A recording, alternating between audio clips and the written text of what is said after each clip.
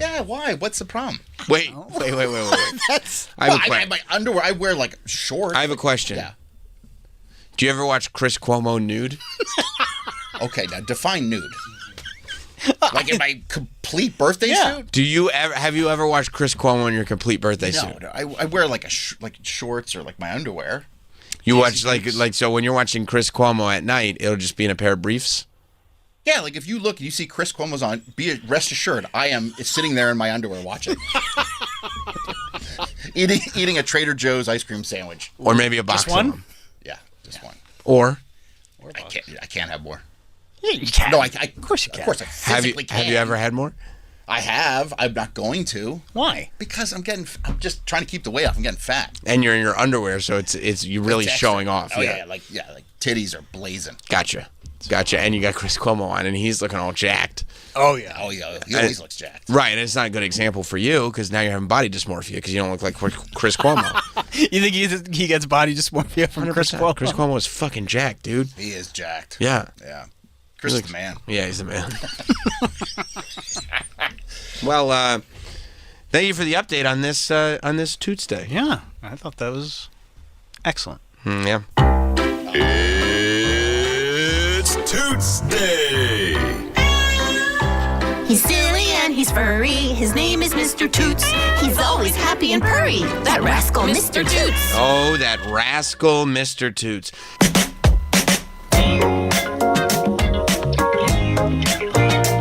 We will be right back with Sam Roberts Show. Summer starts now on the SiriusXM app with sunlit soundtracks and seasonal mixes made for longer days. She was an American beauty. From the serene summer solstice mix on Spa to the Country Shine mix, spanning 3 generations of Western greats. I wish I was in his arms tonight. Plus new music, exclusive podcasts, and streaming-only vibes that shine bright. Just search Summer on the SiriusXM app. At Meineke, doing car care right means easy payment plans. With multiple financing solutions, Meineke has options specifically designed for people with credit challenges. See your locally owned Meineke today for details on custom payment plans. Visit Meineke.com and schedule an appointment today. Each Meineke is independently owned and operated. Trust your key with Meineke. Meineke, doing car care right. Hey, my name is Nee Addy, and I'm the Chief Marketing Officer of Philo, the TV streaming service that puts its audience first. What does that mean? It means no hidden fees and no long contracts. It means 24/7 customer support with real people. And it means the easiest and most affordable way to watch the stuff you love to watch. Live TV from networks like A&E, BET, Nickelodeon, and Discovery. All the groundbreaking blockbusters from AMC+. A huge library of movies and shows on demand that you can stream now or save to rewatch for up to a year and fast forward through commercials. We even have more than 100 channels that are always free, even if you pause or cancel your subscription. And the best part, TV shouldn't break the bank. So all of this is just $28 a month when you sign up at philo.tv. Check us out risk-free. That's philo.tv.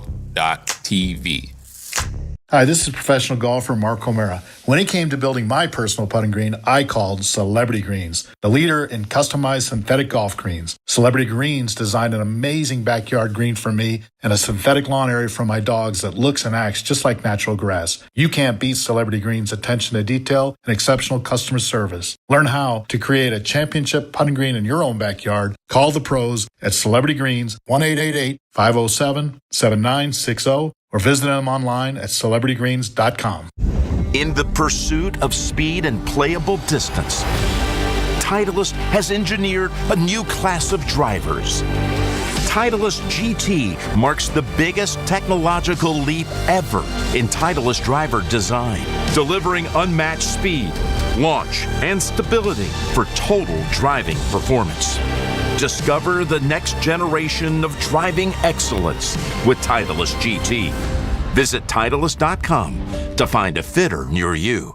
Struggling with toe fungus? Gross. Kick it to the curb with Tiniocide. That's right, Tiniocide is your ultimate solution for fast-acting relief. Fungus doesn't stand a chance against Tiniocide by Dr. Blaine. Don't believe me? Then trust our 100% money-back guarantee. You'll see results in as little as 2 days. Pull into a Walmart store now and reach for the box with the nail clippers on the outside. Grab your Tiniocide and take the first step toward healthier feet today. Remember, for quick and effective relief, it's Tiniocide. Available at Walmart right on the bottom shelf in the foot care aisle. These statements have not been evaluated by the FDA. This product is not intended to diagnose, treat, cure, or prevent any disease. We're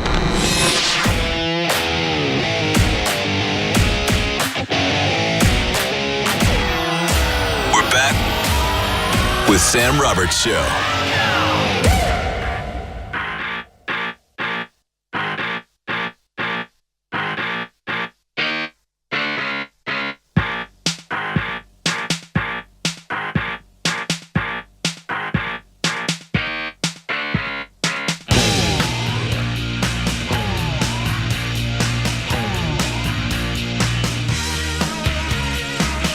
Welcome back to Sam Roberts Show here on a Monday.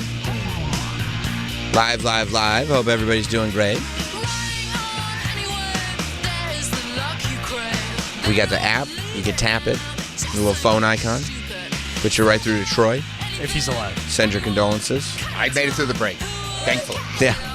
Now you have to make life announcements, too. Don't forget. Because people are going to be worried otherwise. You know, last week we were talking about the plane crash in India, the Air India crash that went down. It was like a flight that was going from India to London, I believe. And didn't it crash within like 5 minutes? Like it crashed like very, very quickly after takeoff. Pretty quickly. It was a big 787. I don't even think Nathan has flown one of those. 242 people on board. And it was one of those flights, it was one of those crashes where just look, it was catastrophic. You know, you look at it, and while they haven't officially announced a death number or anything, nobody's looking at that thinking that anybody survived. You know, nobody. You're just going like, we lost all those people. This is a tragedy. This is horrible. And it still is. But then come to find out that apparently one person survived this crash. Did you see the video of him like walking out of the crash? No. Mike, just search on Twitter, Air India survivor. Yeah. I mean, that's crazy. Just like looking at, I mean, I don't even know what goes through your head. Either you have some of the worst survivor's remorse, you know, because that's a thing. People get, like, it develops complexes in people. They get survivor's remorse. Well, some people do think that he's lying. That he did not survive the crash? Some people do think that he just walked out from the crash area. Well, wouldn't they know if he was on the flight or not? Wouldn't I don't he be know on if a they have the registry? manifest. I don't know. They have a flight. Who's on the flight? Yeah, I mean, I didn't know about flight logs until Epstein. It's a theory. This guy's like, what? I think everybody's fine. No, I was on that plane. Are those scorch marks on his back? Hey.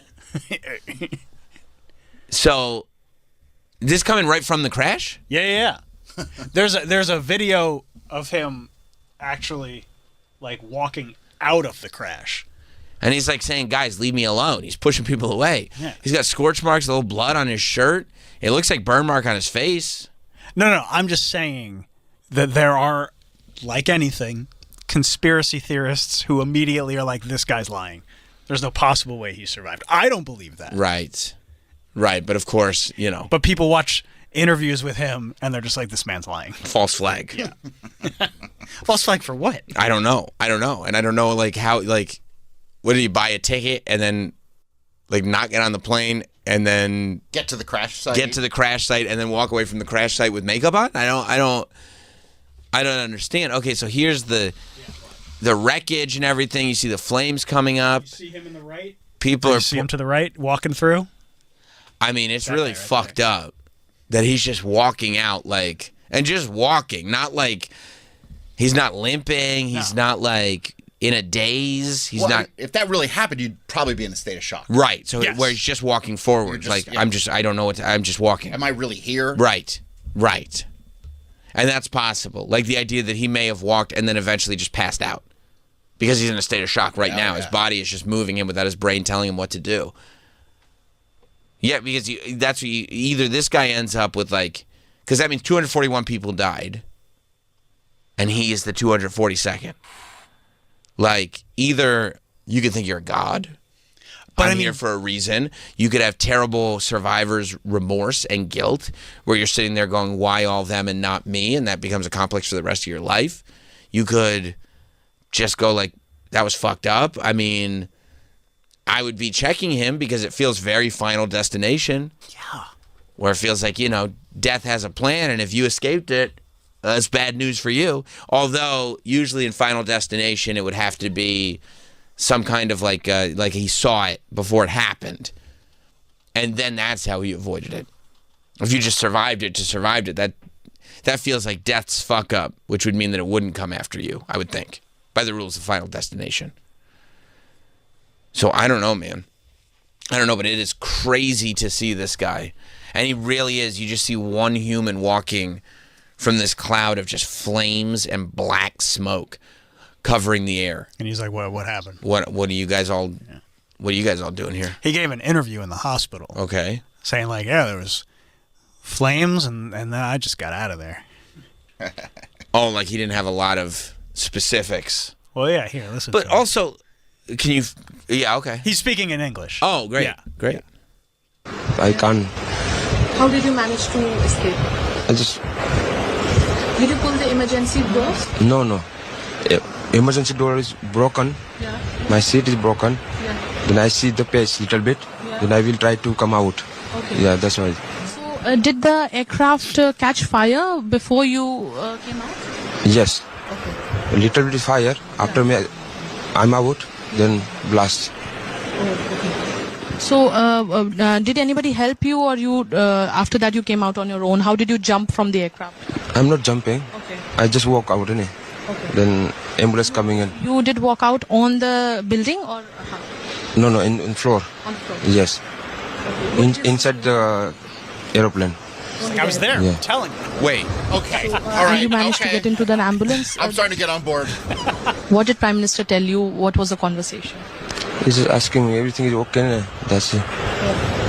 You're feeling better now? Yes. And where your family? Where's your family? Everybody's in London. Okay. The whole family's in Yeah. Troy? I'm starting to think this guy's full of shit. I mean, like, listen. Sam? Listen. I was like going, oh, listen, he went through something traumatic.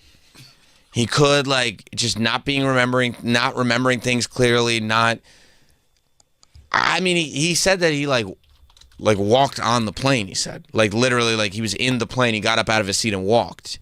Which, like. He was like, I guess we're here. When a plane crashes, it's not like it lands and then you could like walk on it and then it blows up. Right. Like it kind of blows up on impact. Like with the video. It was right literally in... like it goes down and goes. And then it crashed onto a building? Yeah, it crashed like into a building. Yeah. Right. Yeah. So she's saying like it didn't land on the floor. Right. It landed in a building. And he's like, nah. And he's like, no. I mean, I got out and then right after I got out, it blew up.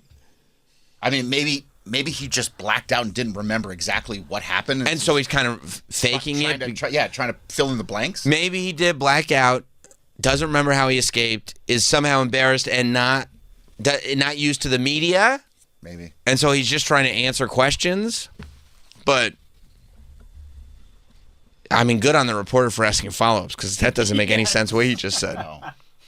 That doesn't make any sense whatsoever. I mean, Air India obviously knows who's all on that plane. Yeah, have they researched? I have not seen anything that has been like, this man is lying, and it's been days. But like just people watching, just like us, like dumbasses are going like. No, I think people who are we're in the dumbass category. Who have one eye open. Dumbasses.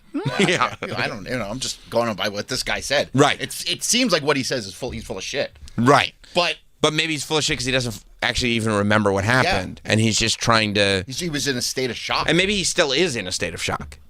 I mean, this is his ticket. Okay. I mean, it's stamped. It's nice he still has it with him. Well, yeah. He was carrying his phone out in that video where you saw him walking from the plane. Still got his phone. Well, I mean, you gotta have your phone. Well, it's in your pants pocket. I mean. Made all the horror of the Air India plane crashes. Piers talking, and he wouldn't lie. This story of British national from Leicester, who was in seat 11A, Being the sole survivor and walking away with just a few scratches is truly astonishing. Well, hopefully he's going to get on Piers then. You know Piers is already working on having him on. If he's based. No, because Piers will let you on because Piers will go after you. Piers will just do wild shit. Yeah. I mean, I'm very intrigued by the whole story. Well, yeah, I mean... Because, by the way, even regardless, it's a wild story. I'll tell you what seat I'm getting. What's wild? Everything about it. If he survived. He survived. Oh, he's there. I'm telling you right now, this man is a survivor of the plane crash. Okay, you're back on. No. Okay. You are also a survivor of the plane crash. The plane crashed, you survived. I survived. Plane crash, Troy, congratulations, you survived as well. Thanks, buddy. The question is, you were not, I'll tell you this, though. I know for goddamn sure you were not on that plane. No. So, just because you survived doesn't mean... Wouldn't it be funny if he was in the building and it crashed into, and then he's like, I'm just going to spin this and be like... Yeah, but... Picked up a ticket from the ground, he's like, no, it's me. It's me. But his name is on the ticket. As far as I know, Don't say as far as I know. There's a picture of it. You're looking at it. There's a name on that ticket. What, do you I don't think know. You think you went full Don Draper? I don't think you can do that in 2025. You think you went full Don Draper and just pulled it off of somebody and be like, I will live as this man now? I'm just saying. What if he goes home to his family and they're like, you're not the guy. Like, you're not him.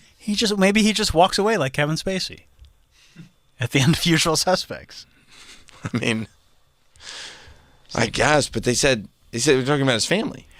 I've seen nothing, and the internet likes to search, that has broken apart this guy's story. Okay. It's just a weird interview. It's a real like, hey, get off my back. What do you want? Right. It's a very strange interview. Why are you talking to me? And it's an insane scenario. Yeah. And I think sometimes we also try to make sense of the insane. Well, yeah, because one person should not survive a plane crash just walking away. I will say, whether anybody believes it or not, that this happened or not, next time I get on a plane, I'm going for 11A first. That's my seat. That was the first thing my wife said. Do you think they're going to start charging extra for 11A? 100%. You think so? 100%. This is the survive seat. Yeah, Survivor you're good seat. here. Yeah, man. I mean, either way, it's a crazy ass story. Yeah. But one way it gets a doc. Yeah, oh, for sure. One way it gets an interview on television. The other way it gets the full doc treatment. Either incredible man survives plane crash, or man lied about everything and tried to steal valor for. That's right, and we get 6 parts. Man, yeah. But like you said, I mean, I would think this interview happened very, very close to when he went to the hospital. He's still wearing his scrubs, right? Oh yeah, I think this was out on like Friday. Like the plane crash happened on Thursday, and I think the interview came out like on Friday. So he could still be in massive shock. Sure. Absolutely. And he's got his plane ticket. He's got somebody's plane ticket. I don't think he's trying to steal somebody's identity. You think that would be an easy one to be like, hey, buddy, that's not your name on that ticket. That would be the easy one. Especially if the person on that ticket has a family. Right. Also, the ticket has no scorch marks on it. Well, it could be in your pocket. He's not scorched. But that's what I'm saying. So, like, if he stole the ticket from somebody else, to go in, by the way, the plane just crashed. Yeah, so just start going through people's trying to look for plane tickets. Right, to go into a freshly crashed plane that is literally still on fire and could explode again. Because here's the thing about planes that are going to a different country that just now crashed, there's a lot of gas in them. Oh, yeah. It was 5 minutes into the trip. There's a lot of gas in the plane. To go onto the plane, pickpocket 11A, which means even if you went in the front of the plane, you got to go all the way down to 11. Pickpocket that guy. Maybe that's where you ended up. Maybe you didn't put your seatbelt on and you ended up around like. Luckily, he's got no scorch marks on him whatsoever. His pocket, he's got iron pants. He got his phone. His phone's fine. Well, no, because your working theory is that he stole somebody's boarding pass. No. That's not my theory. I'm just saying that sounded could like it was happen. Didn't it? It sounds like Travis is trying to have his cake and eat it too. I mean, halfway through the video, Troy was like, "Nah." Troy will tell me how he feels, though. Troy doesn't mind. You like to kind of skirt the issue so that way you could be right no matter what. People True or are false, saying. Troy. Generally speaking with Travis. Put me on the spot. Generally speaking with Travis. He's just asking about me. You're good with that. Generally speaking with Travis, does he like to skirt issues so he can be right no matter what? Yes. Okay, that's all. And Troy will give me a straight answer. True or false? Yes, I will. See? I'm just saying. And Troy, a lot of times you're wrong. True or false? Yes. So I'm working the theory out as we go. It's a crazy theory, regardless. Even It's if a crazy story. Crazy story, regardless. If this guy walked out of that, or if he's completely faking it, it's still crazy. I'm happy either way, to tell you the truth, Yeah, for me too. different reasons. Yeah, same. For completely different reasons. I mean, if it turns out he's faking, he would be great on Traders. He'd be amazing, because it's like it takes so much balls. Yeah. To just be like, yeah, this is my plane ticket. And right like here. everybody believed you. Right. Yeah. I mean, what's not to believe? I am a faithful. Yeah. Oh, wow, he's telling the truth. Well, that guy's not lying. Plane crash guy is not lying. You know the guy famous for lying about the plane crashes on Traders now? Yeah, I mean, I just can't. I mean, if the plane ticket, because your theory that you presented, Travis, yes, you did. You at least presented the theory. I didn't ask you if you believed it. You presented it. Was that you said he's got a plane ticket? That's what you said. Yeah. Troy, did Travis say that? Yeah. Okay. I said yeah. So Yeah. the theory that you have presented, Go ahead. is that you took someone else's plane ticket. Yes. If he wasn't on that plane. I know. Stop trying to like get he one was- foot in, one foot out. Malcolm sees right through you. Malcolm, don't be like this, dude. I know you're looking for a mentor. It's better to be wrong and to be principled than to have no scruples. I'm principled. You're not. Sure I am. You have no principles or scruples. Troy, I'm going to put you on the spot again. Oh, you're killing me today. I know. Travis, would you say he has scruples? No. Okay, so there it is. And you're not insulted. I'm not. Travis, you can't be mad at Troy. The plane is right in that in that building. Man, it really did penetrate that building. And he's like, yeah, no, I just got out. Maybe he did. Maybe he did. That's what I'm saying. Maybe he literally like walked out and took the elevator down from that building. That's right. Ding. So the elevator still works, and maybe the plane blew up right after he got out. Maybe. Or maybe not. Maybe he was in the building and he's like, oh, damn, I could cash in on this. Let me go into the flaming plane, get somebody's plane ticket out of their pocket, put a little soot on my shoulder, and so you're saying maybe it looked like there were some marks on his face. Maybe he got those marks when the plane crashed into the building. Or maybe he got them when he went on the plane to steal somebody else's ticket. That's also, see, now you're starting to make sense. Yeah, I mean... By the way, the flight manifest was published by authorities following the crash, listed the passenger in seat 11A as this person, a British citizen. Okay. But do we know that that's him? You see what he's doing? Check it. Well, I mean, he's playing devil's advocate. Yeah, No, he's playing devil's advocate, but he's also trying to walk you into agreeing with I'm just working out the theory. He's got 1 foot in, 1 foot out, so he could be right no matter what. I like to straddle the line. Yeah, you straddle it. It's not the only thing you straddle. That's how you got the gig. Straddling the line, you know what I'm saying? Oh, yeah.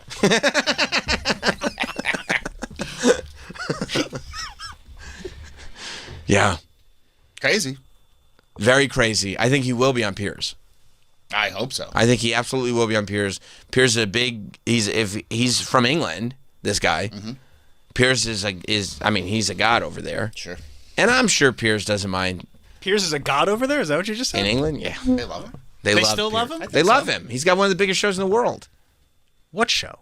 Piers Morgan Tonight? Yeah.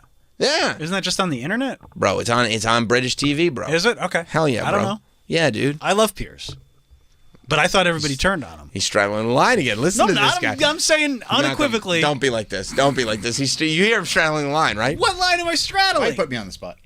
Okay. Stop putting Troy on the spot. Yeah, Hang on. I don't want to do this today. I understand. This might be his last day. Troy, I gotta ask you. I don't want to end the day on a bad note. I gotta with ask him. you a question. Oh, Sam. Fuck. When it comes to Piers Morgan, Yeah. is Travis straddling the line again? Yes. Okay. I said I like Piers.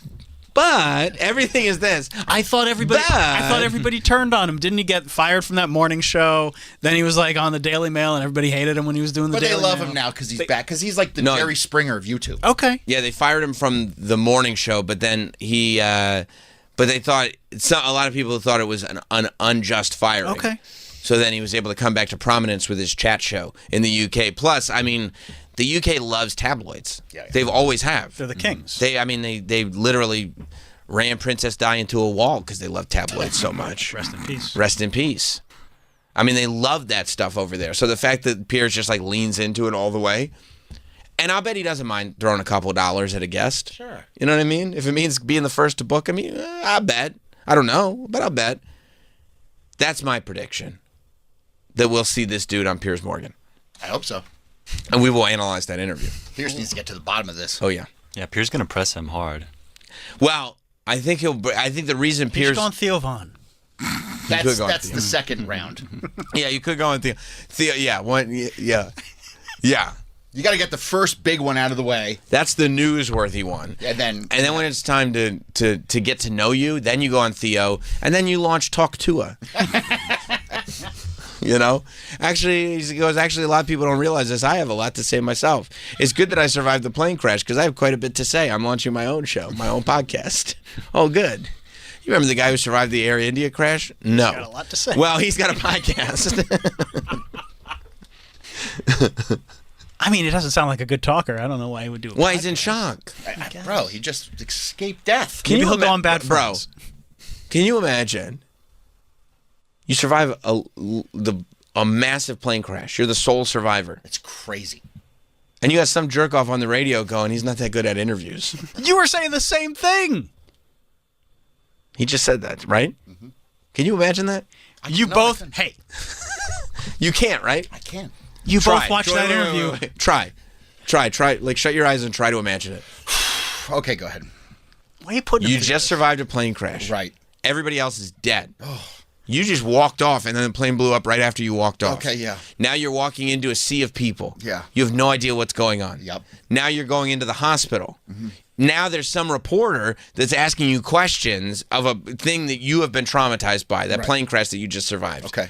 Then you finally lay back down after the reporter leaves, and you turn on Sirius XM. And there's some jerk off, not even a host, a producer with a mic, who's saying... Oh, it makes it even worse. Go ahead. Who's saying, man, that guy's bad at interviews. He shouldn't do a podcast. Oh. How can you imagine that? Or no? It sounds terrible. Yeah. You think he should do a podcast? I'd like to hear what he's got to say. I want to see him parlay this into something. I would too. I love it. And really, podcasting is it. Yeah. Podcasting. You would like and subscribe. Yeah, I would. Okay. I would. I'd probably hit the Patreon. I want to get my name in the credits. Yeah, I want to get my name on the cork board. I want to get my name on the wall behind him. Okay. Yeah. I guess I'm wrong. I want to get an executive producer credit. I get the highest tier. For my sole survivors. He'll definitely be on Green Screen Podcast Network. Green Screen Podcast Network is hiring right now. Yeah. He's not going to replace me, is he? No, Mike, you're fine. Coming soon to Green Screen Podcast Network, it's Soul Survivor. I don't know if Bet Rivers can afford both of them. Well, I mean, if people had bet on that plane crash and the amount of survivors, whoever bet on him would have won a lot of money. That's true. Would have won a lot of money. He could do live reads. Yes, he could. Although, according to you, he can't. Well, no. I mean, you said he can't talk. You guys were both watching the same interview, and you were both raising your eyebrows like, ooh, I don't know about this. But what did you say? I don't remember. What did I say? What is he bad at? Oh, talking. Oh, I can't imagine. He shouldn't do a podcast. Oh, not you heard after the interview? He's like, yeah, I don't know. God, not after surviving a plane crash. He has to hear that. Just so you know, the words of Travis are not the words of the show. You disavow? We totally disavow because you're a hater and have always been a hater. Troy, I got to put you on the spot again. Sam, stop it. I got to. I have to. Is Travis a hater? Yes. No, I'm not All a right. hater. All right. I just wanted it on the record. I know. I'm sorry. Starting the week off bad. No, I know. This could be his final week. Final day. Final day. I might say goodbye to you guys forever. It could be, or guess what? I'll see you tomorrow. Yeah, you know what's going to end up happening? See you for the next 40 years. Here's what's going to end up happening. Yeah. You're going to be in a plane crash with 241 other people. You're going to not only are you going to survive the plane crash, which you're already going to be like, what? Why would I survive the plane crash? I'd be like, what? What the fuck? Then you're going to be like, you're going to be stressed out already because this is supposed to be it. And you're going to turn on the radio and Travis is going to be like, he's not very good at interviews. And you're going to go, you gotta be kidding me. What the I would never say that about Troy. After all this one is still shitting on me? I just survived death? Yeah. And this is what he's saying? He shouldn't do a podcast is what he'd be saying. He's a bad talker. He's a bad talker. I don't even think he should be on Piers Morgan is what this one would be saying. Not even on Piers? That's what he'd say. No, I want to hear him on Piers, because if anybody's going to pull that story apart, it's going to be Piers. I think Piers put out the tweet about what an amazing story it is because he's laying the groundwork. Of course he is. Piers is a friend. We'll do Piers' show. And then Piers is like, Families from London. what do you say to the people who are confused by how this could even happen? You said you walked off on the floor. You were in a building. Yeah, see? There's holes in the story. Right. Yes. But it's a classless thing to say. I don't think it's classless. Well, you're coming I'm from... not saying I wish he was dead. I'm not saying that I wish he was dead. I'm just saying there's holes in the story. Troy Apparently, agrees. I mean- You agree.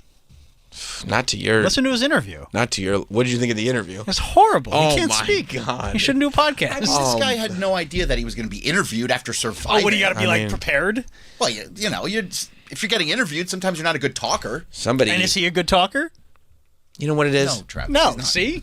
Wait, you know why Travis is so cranky? Why? Because he's hurting today. Why? Travis is hurting? Yeah. Why am I hurting? He's hungover. Oh. Is it a bender this weekend? You think I was at a track meet all Father's day Day just weekend. knocking him back? Of course he was. He was celebrating. He was celebrating himself. He was celebrating himself, and he was drinking in the sun at a track meet. And you just sweat it out so you don't feel it, so you just keep drinking more. You know, we walked in here. I was like, man, it stinks like booze in here. It's him. Oh, it all comes together, doesn't I it? see. Oh. Malcolm, do you know that? Travis will walk in, it'll stink so bad in here like alcohol. It's him. Malcolm, don't listen. Actually, when I came in this It's morning, him. I had to, talk to Travis to get all the materials, and he was shaking. It was scary. Oh, to see. no. Is that why you ran out so Bad. fast? He had the Yeah, shakes? yeah. I mean, I didn't even see you at first because you were vomiting in the bathroom when I first came. Wow. I was trying to tell Malcolm a story, and he was just like, and he just kept backing out, like, real quick from the office. Malcolm, what's it like to lose a hero within a week? Is that tough? First Brian Wilson, not Nah, Travis. yeah. I don't know how much more I can take on this. Wow. It's rough. Wait till Troy just died. Yeah. And then he's going to be dead. But just to adopt a mentor, and then within a matter of days, watch it crumble in front of you. This is terrible. It's a life lesson. Yeah. It's tough. Matt in Minnesota. What's up, Matt? Hey, didn't that movie Unbreakable, Bruce Willis survived, only survivor? Oh, wow. You think this guy's the new Unbreakable? Watch out. Watch out for Mr. Glass? watch out for Mr. Glass. Yeah. He's a supervillain. Wow, maybe he is. Thank you, Matt. Oof. Thank you, Matt. Maybe this is the that sounds like that guy with no chin from Minnesota. Maybe this is Why you gotta be like that? what are you talking about? Funny? Yeah, exactly. Because I mean, they pay me. You said the guy who called that was trying to help you out sounds like he's got no chin, and he's like the murderer in Minnesota. Oh, I forgot that's what that guy did. Yeah. That's honestly that's Accused. Accused. Allegedly. For the record. Yeah, this is a Mr. Glass scenario. Yeah. I think they should do a panel on Piers with this guy and M. Night. What's M. Night gonna say? Well, probably just Hey, I had a adds- good idea 30 years ago. What the fuck? Are you coming on here and disrespecting M. Night Shyamalan? Yeah. Bro. What the fuck? Did you see that beach movie? It was all right. I don't think he stuck the landing perfectly, but neither did this plane. You know? I don't like. Is it perfect? No, but he has tons. You see The Village? Yeah, I saw The Village, where Bryce Dallas Howard got her start. She's perfect. Perfect. He's disrespecting M. Night Shyamalan now. You see The Signs? People love Signs. Who? Mel. Mel loves and hates a lot of things. No, people do like Signs. People think Signs is like an underappreciated one. They, look, M. Night went through a lot because Sixth Sense was so well received that it becomes difficult to follow it. But there are plenty of people who like Signs. You see Blutista in the Cabin or whatever that movie The Cabin was great. Was it? I didn't see it. It looked- Knock at the Cabin Door. was We good, like Knock at the Cabin Door. Okay. People like they definitely like Unbreakable. Unbreakable's good. Unbreakable was good. Split is very Split good. was incredible. It was a letdown for Part 3? Yeah. What was it called again? Wasn't it just Unbreakable 2? Unbreakable 2. Electric Boogaloo? Yeah, something like that. No, it was No, it had a different name. I know. What was the third part of it? It was Unbreakable, then Split, then a third one. Which, like, I mean, that was just a fun one. That was a climactic build. Glass was a climactic build. That was fine. There was the one about going to Grandma's house that was shot on a very low budget that was awesome. Don't disrespect M. Night You're going to Shyamalan. sit here and tell me that he's got more movies that are good than bad? This is going back into the Tim Burton thing. No, it's not. You're such an incredible hater. M. Like, Night is not a goat. Can you imagine doing one of the greatest twists of all time and you're like, yeah, but I didn't like The Village? Yeah, you had a good idea. It was a great idea. One of the best ideas of all time. He's had multiple good ideas, and he's a goat. He absolutely not. And he writes and directs his own stuff. You see Trap? Yeah, I saw Trap. How was Trap? The Trap wasn't the best. Trap wasn't the best. Trap felt like a vehicle to get his daughter's recording career started. That's what it felt like to me. That's right. Isn't that his daughter? It was disappointing. Am I going to tell you it was disappointing? Yes. Okay, for me, I was happy to see Josh Hartnett in something. I was happy to see M. Night back in the theaters. I went to go see it in theaters. It was dumb. He's not a goat. That's an insane thing to say. Of course he's a goat. M. Night rules hard. He has probably the greatest twist of any movie that I've ever seen. No, because he did Sixth Sense, he did Unbreakable, he did Split. Yeah, but then he's just like, oh, let me do it again. Let me do Grandma's House. I don't think that's the name of the movie. Is it Grandma's House? No, you're thinking of Grandma's Boy. The Visitor? The Visit, yeah. The Visit? Okay. Close, whatever. Do we like The Visit? You saw The Visit? I haven't. That was kind of bad. You don't know what you're talking about. Okay, yeah, I'm too you young. were too young. You didn't understand. It probably went way over your head. It's very, very complicated. Yeah, I'm sure. Yeah. It Very doesn't. complicated. No, M. Night rules. No. Idiot. And for you to come in here and Stop hate people. calling me an idiot. And by the way, you're right. You're right. People don't like that. It's mean. It But is mean. I would like to say, you're like, oh, he had one gun. Lady in the Water. It's not for me. The Happening. I love a happening usually. That's really what's interesting about that. But to be fair, by the way, Lady in the Water and The Happening is when he got mainstream and they convinced him to do big Hollywood blockbusters. To be fair, they convinced him to do Hollywood blockbusters. He should never have done them, to be fair. There's no qualifying here. I just qualified it, so No. guess what? Check the apostrophe and what's behind it. We're qualifying. Sam Roberts. So, Troy, are we qualifying then? Absolutely. The Visit goes over. Visit, yep, thank you. Split goes over here. No, Split rules. Yeah, this is the rules. This is the rules hand. And Visit's on rules hand. No, Visit's over here. You didn't even see it. Is it good? It fucking rules. It's on the rules hand. That's 5-3 right now. Are you fucking with me? Nope. I like Okay, The Visit. All right. Okay. Fine. And Malcolm doesn't know. Malcolm's a fucking ballerina. What does he know about movies? Okay, all right. Wow. Well, And listen, Nutcracker is one of the great movies of all time. Listen, I'm getting hostile, Malcolm, and I apologize. All right, take it on poor Malcolm. I know he did nothing to deserve, but you know how Travis gets He's already you. lost his hero. You know how Travis gets you, and yeah, he lost a hero tonight. Glass. I'm putting it over here. On the not rules. Yeah. Glass does not rule. That's fine. Old. Right over here. Fine. Old doesn't. Now we're tied. It's 5-5. Fine. Old doesn't rule. Oh, I hope the next one's not the last one. Knock at the Cabin. Knock at the Cabin is good. Trap. So we're 50-50. 50-50 does not make you a goat. Oh, really? Ask the Baseball Hall of Fame. With your Orioles sweatshirt on. Okay. 50-50. Yeah, if you hit 500, yeah, you're the greatest player that ever lived. What year you are? What year? By the way, but if half your movies suck, to be fair, I hand out the GOAT title to everyone. You do. Everyone I like is a GOAT. I mean, I'll give it to everyone. The whole context behind it is lost on me. Pass him out like Who Kids passes out his N-word cards. I do. I pass him out like that meme of Floyd Mayweather just passing out those dollar bills. There's a GOAT for you, a GOAT for you, a GOAT for you. When did Sixth Sense come out? 96? Hang on. Let me go back. 99. 99. So you're telling me over the course of 26 years. Yeah. No. 26. Don't take that away from him. 25. He hasn't put anything out this year. But it still counts. This is a year.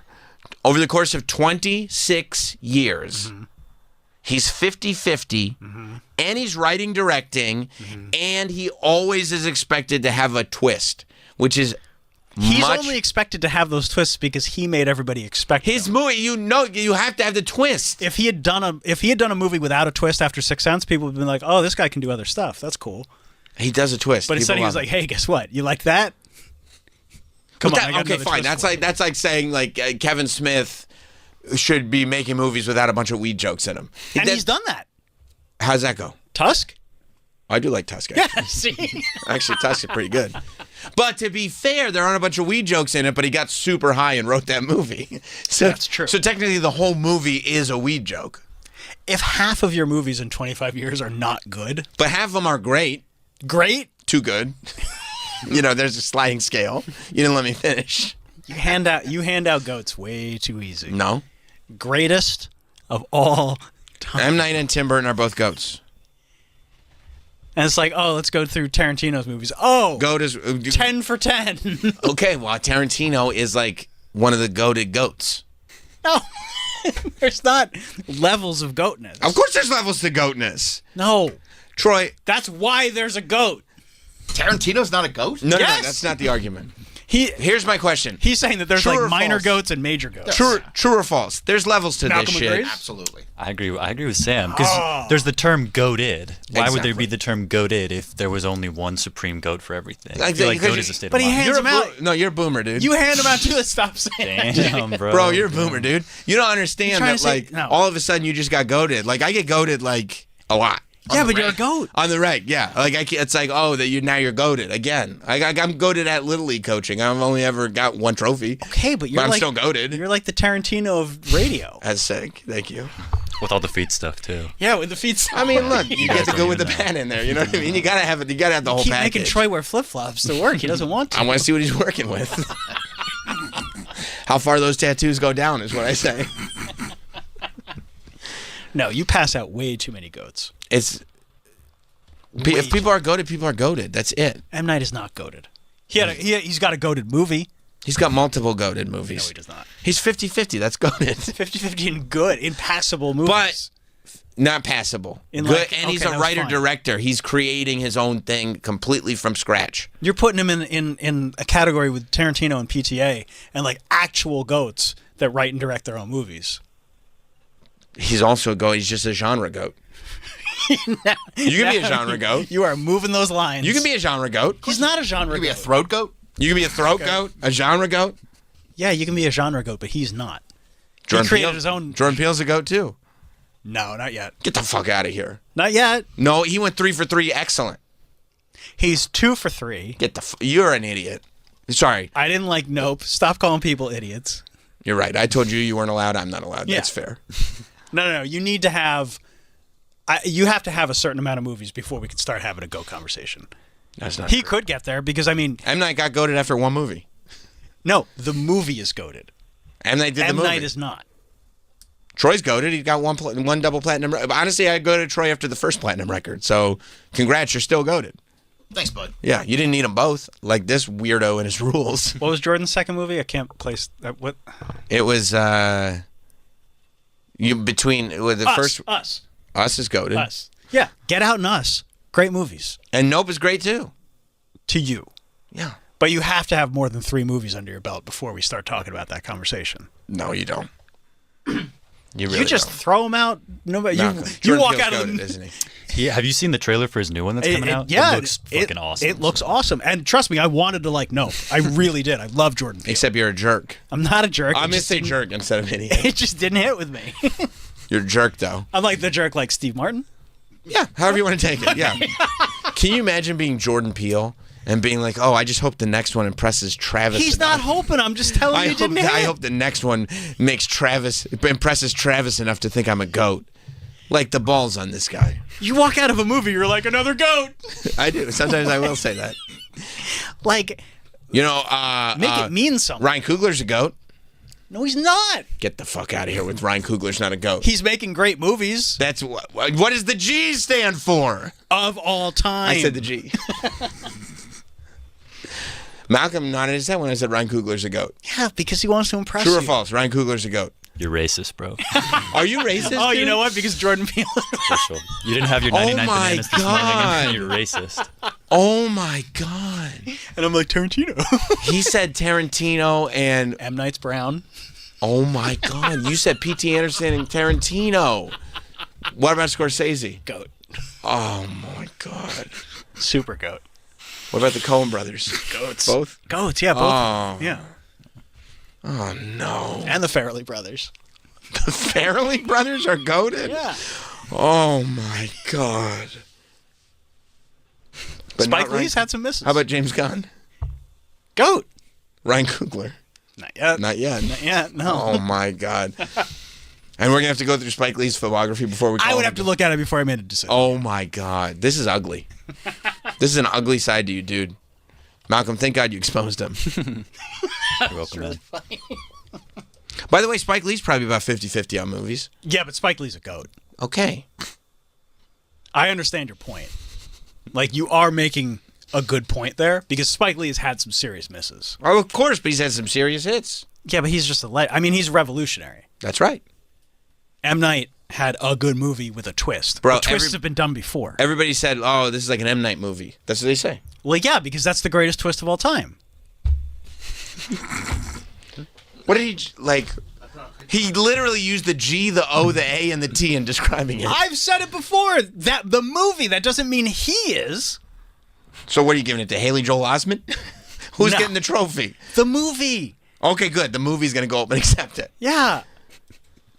Malcolm, you know what I'm saying, right? I mean, this is insane. This is like little brother logic that he's pulling right now. I know. He's a boomer, dude. No, I have more reverence. He's going to call me later for computer help. I just think that you pass that out way too liberally. There's a lot of goated people. Just like Troy tells everybody he loves them all the time, and the word loses the meaning. No, you have a lot of love to give, right? The word's losing the meaning with you. You're like, yeah, he's a goat, that's a goat. Everything's a goat. I could only hope to love as many people as Troy does. And to have made love to as many people as Troy has. That's impossible. You know what I'm saying, right? I'm not talking about now. I'm talking about before. You did a lot. Like, so much. Oh, my God. So much. Malcolm, you have no idea. I've looked at the Reddit. I've seen some... Nice. That's a good spot to look. That's a bad place. Like Troy's, is it? Oh. Troy's goated. No. Sex goated? Yeah. For sure. He got a plaque and everything. It's upstairs. Oh, You got a sex goat plaque? no. Yeah. Nice. Nice. I know.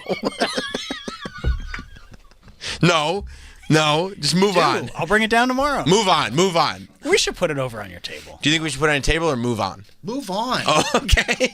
Holy shit. It's too much with it. much. Right? Yeah.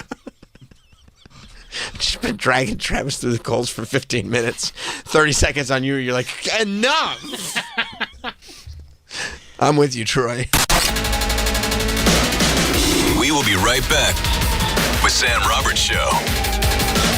Hey, this is Jeff Foxworthy. This is Larry the Cable Guy. And we're excited to tell you about our exclusive SiriusXM channel. Jeff and Larry's Comedy Roundup. Every hour of every day, we're going to bring you the best comedy from some of the best and our favorite comedians. Like Nate Borgazzi, Dusty Slay, and Leanne Morgan, just to name a few. By the way, she owes me money. And we each host our own shows every week. Jeff and Larry's Comedy Roundup. SiriusXM 97, your home for great American comedy.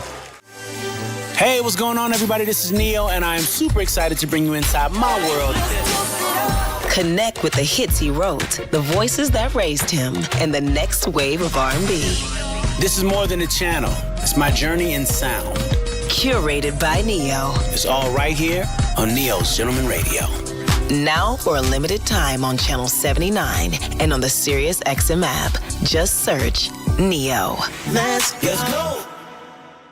Sometimes surprises are great, but they're not so great when it comes to your car. At Meineke, doing car care right means no surprises. Meineke offers a free e-inspection with updates, pictures, videos, and notes sent directly to your phone or email, so you get transparency and no surprises right up front. Meineke certified technicians will fix whatever your car needs. See your local Meineke today, and you may be surprised how much they can help. Trust your key with Meineke.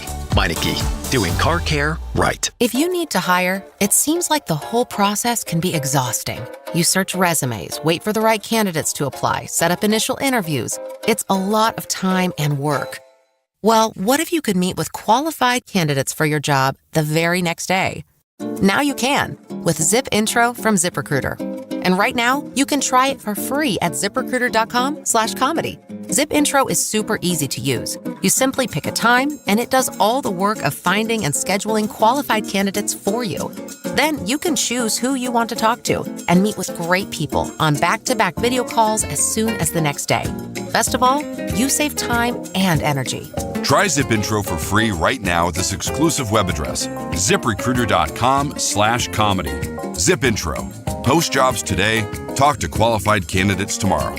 Once again, go to ZipRecruiter.com/comedy to try it for free. That's ZipRecruiter.com/comedy.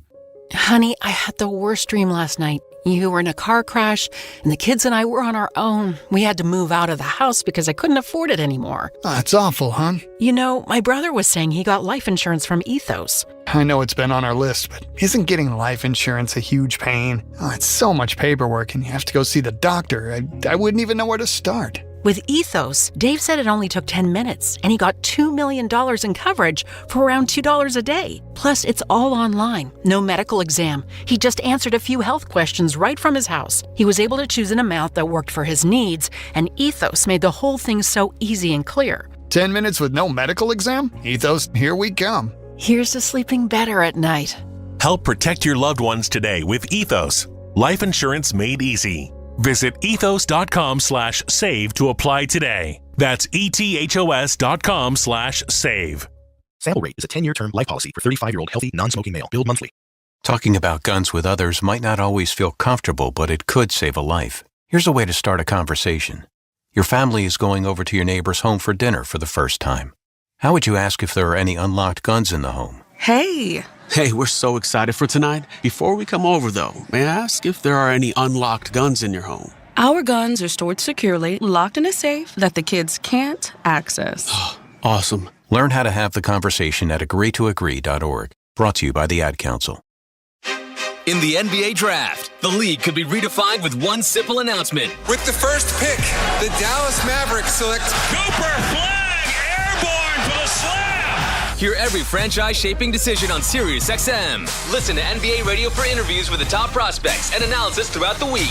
Mark it down. That guy is going to be a star in this league. Then Wednesday and Thursday night at 8 Eastern. Hear every selection of the NBA Draft on Channel 86 in the car and on the SiriusXM app. This is an ad by BetterHelp. Do you feel uncomfortable getting therapy? A lot of men still feel embarrassed to admit they need a little help. Men today face immense pressure to perform, to provide, to keep it all together. So it's no wonder that 6 million men in the U.S. suffer from depression. It's okay to struggle. Real strength comes from opening up about what you're carrying and doing something about it so you can be your best for yourself and everyone in your life. With over 35,000 therapists, BetterHelp is the world's largest online therapy platform and has served over 5 million people globally. And it works with an app rating of 4.9 out of 5 based on over 1.7 million client reviews. It's convenient too. You can join a session with a therapist at the click of a button, helping you fit therapy into your busy life. Switch therapists at any time. As the largest online therapy provider in the world, BetterHelp can provide access to mental health professionals with a diverse variety of expertise. Talk it out with BetterHelp. Our listeners get 10% off their first month at BetterHelp.com/Bennington. That's BetterHelp.com/Bennington. Sometimes surprises are great, but they're not so great when it comes to your car. At Meineke, doing car care right means no surprises. Meineke offers a free e-inspection with updates, pictures, videos, and notes sent directly to your phone or email, so you get transparency and no surprises right up front. Meineke certified technicians will fix whatever your car needs. See your local Meineke today, and you may be surprised how much they can help. Trust your key with Meineke. Meineke, doing car care right. So Nick here, I've got some facts for you. In 2018, the average driving distance for men was 226.4 yards. In 2023, 225 yards. A yard and a half of distance lost. With all this new golf technology, how is distance shrinking? More players are taking lessons than ever. More are getting fitted for clubs. Every driver and ball company is promising new shaft technology or consistent ball flight. But they're all regulated. They're even talking about rolling the ball back. You know where you aren't looking? Your shoes. Meet the new LT Series by Squares, the only golf shoe proven to increase distance. The new LT Series is a different kind of golf shoe. In a class all of its own, it's the perfect balance of lightweight comfort and proven performance. And at under 425 grams, it's lighter than the competition and does one thing no other shoe can. It helps you use the ground better. More stability, more comfort, more distance. Use the ground better with the new LT Series from Squares. Hi, this is professional golfer Mark O'Mara. When it came to building my personal putting green, I called Celebrity Greens, the leader in customized synthetic golf greens. Celebrity Greens designed an amazing backyard green for me and a synthetic lawn area for my dogs that looks and acts just like natural grass. You can't beat Celebrity Greens' attention to detail and exceptional customer service. Learn how to create a championship putting green in your own backyard. Call the pros at Celebrity Greens, 1-888-507-7960, or visit them online at celebritygreens.com. Greetings and citations, fine shits.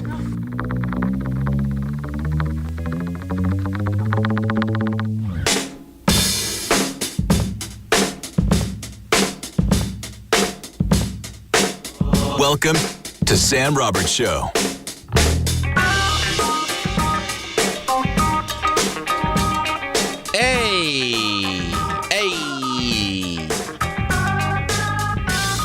Happy Monday, everybody. Welcome to Sam Roberts Show. What a weekend, what a time. Back here live. Of course, phone lines are open on the show this morning. 866-969-1969. Maybe we can reflect on a time when the biggest cause for any concern in the country was that they were lighting robot cars on fire. Remember that? Remember back in the good old days? Remember when it was just like, oh, they're lighting the robot cars on fire. You mean the driverless cars that nobody's in? Yeah, they're lighting them on fire. Something has to stop. Feels so naive to think about those days again, you know? That was literally like 3 weeks ago? 2 weeks ago? I would have said 5 years. It was 2 weeks, you're saying. Wow. Okay, that threw me for a loop because I was like... Time has passed. I thought that was like the greatest generation when I was thinking about it.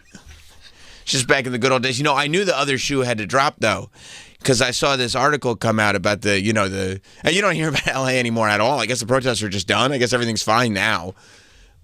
But I knew that something had to give when articles were coming out about LA that said that the fiber optics were going down. You know, and I was like, what do you mean the fiber optics are going down? And you read more in the article, and it was just like some people are experiencing FiOS outages. And I was like, oh, this is just like the LA riots. Remember when you would just read about all the people who lost cable for the day? You know, that was just another serious problem. And so when they were like, okay, now we're reporting on cable outages, I was like, okay, I think the other shoe's got to drop. I think we're done with this one. What's the next one? And I should not have asked. Because then they were like, oh, we bombed Iran. And I was like, oh, that seems like an escalation. That doesn't seem... I thought we were no new wars. Oh, okay. All right. I guess. Nobody wanted it. No, I don't think so. But I was reading all about the military operation that went down. It was a very complicated, sort of highly strategic military operation where they went from the air and they went from the sea. You know, they had I guess it takes hours and hours and hours to get over there. So they had all the bomber aircrafts had to stop for refueling. You know, the pilots in there is pretty. If it had been necessary, it was a pretty remarkable way that they pulled it off, and also pulled it off in a way that was completely undetected. And luckily, after bombing the nuclear bases in Iran, our president then asked for peace. So, so I feel like, figured it out. Just, sort of start there and then go, hey, so even Stevens, right, guys? And I think it should be totally fine. I don't know. Something, they're saying something about whatever. And I'm not an economist, but shutting down 1/5 of the world's oil supply, I don't know. What do I know about that? I don't know. That probably won't affect. I mean, I drive my car, as long as it's within 30 miles or so, I'll run on electric anyway, so that should be fine. Yeah, they said the bomber pilots had toilet, microwave, and a cooler for snacks on their 37-hour bombing raid. 37 hours is crazy. And the fact that they could stop and refuel multiple times and still remain undetected. It is the fact that, and of course, when it comes to the people flying the planes and the military and the operation. They're following assignment. So the fact that this assignment was pulled off without a hitch it's pretty remarkable what our military can do when given a task. I'm trying to remain judgment-free of the task to say that the military did a great job accomplishing said task. You know, the fallout of the task, probably not great. But that's not, that's not the bombers themselves. They're not sitting there going, I don't know, have we thought about the larger ramifications of this? Their job is to just do the thing that they're told to do, and they did it very well. Good thing they kept it off the group chat. Smart. Well, heck, Seth said, "Fool me twice. You're not going to fool me again." Okay, all right. Let's get off WhatsApp on this one. Let's meet face to face. That was smart. Is this? This is the JD's quote. Now, is this the Vice President of the United States? Yeah. Okay, I'd rather hear him say it. Actually, if we could. That's a long clip. Oh, is it? Okay, all right. If it's long, he has said the Iranians are clearly not very good at war. Perhaps they should follow President Trump's lead and give peace a chance. Okay, I mean, insulting somebody and saying that feels like you're what? I mean, you're not. I don't. That doesn't feel diplomatic to me. I think that's the last thing that you want to hear. Like, you strike somebody and be like, "You suck at war." You suck at war. Why don't you give peace a chance like we do? Yeah, like us. No, we did the bombings before. We're not going to do anymore. So now, from now on, we're saying peace. Peace starting now. Starting right now. Which is possible. You know what they named it? Operation Midnight Hammer. I saw. Which is, I'm not going to tell you which one, but that Operation Midnight Hammer is also what I named when we conceive one of our children. Oh. I just leaned over and whispered, "Are you ready for Operation Midnight Hammer?" And she's like, "Drop it." Yeah, she said. That's what she said. She said, "Drop the missile." That's true. That's sexy. I think so too. I thought it was a sexy name. Sure, you're wrong on this. Oh, sorry. I thought it was sexy. Well, I mean, I'm not telling you which kid it was, but we got him. Her or her. Oh. Or her. No clues.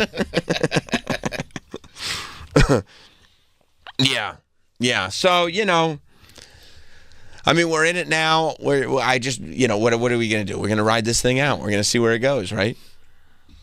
What choice do we have? None. It's done. It's one of those. Yeah, it's almost one of those things where they're like, "Well, we did it." I mean, what do you? It's fine. It's fine. We did it anyway, and even if it's not fine, it's done. So, what are you thinking? What are we going to do here? You have to deal with the retaliation. That's right. I mean, I think the retaliation will probably be felt more economically than anything else. You know what I mean? I think that's where... You mean like tariffs? No. Gas prices? Yeah. I would say gas price. Tariffs is what we were doing. That's the other thing that we were doing. Oh, I forgot. Yeah. No, that whole situation didn't get cleared up yet. No. They were like, don't worry about the tariff thing. We got the LA thing. Don't worry about the LA thing. We got the Iran thing. We're just moving from thing to thing to thing. And I'm still trying to figure out what the actual thing is. But it just feels like, I mean, we said it, I think, a couple weeks ago, but the idea that this is 6 months in, that can't be true. And then the people who are really anti-Trump are like, you know what we got to do? We got to impeach him. I mean, he's been impeached 15 times. Who cares? What does that do? Again. Just a word. Yeah. Are you going to waste our time with it? I mean, talk about a waste of money. Impeach him 3 times. It doesn't make a difference. And he's not even the only one. There are multiple presidents. Like, didn't Clinton get impeached? Oh, yeah. What difference did it possibly make? Nothing. They're still asking him, hey, what do you think about what's going on now? Nobody's saying, like, didn't you get impeached? Nobody cares. I mean, didn't Trump, they were like, yeah, we find you guilty of crimes. And they was like, okay. Yeah. All right, can I go run for president now? Yeah. And they're like, no. Impeachment will solve everything. Yeah, sure. Waste everyone's time with that again. We already did it. You already did it. It made people like him more. It really did. It really did. Yeah, so, I mean, that's, what's that, Ocasio-Cortez's plan? The Iran bombing is ground for impeachment? All right. And do what and what? And what happens? What happens then? Then they say, don't do that again. See, we're going to impeach again. He's got a punch card at this point. Yeah. I mean, let's just go through I wouldn't even avoid it if I were him. You know, nothing changed the last time. Here's what happened last time. He got impeached, and then he ran for re-election and won. So, and I mean, won by a lot. Like, won the popular vote, won without a nickel of controversy. He won. So, like, you know, I wouldn't even worry about it if I were him. But, you know, they said it was courageous, so I guess he did a great job. You did? That's what they said. Who said that? JD. Oh. JD said it. And this really made me feel better. He was like, because like a lot of Americans are like, you know, because I mean, I feel like when I was in high school, we were trying to do peace in the Middle East. That's what you'd tell people. Oh, yeah. Peace in the Middle East. That's what you'd say. And so I thought at a point we had done it because we just said it so many times. I guess not. And so a lot of Americans, they said, were like going, hey, it's been 25 years of all this stuff in the Middle East. JD, like, how can you possibly sit there and not think that we're all going to be like, what? Why are we doing this again? You know? It feels like Iraq. I saw Alex Jones, of all people, tweeted a photo of George W. Bush with Donald Trump hair. And he said what we asked for, and it was a picture of Donald Trump, and what we got, and it was W with Donald Trump hair. And I was like, W's painting dogs. Don't bring W into this. You know what I mean? He doesn't want to hear this. He probably thinks it's a bad idea from his own experience, but he just doesn't want it brought up again. Yeah. If anything, hopefully it's a distraction. But JD was able to explain why it was different with other presidents. Oh, thank God. Than it is with this president. Okay, because he's right. I'm tired. Right, because especially because the people who voted for Trump, a lot of them were like, this guy is a different guy. He's not going to do what everybody else did. And then it starts to feel like, what? I think that's why a lot of the Trump supporters are going like, you got to be fucking kidding me with this. This is exactly why we brought in this different guy.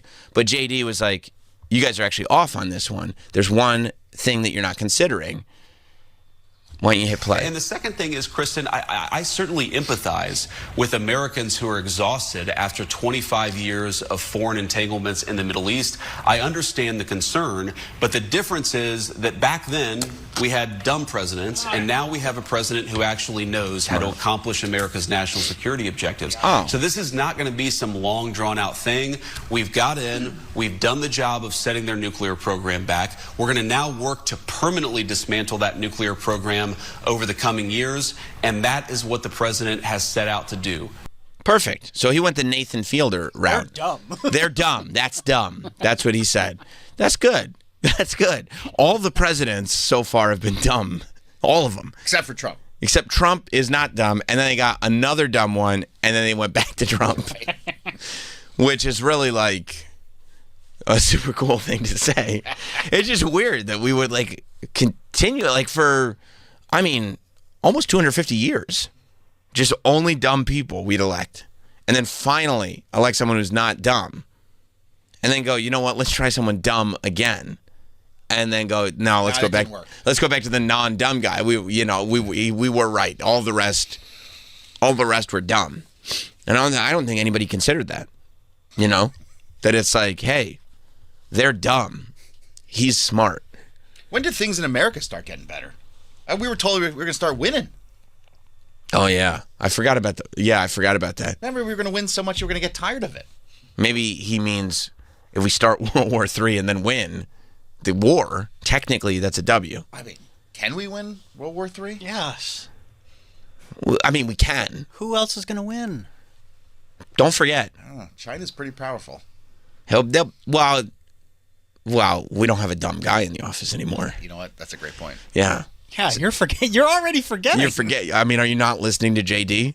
He's kind of clearing this all up for you. You seem worried, Troy. JD is kind of... Did you not hear the JD stuff?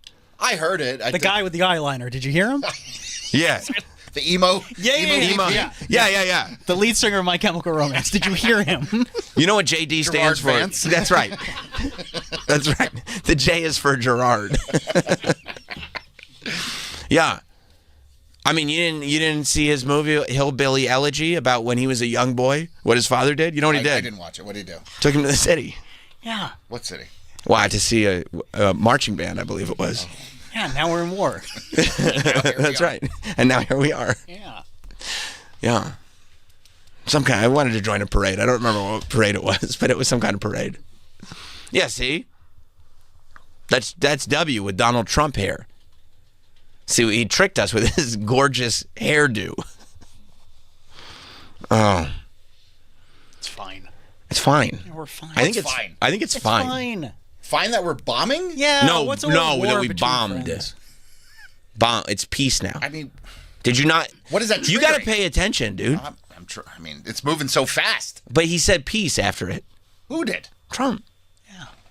Until they retaliate, and they're like, No, we gotta go get them he again. said they should do peace. After we just bombed them? Yeah. Now they're the ones that have to do peace? They're they're pissed. Yeah, they're pissed, but what are they going to bomb us with? We bombed their bombing things. Marco Rubio now You know says what I'm saying? it's irrelevant whether the U.S. had intelligence that Iran was actively pursuing a nuclear weapon. That's right. It is irrelevant. Yeah. What difference does that make? We just bombed where they... He said that's irrelevant. They have everything they need to build one. Right. Whether they were doing it or not doing it, they could do it. And therefore, now they can't do it. So? Boom. Yeah. And this one's worried about retaliate. Retaliate with what? Yeah. Oh, no more insults? oil. Yeah. Yeah. Do we really need the oil? It's summer, dude. Yeah. Who's heating their house right now? It's a heat wave. Yeah, I got my AC blasting. That doesn't need oil. You don't need oil for AC. How did all the produce and everything get to where they need There's to go? no oil in produce. No, That's bro. gross. We don't get our produce from Iran. What do you put in the It's all vehicle to sand. get it to us? That's actually a great question. What? Yeah, electric cars. Boats, I guess. Boats? We'll have to do sailboats. We'll just switch to sail. That's it. That's it. We'll put giant sails. All the cargo ships, we'll put giant sails on them. Yeah, we're not getting our produce from overseas. No. We do get some other goods from overseas. Name one. Can't. You called me on that, and I can't name one. It's fine. The point is, it's fine. I saw a commercial over the weekend for one of these, new electric car companies, and they said enjoy tariff-free pricing through June. Through June. Yeah. All right, so grab it. I mean, we got what, a week? Yeah. We got a week, dude. Tariff-free pricing through June. I just love how that's becoming like a sales pitch now. Of course it is. You have to buy it now because these tariffs.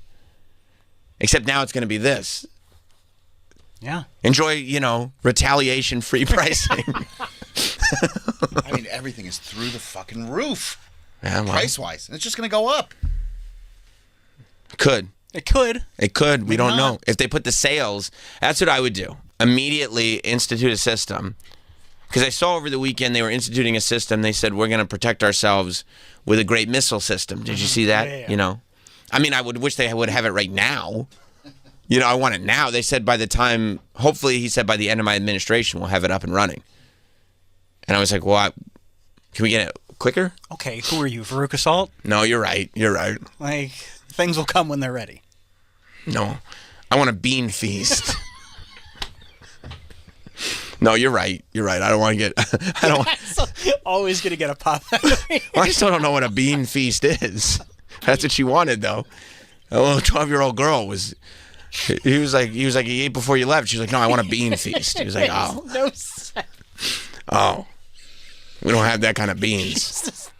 Small child. She wants beans, like as far as the eye can see. Yeah. Kids want like candy and like beans. No, she A wants feast of them. No, you're right. I can't get greedy. I think they do know. I think that's the move. If you institute a system of installing, and you do it now, with tariff-free, we still have oil pricing, which is limited time only. Yeah, that's what it should be. We still have oil pricing. That would be a good sales. Yeah, we got oil here. Right.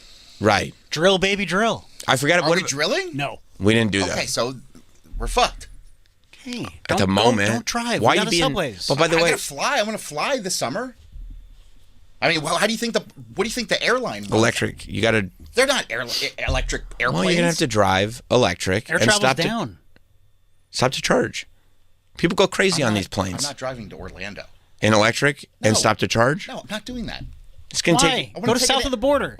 I love south of the border. Yeah. And they said you could get to Orlando in as little as 2.5 weeks in an electric car. which is great. Pedro says, who needs oil? Right. I may stop and pick up some M80s. Actually, now Good for you. Right. South of the border is great. It's great. Do you think they thought about that as they were flying to Iran in these amazing ships? Incredible. They were refueling in the air. Like another ship would come and refuel it. Do you think as they were mid-air refueling, they were like, we better use it while we got it because this fuel, we're not going to have it. After what we're doing, it's going to be like crazy expensive. Yeah. Like literally 20% of the supply, they could just stop it if they want. But I think Marco Rubio said they're not going to do that, so that's fine. Yeah, who cares? Troy's worried. He's so worried. He didn't listen to our politicians. He's not listening to our leaders.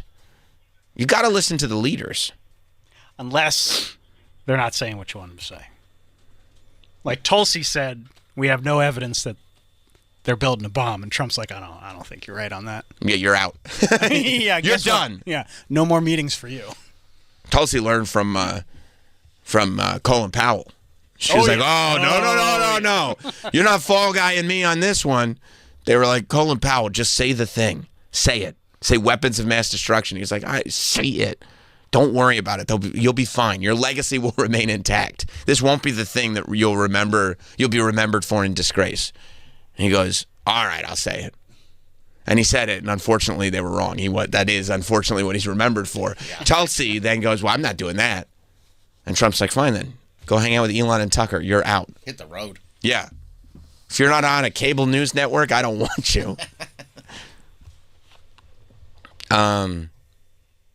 Let's go to Eric in Colorado. What's up, Eric? Morning, Sam. Hey, bud. So President Bonespur and Vice President Couchfucker should discuss. It should be brought up to them the fact that President Bonespur, in his first term, took us out of an agreement with Iran to de-escalate and draw down their nuclear capabilities. So if Trump is saying, oh, I know better, they have this stuff, well, maybe we need to start going back and saying, hey, dumb fuck, what about 2018 when you took us out of that agreement with Iran? Listen, I know these military ships are amazing, but what do you want the guy to build a DeLorean, go back in time? Like, come on. Well, perhaps maybe some of the media could bring that up, but they're a little bit too busy fawning over what's her face. No, I was just thinking the media really doesn't hold Trump's feet to the fire ever. Who are they fawning? No, they really don't. They don't seem to hold fawning anybody's feet to the fire. Who are they fawning over, Eric? What's her name? Levitt. Joey Gordon-Levitt? Joseph Gordon-Levitt? From Third Rock. I love that you call him by his adult name. That is his adult name. I still go by Joey Gordon-Levitt. Carolyn Levitt, the press secretary. They're all, she can do no wrong. She's the greatest. Who says that? Everything I mean, Troy, you are our resident. Heard a couple of them hang on, we have a resident linear television expert. Troy Kwan is our linear television correspondent. Is that fair? I have a hard time with conspiracies. No. This isn't conspiracy. He's our linear television expert, and he tells us what the main/lamestream media is covering. Is that you stay up. Try to. Are they talking about that press? I didn't even know the press secretary's name. If I'm going to be 100% honest, am I ignorant? Honestly, if you said what's her name right now, I couldn't even tell you. Carolyn Levitt. He just said it. Carolyn. I don't remember her first name. He just said it. I don't remember. Her first name is Carolyn, is the press secretary. Lovett. Like Lyle Lovett. Like John Lovitz. Hello. I mean, she's pretty. Yeah. Well, I mean, I would hire John Lovett to be my secretary. That would be the move. Yeah. I don't think so. Next, it stinks. Yeah, no, Eric, I think you are a crazy person. I don't see. I mean, are they all over? The right-wing media just fawns over her, and who's the right-wing media? Hold her feet to the. When Fox is talking to her, or Newsmax, or any of these others on the right, when they're there asking questions, they don't hold her feet to the fire. They don't challenge her. Okay, so then why aren't your guys doing it? Why are your guys? They're also okay. My guys. Who are my guys, Sam? What you just named? Because now you're making an assumption. Oh no, Eric's pissed. Oh yeah, he is pissed. How he is dare pissed. You make an well, assumption? You just named two news outlets that are notoriously on the right. I would say CNN and MSNBC are on the left. Yes, and they don't hold her feet to the fire either. What do they or do? To the level that they should. What do they do? Throw out the same softball questions. Oh.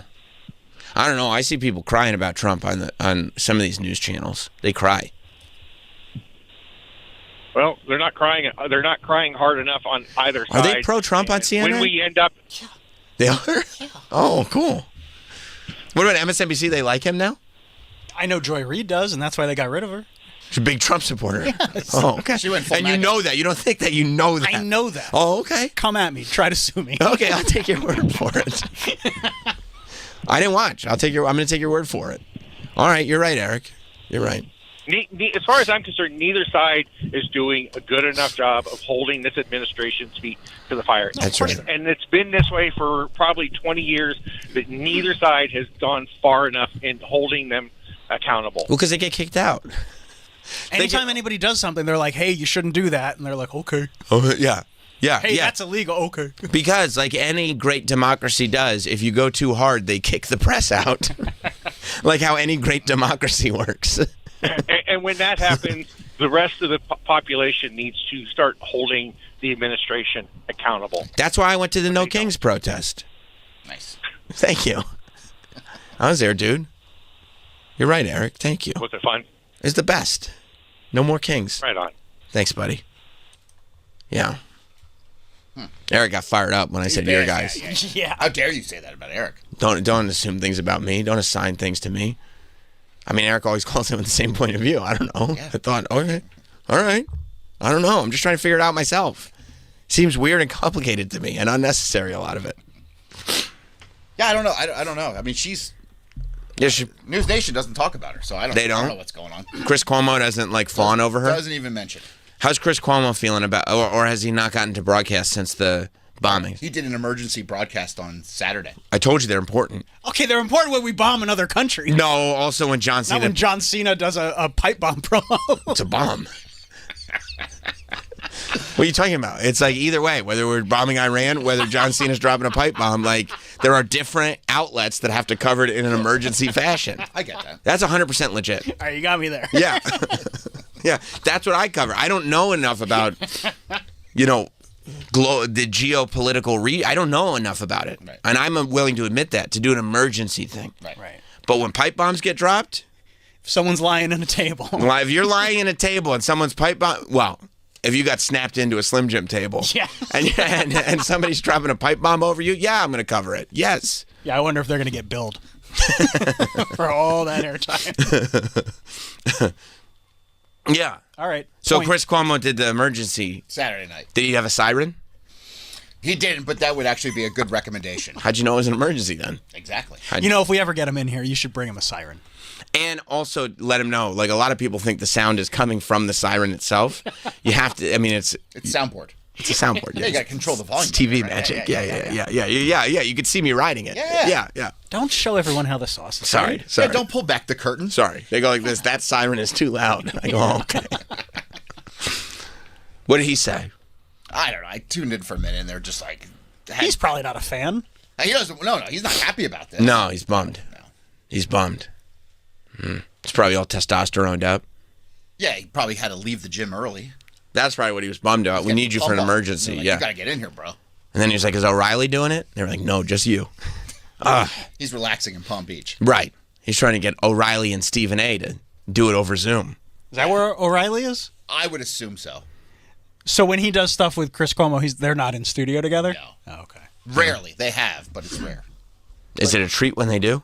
It is. Yeah. They did that town hall for Trump's first 100 days. Okay. And they were together for that. But, you pointed at me like we all know. Yeah, they did that town hall. You remember the town hall? You remember that? Yeah. Stephen A.? He was there for it too? Of course. Was he moderating it or just a guest? They were all there just kind of mixing it up. Oh, that's cool. Yeah. That's cool. Like almost like a round table town hall? Yeah, and that's where Trump gave Stephen A. his props. What did he say? Well, he was like, oh, Stephen A. Trump gave Stephen A. props? Yeah. That's sick. Damn. Yeah, he was like, he's a great broadcaster. He is. He has great broadcasting abilities. That's true. He's not. And Stephen A. loved that. Oh, yeah, he did. Yeah, he did. He loves compliments. Yeah. And he should get them. Especially from the president. Yes. I wonder if Stephen A. is going to... I like that. Stephen A. now goes off on politics, too. Oh, yeah. He gets fired up. Yeah, I would like to see if Stephen A. is going to cover Like, it's, what are you going to do? It's Monday. Are we covering Iran being bombed, or are we covering the NBA Finals? I'm pretty sure I know what he's covering first.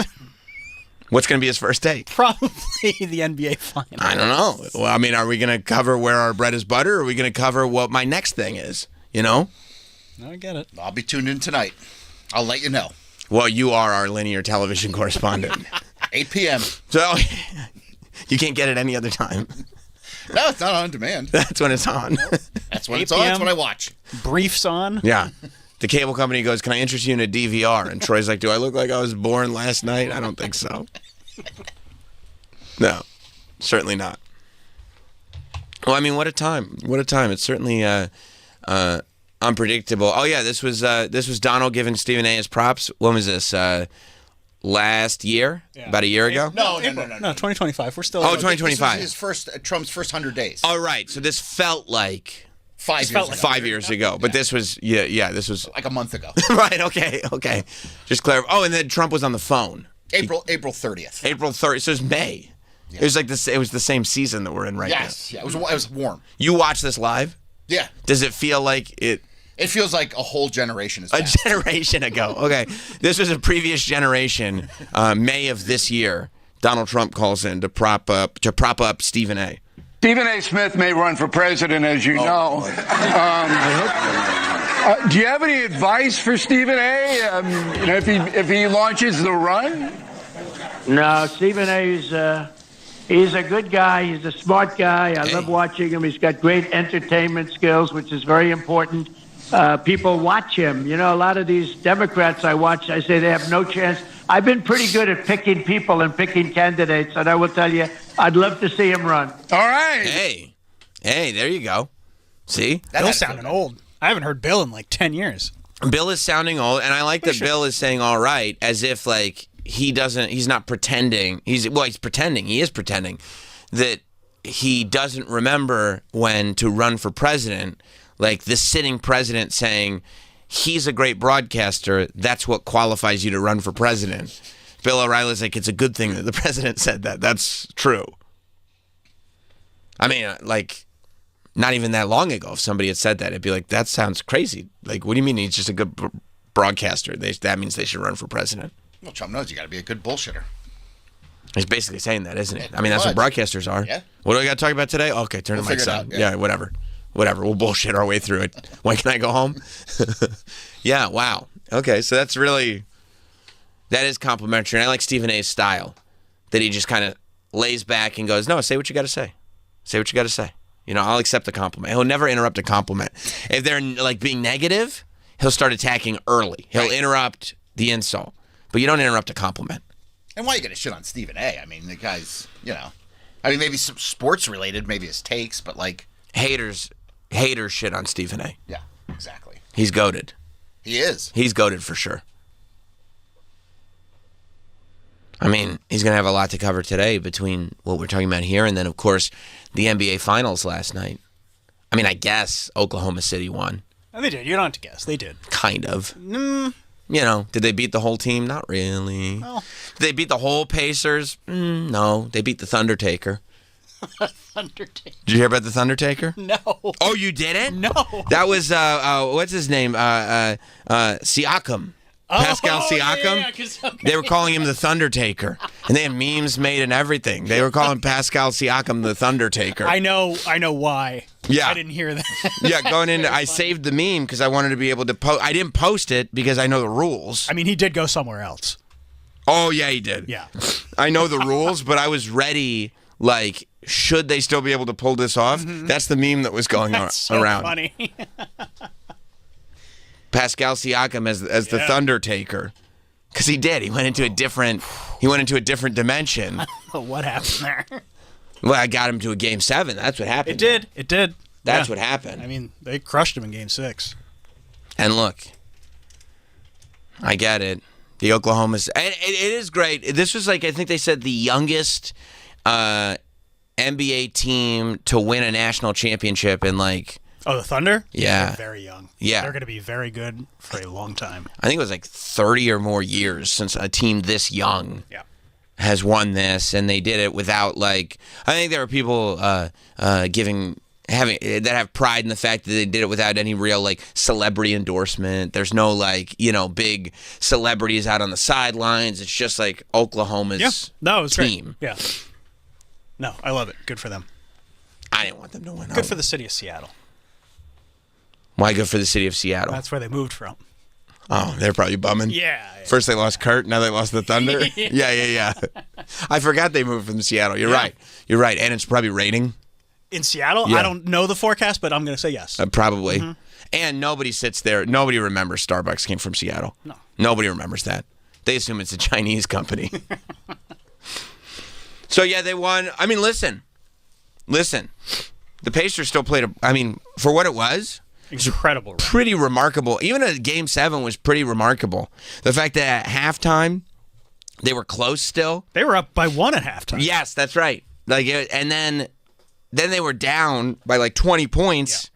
But then in the fourth quarter, they managed to keep it like they brought the score up. So like the difference was only like at one point, I think they got it to like 9 points was the difference. They got within, I think like 10 points or so. Yeah, it was close enough that people were going, wait, what's going on here? What's going on? Like it could have been a miracle story. But they, in the first quarter, what happened? My guy. Who? My guy. The Thundertaker? No, the Thundertaker's my other guy. I'm a big part of the Holla band. Yeah, Tyrese Halliburton, or you call it.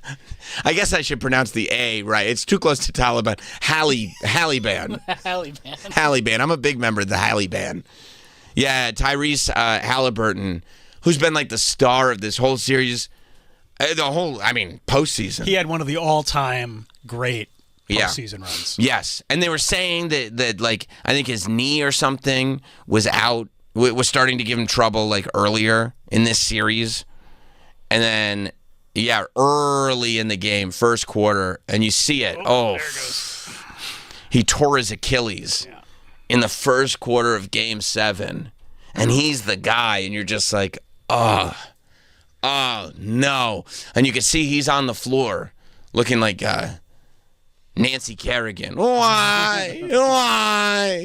Because you know. Because he knows. He knows the minute it happens. It probably hurts real bad. Yeah. It's a different kind of pain. He probably felt a pop. He knows. And this is people were wondering if I was enjoying this like I enjoyed Aaron Rodgers' Achilles. No, Aaron Rodgers. New York enjoyed it. Of course they did. We did. Some of us are bad people. I didn't like it. Because I switched after New York lost. I switched. But man, listen. That was rough to see, like the 80 times that ESPN replayed it. They really loved replaying it. It's a dramatic moment. They love drama. They love a story. But you would think like the game wasn't even going on the amount of times that they were replaying it. No, it wasn't. It was first quarter. It was like, okay, let's get back to the game. And no, it was almost like rain delay. Yeah. The amount that they had to replay it. Like, are we just looking for stuff to fill time? No, we just love this footage. Yeah, so he was taken out early, and it takes a long time to fix an Achilles. Yeah, I don't know how long he'll be out, but it doesn't feel like he'll be back for the beginning of next season. I'm not 100% sure. I think it takes because even with Aaron Rodgers, he's old. He's a lot older. 6 to 12 months. Yeah. Yeah, it took even when he was back within a year. People were like, "Here we go." Yeah, they thought his career was over. It's not the same for Tyrese Halliburton because he's a younger guy, but still. Well, he's got plenty of time to watch wrestling now. Yeah, come do the Raw Recap podcast again a bunch of times. Yeah, make him third mic. Make it come be third. What else is he doing? No, Yeah. Stretch out his Achilles while he's doing it. That's fine. You can multitask for sure while doing that show. This is the stuff that builds legends if done right, though. Like, if he can come back from this and be even better. Yeah, but this isn't a wrestling storyline. You're like, if done right. Of course if done right. Of course everything's a wrestling story. What are you talking about? Of course if it's not a wrestling story, why'd they replay it 7 times? Of course it's a wrestling story. And the Thundertaker. And yeah, exactly. And who did the team count on after he got taken off? After the Holly Band was dismayed to see their hero taken off, who took over? The Thundertaker. Okay. Yeah, I saw him. In a Monday Night War, when all the top names started leaving, who was there to take over? Eric Bischoff? No, it was Undertaker. Oh, okay. Sorry. Of course it's wrestling. I didn't follow. Yeah. Pat Patterson? He tried. He tried. But yeah, I mean, this is, the beginning of a miraculous, second wave. Because they were underplaying him going into this postseason. A lot of people saying he was overrated. Sure. Stephen A. saying Jalen Brunson's a superstar. Tyrese Halliburton not a superstar yet. That's all that stuff that gets in your head. And then he charged through all of it, making everybody eat their words. He doesn't get to have that final glory. But there is that question, right? That's why I said they kind of won. Oklahoma City sort of won. Because you can still sit there and be like, what would have happened if Tyrese Halliburton hadn't been taken out of the game so early? He was playing well. He always plays well. He's a superstar. Well, he doesn't always play well. He plays better than me. But he had 9 points in the first quarter. See? Yeah. See? Knocking back those threes. Yeah, he's a superstar, okay? And he can come back even stronger. Except, the way to do the story properly would be to have him come back for next season. And I don't think they're going to be able to do that. So they're going to have to, maybe they'll play video packages to It's a Beautiful Day so that people remember. Because it's going to be, he's going to have to go through all next season, so it'll be a year and a half. Maybe he'll rehab quick and he can come back for the playoffs next year. That would be so sick. And then it could be like the Mud Bowl. If he just shows up for the playoffs. Well, he wouldn't just show up. Yes, he would. They wouldn't announce it. Of course, that's how they would do it. They wouldn't announce it, and Limp Bizkit would come out, and they'd play Rollin', and Tyrese Halliburton would show up on a motorcycle and just drive onto the court and be like, holy shit, this isn't he's like when back. Stone Cold came back. You're totally allowed to do that. 100% allowed to do that. You're talking, what's his name? Adam Silver. Adam Silver doesn't like money? He loves money. Well, guess what? How you make money? All right. Keep on rolling. And they're like, why is Limp Bizkit here? And everybody loves Limp Bizkit now. Everybody loves Limp Bizkit now. People love motorcycles. Troy, did you ever see somebody come in on a motorcycle and be like, that's not cool? Never, not once. Exactly. If I told you, all right. If I called you, Troy, and I said, you got to turn on the NBA playoffs right now, would you be watching the NBA playoffs otherwise? No. If I said Tyrese Halliburton is back, Limp Bizkit is playing him out, and he's riding around the court on a motorcycle. I would tune in immediately. And this is a guy who loves linear No, it's television. going to ruin the court. Ruin the court? Yeah, they're constantly cleaning it just from, Are people tuning in for the court or are people tuning in for the spectacle? Troy, you tell me. Spectacle. You love a spectacle. Love a spectacle. Thank you. And by the way, don't even, they're ruining the court already with those low-res trophies that they're slapping on. It's ruined as it is. So, yeah, but Oklahoma City gets to have their parade. And, yeah, good for them. And they get to be champions. They already got the buses ready to go. What? Did you see that? No. Before the game, no. A video came out of buses that were already outfitted with, NBA champions on the sides. And everybody's like, oh, my God, this is like... You can't wrap the bus. No, the Pacers are going to win. Yeah, you can't wrap the bus. Do you know how bad this is going to be? Like they were ready to go. Wow. There it is. Yep. 22. It just says 22. It doesn't say divisional champions, does it? Where's the word divisional? That says 2025 champions. No Western, no nothing. No. 2025 champions. What do they get that trophy for that's on the bus? That's when you win the entire league. The league championship. Yeah. They don't give that. The world championship. The world. What championship? The world championship. Wow. I feel they might jinx it. Yeah, this is a real hot dog move to wrap the buses this early. Yeah. No. Everybody was like, this is a horrible idea. Yeah, that's crazy. I didn't see this at all. You're just inviting, bad voodoo. Yeah. Yeah, that's nuts to do that. You would think that I wouldn't even post my photo of the Thundertaker. No, because you didn't know. No. Oh, I would scream. If I was team management, I would scream at them. Yeah. What are you doing? Take it off, it's what I would say. Unwrap the bus and rewrap it. What do you need the buses for? You don't need the buses for that night. Unless they hand-painted them. That's probably what they did. They probably did. It was that same guy who wrote Chefs instead of Chiefs. Great googly moogly. I mean, yeah, how long does it take to wrap a bus? I don't know, but I mean, you got a few days before the parade. That's what I was thinking. You got to be able to do it even within one day. I mean, they're probably not going to do the parade until what, Wednesday? Yeah, probably. Right? Yeah. So, wrap the buses then. You overeager fools. Why don't you start wearing the T-shirts already? Matt in Orlando, what's up? It's Tuesday. Tuesday. I mean, still, wrap them today. What's up, Matt? Hey, how's it going, guys?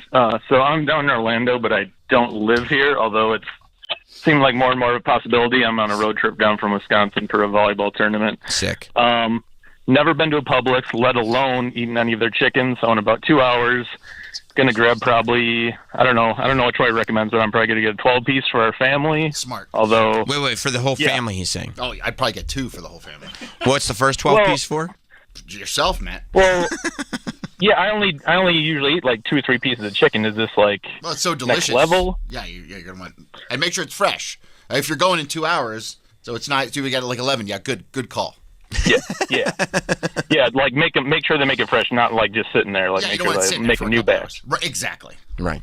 Okay. Like what about movie like theater fix-ins? popcorn. Fix it. Well, you can get a pub sub while you're there. Those are always good. I mean, a sandwich is not a fixin'. A fixin' is a side item. To get it I'll get a 12-piece of fried chicken and a Subway sandwich. No, not Subway. It's a pub sub, Sam. What's it? But it's named. That's what the sub is for. Subway. No. That's another meal. Submarine. A submarine sandwich is not a side item, is what I'm saying. Well, it could be. Why couldn't it be? If you got a 12-piece in a submarine sandwich, how much of it are you eating? The whole thing. Well, I did a Wawa sub yesterday, so Nice. Wawas are a whole new thing to me too. Because you got kiosks, you can just order it. It's blowing my mind. I mean, dude, try it at 2 a.m. It's the greatest They're thing. open that late? Bro, they're open 24 hours. You're on the road. You see that light showing up. You get a buffalo chicken tender sandwich at a Wawa at 2 a.m. Slaps. Nothing better. Okay, we were on the way down, and we actually stopped at our first Buc-ee's as well. So this trip has just been amazing. The greatest week of food This ever. sounds great. Yeah, this is. I mean, I'm a bit of a foodie myself. You're doing it right. Yeah, I'm a bit of a gas station aficionado because I hit a Sheetz up on the way to New Jersey last year, and that was a whole different I thing. had Sheetz this yeah, weekend. Did you like it? Loved it. Sheets is really good. Sheetz bags. Yeah. I wish they still had the Sheets Pops, though. No. And they said they were going to I get was Faygo. so bummed when I went last year and they didn't have any Sheets pop. And no Faygo either, right? Nope. It was Coke. They had Yeah, Coke it was on just top. They lie. Maybe. Well, the Sheets Pops are in bottles. They don't have it on. There was no Faygo when I went. Nope. They lie. Because they said we are getting rid of Sheets Pops, but we're going to add fun flavors of Faygo, which is what I was looking for. That was a lie. It was a lie. Yeah. Sheets lied. Good food, though. They still slap. Yeah. They Yeah. slap, but not hard. They don't slap as hard because imagine if you got a sheet sandwich with a cotton candy soda. How about a Red Pop? Could you get a Red Pop? Yeah, I could. In your heart. I didn't when I was there. I got nice tea, but it was still good. Right, but it wasn't available, I'm saying, the Red Pop. Exactly right. Because they lied. You shouldn't lie, Sheets. I know. But Matt, you sounds like you're having a great time down there. Well, there's a lot of options here. Like, there's literally an Applebee's within walking distance, so we could be eating good in the neighborhood. Holy shit! What about Hooters, Matt? Have you thought about hitting a Hooters?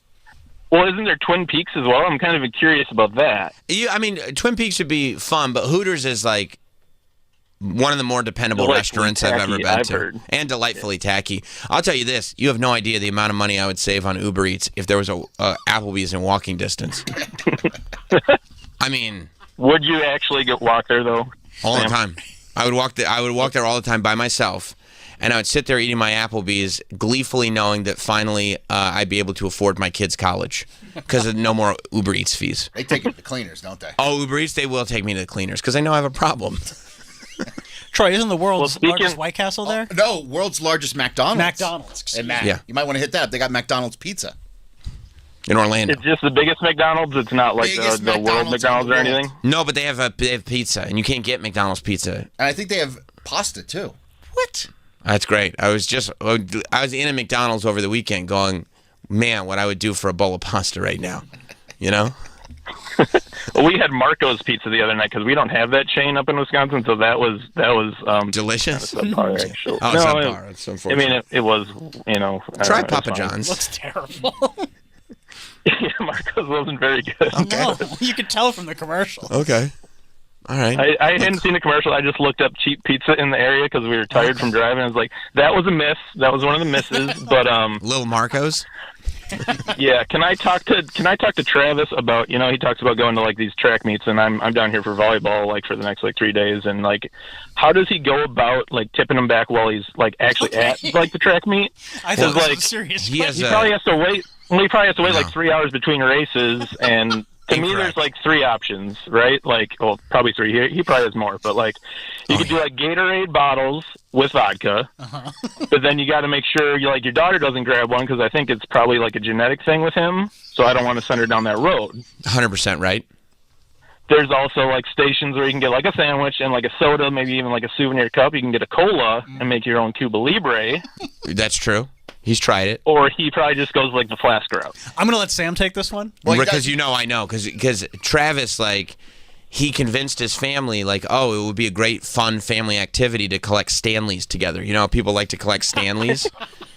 And he said, but part of the integrity of his family and collecting Stanleys is that sharing.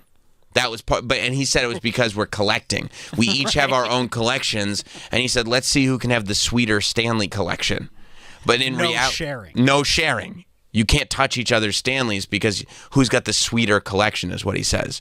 But in reality, it's because he likes to go to these track meets, and that ain't water in his Stanley. That ain't water. That ain't water. Right. And, you know, Stanleys are huge. It's a long day. Okay, you're right. It's a long day. High tolerance. That's as well. right. Yeah. Yeah, that's true. That's true. He'll sit there. His tolerance is so high. He'll sit there and he'll be like, "Geez, how much water is in this?" And then he'll remember 0 water. It's no water at all. Yeah, 10 for him is like 1 for like most normal people. 100%. 100%. He tips him back. Well, Matt, I'm glad you're enjoying Orlando, my friend. Yeah, I might just stay here because with the bombing and everything, I don't know if we'll have enough money to get back with the gas. So I might just convince my wife to stay. Smart. That's the right move. Walk over to Applebee's and have that conversation with her. Yep. Thanks, boys. All right, buddy. I'll talk to you later. All right, later. I will say, there's a reason why I'm so tuned into sports right now. You know, we've been covering a lot of sports, I feel like, probably more than people expected on Sam Roberts' show. You're a sportsman. I'm a sportsman. I'm a sports guy. I'm one of the sports guys. And that's part of the reason why I was such a big part of Fanatics Fest over the weekend. Oh, that's why. Big event. Looks fun. It was nuts, dude. It was so fun. Big event at the Jacob Javits Center. It's the second year that they did Fanatics Fest. This one was... this is only the second year? Only the second year. The leap, then, from year 1 to year 2, insane. Insane. The leap in terms of what the place actually was, the leap in terms of promotion, because I'm sure you saw it, like, everywhere. Yeah. Like, it was nuts. It is crazy. And I thought it was crazy last year. Like, last year... it was the first year I did some Not Sam shows, and they had so much stuff advertised for it. And I've been to so many conventions that kind of like, you know, overpromise and then flop because they're not ready. Like, I was worried last year that it could go full Firefest because it was, you know, so much stuff being promised for a group that hadn't done conventions before. And it was awesome. Like, last year was awesome. This year, it like not only did they promise more, but to me, and I don't know, but to my experience, it like over-delivered in terms of the amount of people that were there, in terms of what they promised being there and was actually there, in terms of what people could get their hands on. I mean, there was lines for stuff. It seemed like it was the place to be this weekend. It was nuts. Yeah, exactly. And that's kind of, I think, what they're doing. They want to pull off this vibe of like, this is the event. Yeah. And they do it, right? They're making like they've hit at a time, and they've contributed so much to this idea of sports cards specifically, like, and the wave that it's on, and like, you know, Fanatics and Topps has contributed so much to it being such a huge part of culture now, that to loop it into this thing that becomes this massive event is something that they pull off, man. And I mean, just like the amount of celebrities, the amount of names, you're advertising these big names, and they're all there. Like, so I was there because they did Fanatics Games this year. It was the first time they'd done the Games event. Okay. But the Fanatics Games was basically they had 50 celebrities. It's like Squid Games? It's like Squid Games, yes, where there's one person who wins all the money. Okay. Also, everyone else passes away throughout the games. Okay. That's sad, but okay. But not for the winner. No, and you know what's coming. You're right. And you sign up for it. Yeah. So red light, green light was sick. But no, they do. So it's like they every major sports company is there. Like every league is represented there. So the NHL has a setup. WWE, UFC both have setups. Well, yeah, Fanatics has deals with all of them. Right, Major League Baseball, Major League Soccer, like everybody. NBA. Pickleball. You would have loved that booth, Troy. You love pickleball. You still doing pickleball? Run down in Florida? Hell yeah. Yeah. Okay, cool. Yeah, you would have loved that. Lots of pickleball stuff. And then, by the way, also like have all kinds of stages. They have one like huge stage, like they take the Jacob Javits Center, big stage, and they do big events. Like they did the Canelo press conference down there. That was part of Fanatics Fest. They do like LeBron James came and did his shop. Kevin Durant found out he was traded when he was on stage. I mean, I'm not naive enough to think that that's when he found out. But well, he said it. That's when it was announced. He said that's when he found out. I had no idea. I had no clue. I didn't even smell it. Yeah. So like, and so they like, you know, it's amazing. Are they utilizing the entire center yet? Like I know, like for Comic-Con, there's stuff going on downstairs.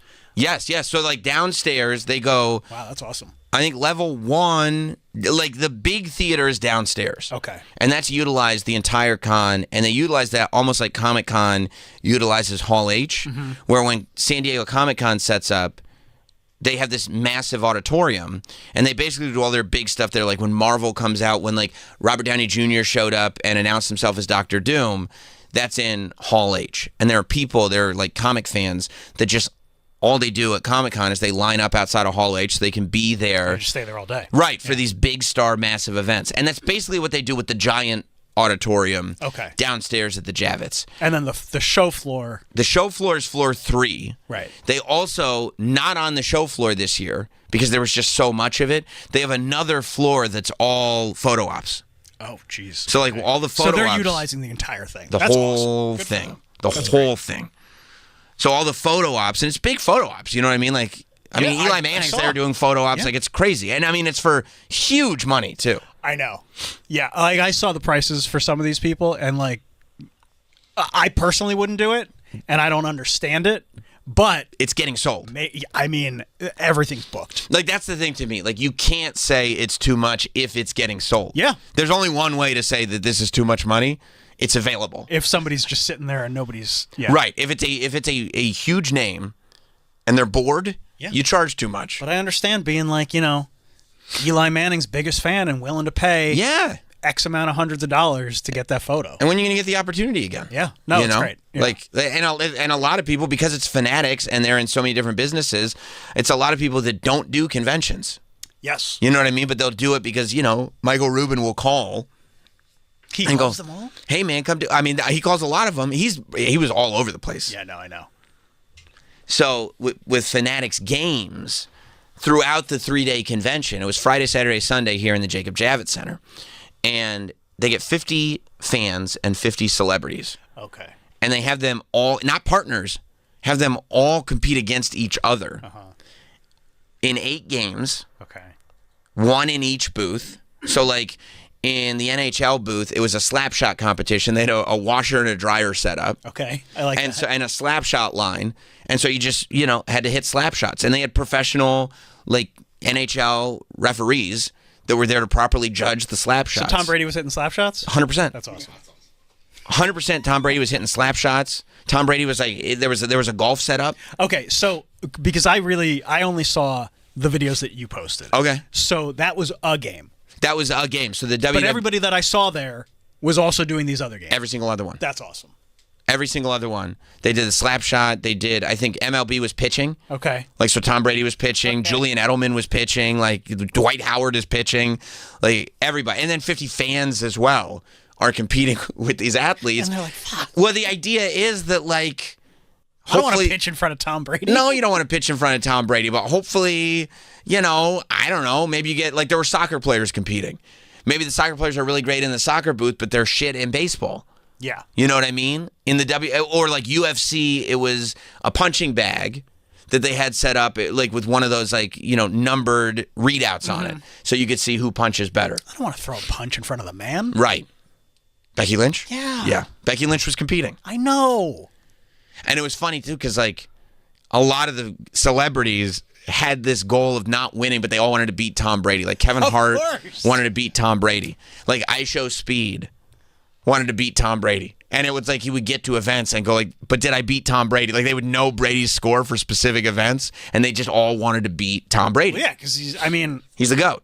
When you're talking about GOATs, he's the GOAT. He's the GOAT. He's the GOAT of the GOATs. So if he's competing in this thing, right, of course you want to beat him. Of course. It's the only thing you're thinking about. And you're trying to figure out which events can I potentially beat him in. There's something you're not going to. Because a lot that you're not going to. Celebrity or not, you're telling everybody, you know, I did better than Tom Brady. That's all. That's all. Whether you win.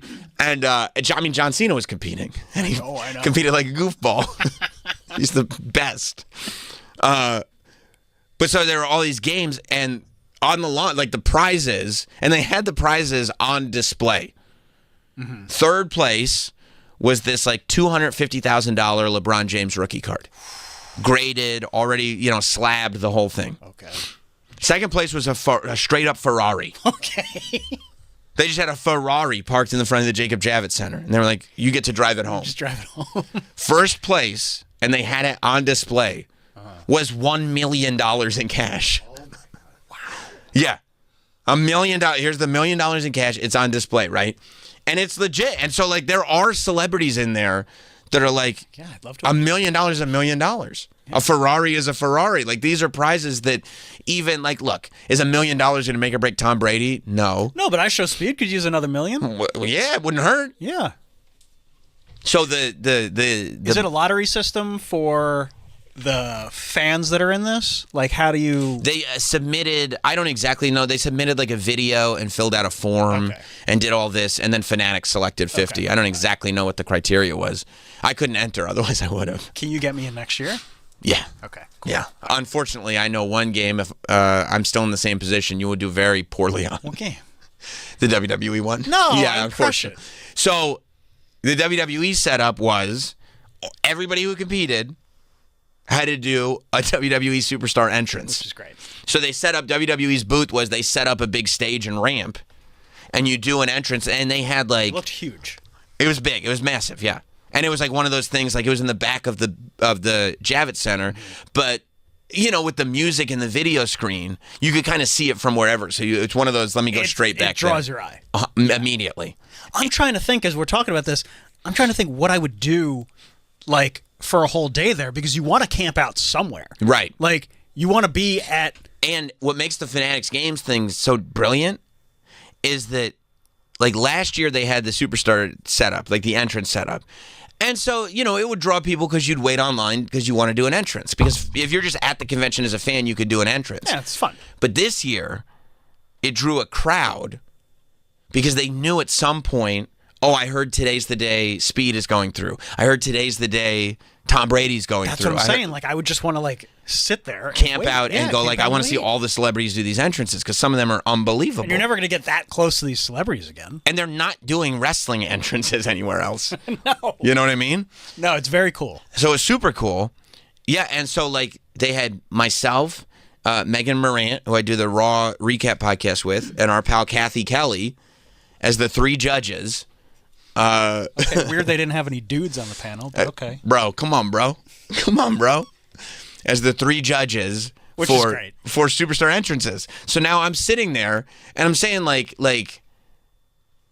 it is so crazy to be sitting there front and center and have every celebrity that is competing come through and look at me and go, what did you think of that? You know what I mean? And like also, I have to judge with a certain like I can't. If I like a celebrity, I can't just go, here's a high number. I would. If Kiefer went through, I'd be like 10. Give me your 10. There's literally $1 million on the line. Yeah. Like it's not just for funsies, you know? Do you step back at any point and specifically you and Kathy and be like, what? How did we get here? We had a great time. Yeah. Yeah, Kathy and I going like, what are we doing? Yeah. At one point, somebody like leaned over like in the crowd and they were like, Kathy, how do I get a job with WWE? And Kathy was just like, have Sam call someone for you. Because it's nuts. It's nuts. It's crazy. And so this is a picture we're looking at from my Instagram on Friday. You see that astronaut behind me? I do. You see the space lady behind me? Okay. Yeah, no, I see the astronaut. That's Gayle King. Just chilling. I thought that was her. Yeah. But I was thinking, like, what the hell would she be? Why would Gayle King be hanging out with Sam and Kathy and yeah? You know about astronaut Gayle King? Yeah, that's Gayle King, the astronaut from NASA. So on Friday, they're like, Tom Brady's doing his entrance, and I was like, great, cool.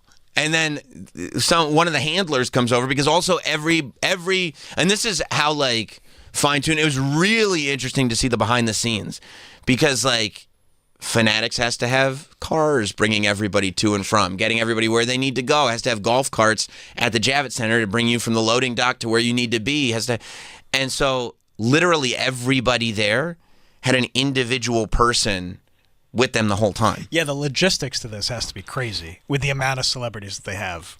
Insane. Like the way they did it was they basically just had like the way the car services were, they hired all the car services and just like assigned them. So like on Friday, I was leaving. I had a person assigned to me every day that was there to escort me around. Yeah. Well, no, it's pretty necessary. Yeah. And then I get down to the loading dock and like they say, Mr. Roberts, here, you can jump in this car. You're like, me? I'm like, who? Is Jake the Snake here? No, you, Mr. Roberts. Mr. Roberts is my dad's name. That's right. Hey, you can call me Sam. Yeah, it was crazy. It was crazy, but they're like, you can just jump in the first car, I'll take you home. And he just took me home. Okay. But so they go, Tom Brady's going to do his entrance. And I was like, great. And then whoever is there, this woman comes up and she goes, Gayle King really wants to see Tom Brady's WWE entrance. Is it okay if Gayle sits with you guys? We're all like, yeah. Yes, it's okay if Space Lady Gayle King sits with us. Yes, that would be fine.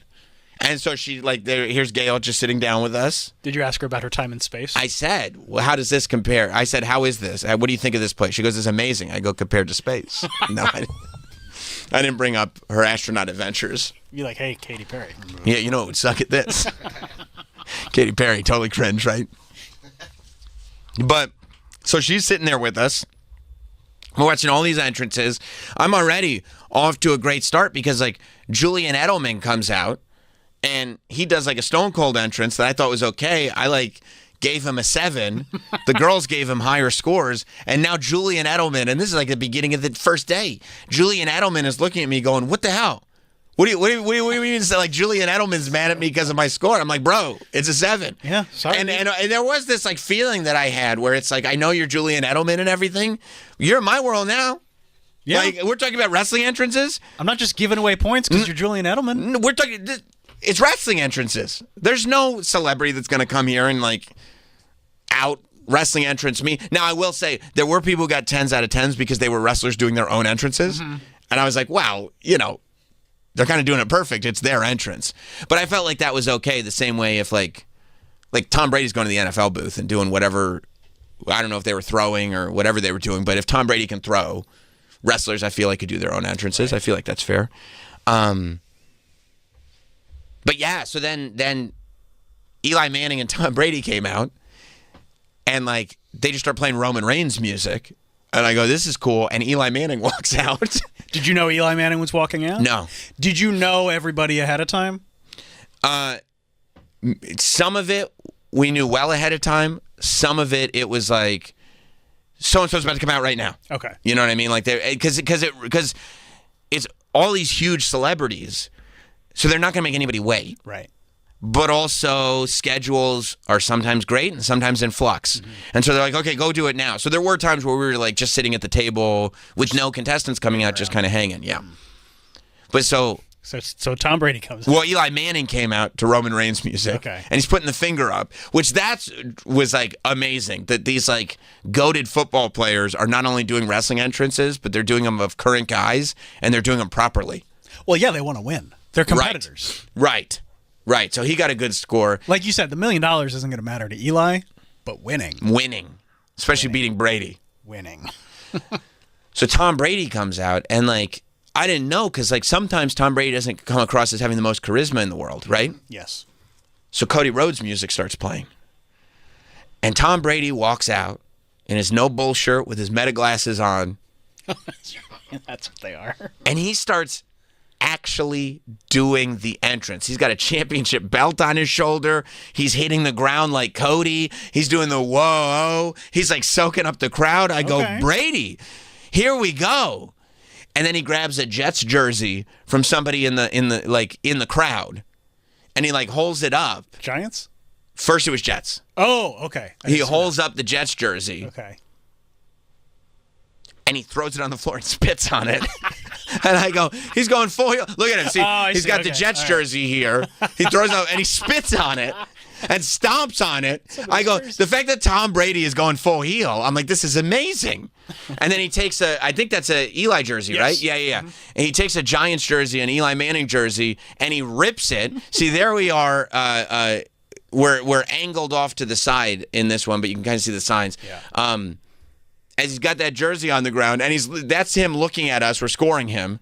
And then see me right there in the middle. I gave him a 9, which is great. But the fact that I can like Tom Brady's looking at me, going, me, Tom Brady, the GOAT. What did you think of me? And I'm like, wasn't a 10, but I'll give you a 9. Almost perfect. Which I mean, it was just like it made my life. It was so fun. And then Eli Manning comes out and attacks him. I was like, this is insane. Like, what are we doing? What is this? How did anybody even allow this to happen? Dwight Howard came out and did a Booker T spin-a-rooney. Like, he started breakdancing. I don't know if you saw James Harden. No, I didn't. James Harden came out in full Hulk Hogan garb. Like Hulk Hogan's fat. Red bandana. Red bandana, yellow Hogan shirt, awesome. Everything. This has to... Now, I don't know the other games. And said a few of them. I mean... This seems like one of the more fun games for the celebrities to do. Like, I think you can really kind of be creative with it. Totally creative. You know? Yeah, and it's the only subjective one too. That's what I'm saying. Like, okay, the other ones were feats. Yeah, you're shooting hoops for basketball. Like, okay, but like this, you can really kind of make it your own. Right. In a way. Right. So it seems fun. It is. That's funny. I thought Tiffany Haddish was going to hit me. I saw Tiffany was there, yeah. She literally, I gave her a 7 because her entrance was good. I mean, 7's good, but What'd you give Kevin Hart? Kevin Hart got a 10. Kevin Hart's entrance was nuts. Kevin Hart's entrance was so good and well thought out. Kevin Hart comes out to Triple H's music. He's got some kind of alcohol that he's drinking, and then he spits it out like Triple H. And then Cody Rhodes' music hits, and Cody Rhodes actually comes out behind Kevin Hart. And then Kevin jumps on Cody to hug him, and Cody falls backwards. And then a referee comes out, counts 3, Kevin Hart holds up the belt. And I go, that's a 10 out of 10 entrance. Like, how do you do better than that? Mike Chandler, I think it was, from the UFC. Okay. He came out, and, like, I thought his entrance was a little mixed up. Mm-hmm. You know what I mean? Because I think it was like a John Cena entrance, but he was spitting water. I was like, to me, if you're doing one of these entrances, what's the story you're telling me, right? Sure. What's the story? What am I being sold here? What's the story you're telling me? Don't just do a bunch of stuff. What's the story? So I wasn't that impressed, right? And so the girls both gave him a 9, and I threw up a 6. Because and he looked at me, and he's like a UFC guy. He was like, a 6? And I thought on my feet, and I looked at Kathy next to me, and I go, no, because like 69, I said to him. And he went from mad to, oh, yeah. He was smart. He was thrilled about it. Yeah, I mean, they did a Triple H water spitting contest that we judged as well. Okay. That was, and Triple H came out for that. Gilly the Kid competed. Oh! Gilly the King, I guess now. That's you know, cool. he did very well. Good. Quavo competed. No shit. He did all right. Quavo. Was Gronk there? Oh, yeah, Gronk competed. Did you give him a 69? No, I didn't think of it until after Gronk, but then that's why it was in my head when Michael Chandler came out. Okay. Yeah. I mean, you see, like, this is, I mean, it's crazy. What a scene. That's what I'm saying. This looks like a lot of fun. A fun place to be. Yeah.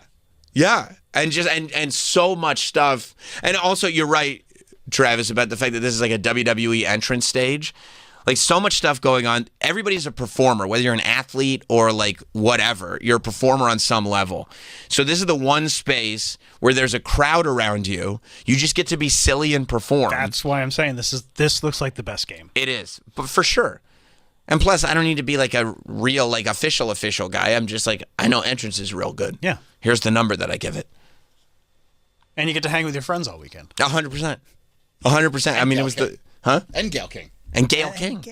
Astronaut lady. There's not that many people that are astronauts. Twice, by the way, Michael Rubin, who literally runs all of Fanatics, is like a really powerful CEO these days, just comes over because he wanted to see Kevin Hart's entrance, because he wanted to see whatever it was. There was a WWE confrontation that they did as part of like a storyline on that stage. He's a fan? He's a fan. And he was like, oh, did you guys see this? We were like, yeah, it was crazy, blah, blah, blah. Yeah, it was great, man. It was... Yeah, it was nuts. At one point, like they built a 40-40 club. You remember like Jay-Z's 40-40 club? This is the second year in a row they've done it, but they rebuild the 40-40 club inside the Jacob Javits Center, and it's for VIPs only. What's it like for the rehearsal? Exactly. Yeah. It looks like Nathan's bar, but it's on the floor of the Javits Center, but it's where celebrities can go in. Oh, wasn't he there? Was he there last year? Jay-Z? Yeah. And he was there this year too. He was? 100%. Wow. I think he was there Friday and Saturday.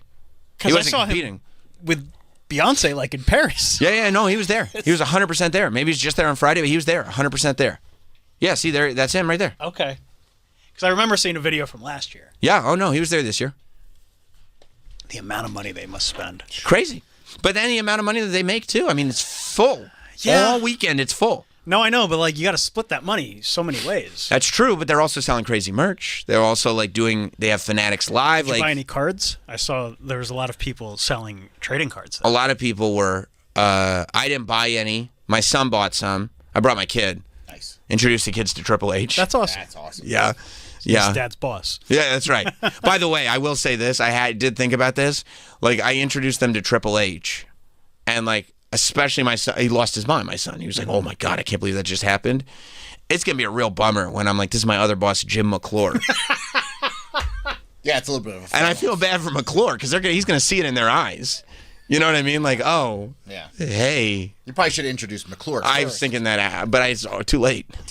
This you know, is Triple H. This is Triple H. You know, he's my boss. Oh, can we meet your boss that's here? This is Jim McClure. They're like, who? What? How you doing? Yeah. Hey, kids. I mean, he's tall too, but in kind of a weird way. Just doesn't have the presence, you know? Yeah, I mean, no, I get what you're saying. I don't know if you got to frame it like that. I mean, plus I could go home and play 2K. It's not like McClure's in 2K. I mean, you could make him. Yeah, but I don't know. You create a character. You're just sitting there making it skinnier and skinnier and skinnier. Like, you don't want to do that. You know? Just doesn't. That's not nice. I wish I'd introduced them to McClure first, is what I'm saying. Yeah, I get that, but I don't know when that's going to happen. I don't know either. He didn't do the water spit contest, so I don't know. Jim McClure? Jim McClure did not. That's where I introduced them to Triple H. So I swallowed it again. I'm sorry. Yeah. Yeah.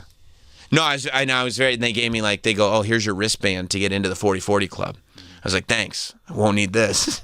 You didn't go in? Hell no. Why? What am I going to do? Just sit, I mean, you know how I do in social scenarios. I'm like, nope. I know do a quick lap. See if you see Hove. Look at Manosphere Malcolm.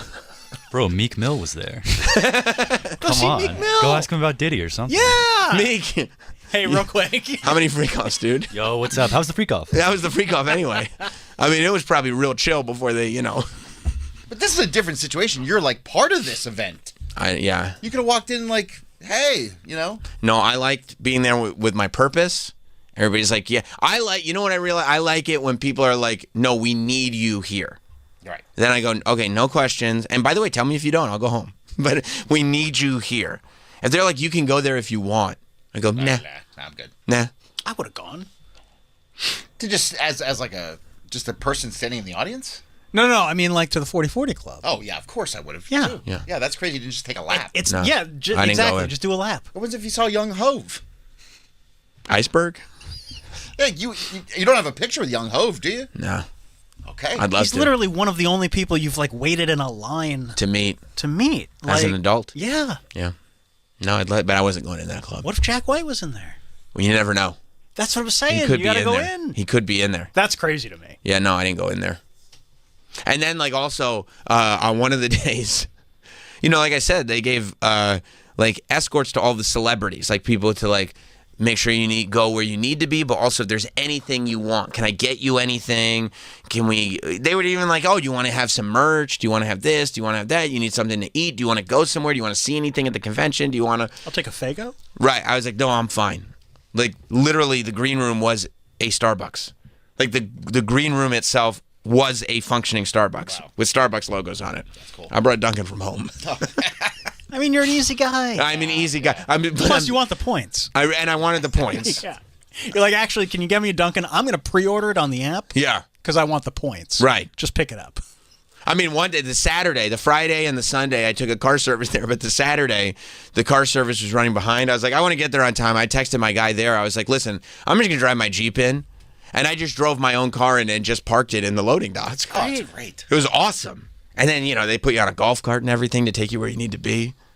Oh. You must have felt so important this weekend. I did. And then now I gotta come back here. I know, and deal with you guys. No, you we're look, cool. Yeah, you right. look at, you look at me like less than. I don't look at you as less than. Not after this weekend. No. Oh, really? I finally did it? But I go on, I think it was Sunday, and the girl introduces, she goes, oh, yeah, no, I'll be here with you all day, like, whatever you need. Like, and they're literally, wherever you go, they're just there. Like, if you look around, your person's going to be there. Like, get away from me. And you know how I roll. Yeah, you're normal. I say, and I strive for normality. And I'm or normalcy, and I'm sitting in the Starbucks green room, and like, she's out of eyesight. I couldn't see her, so I split. I left. Yes. I left like it was a prison escape. I left. Nice. I went out onto the floor. Like you're the president trying to get away from Secret Service. 100%. I left. I split, and I got out onto the floor, and now I'm just walking around. Went to see some of my friends doing other stuff. Ended up popping on Fanatics Live, doing some box breaks, just doing whatever I wanted to do. And then, like an hour, it was probably like an hour, 45 minutes to an hour later. Poor woman. I know, bro. I didn't even think about it. I didn't think about it because I was like, who's going to sweat over me? Like, who cares? But to her, it's her job. I know. I didn't think about it. She just lost the person that she's supposed to have eyes on the entire time. Oh, I know. I didn't. Where's Sam Roberts? I don't know. I didn't. Well, I didn't think about it because I don't think about myself in those terms at all. And so I just like casually rolled back. And she's standing there, and she's clearly been talking to the people at the entrance of the green room who are making sure nobody gets in there. It's not supposed to be in there. And they were like, he's here. We were all looking for you. We were wondering. We were like, we lost you. Like, where did you go? I was like, oh, I'm sorry. I didn't realize, like, was that stressful? And she was like, it was for a minute. I was like, oh, I'm sorry. I was like, sometimes I just wander off like a little kid. You should have been like, I was here the whole time. What are you talking about? Right, I was just in the room. I was in the bathroom. back. I was in the back, yeah. She was like, I'm sorry, I'll never go to the bathroom again. I was like, no, go to the bathroom as much as you want. I walked away. It's on me. I'm sorry. My bad. I was just being my weird, antisocial, like... Yeah, no, I would have wanted to do the exact same thing. Just walk around. That's funny. Without it, yeah. But I do feel bad for her. And then I didn't even think about it, and then I felt really bad for her. Because in her position, she just lost her job. Right. And so then I told everybody I could find what a great job she was doing. And she's already probably pissed because, like, she got assigned to you. Well, then I go like, instead of like LeBron. Well, I go, have you been here all weekend? Because I also didn't know. Maybe they have like the lower tier people assigned to like idiots like me. Mm-hmm. And she goes, oh, how's the weekend been for you? I'm like, it's been amazing. I go, how about for you? Have you been like all over the place or just assigned with one person? And she goes, well, just one person. But yesterday I was with James Harden all day. Oh, and it was insane. She actually said she was kind of glad that it was more chill today. I could see that. Because he was also competing in the games. Right. So he had to go to every single booth, and she had to get James Harden, with security, by the way, to every booth. I also had There's probably a lot more pressure, too. Bro, I had like multiple security guards assigned to me. That seems unnecessary. Yeah, it's really unnecessary. Yeah. I was like, I don't roll with an entourage at all. I was like, you should go with the girls. You should go with Kathy and Megan. Like, they're way creeps out here. Yeah. Looking at these girls, like for sure. Especially Kathy. I mean, she can't even like get around these places. They're like, you know what I mean? They're hounding her. Yeah, I know. So I was like, no, go with them. Like, go. No, I'm a lot of Simps in that crowd. Yeah. I'll be totally fine. Like, take 7 pictures and be okay. Like, it's not that big a deal. Yeah, you don't need security. Yeah, no. I'll just stop and take some photos, then get out of here. But yeah, so then at the end of the day, Tom Brady did win Fanatics games. Did he really? Yes. I think it was the way it worked. I mean, it was interesting because it was. That seems so wrong. Tom Brady won the $1 million. Good for Tom. Justin Gaethje, the UFC fighter, came in second place and won the Ferrari. Uh-huh. And then some teacher, I think from Philly, came in third place. Okay. And he won, and this was good, he won the LeBron James card. Tom Brady on the spot bought it from him for $250. Really? On the spot, Tom Brady said, I know, I keep on the spot, Tom Brady gave him $250,000 for the card. That's cool. So that's good. And then Tom Brady also gave. Now it's the Tom Brady LeBron card, and it's probably worth twice as much. And Tom Brady's got his own chain of card stores that he's building. Does he? Yeah. Tom Brady's Card Vault. I didn't know that. Oh, yes, he does. Yes, he's in, which is, I'm sure, one of the reasons why he was so ingrained in Fanatics Fest. But then he also gave $5,000 to every one of the 50 fans that participated. Okay, shout out Tom Brady. Yeah. And then to my knowledge, Justin Gaethje just drove away. See you guys later. I don't know for sure. But, yeah, Justin Gaethje just drove away. So. And you got something that money can't buy. Oh my God, I didn't even tell you that story. So I'm sitting there, right?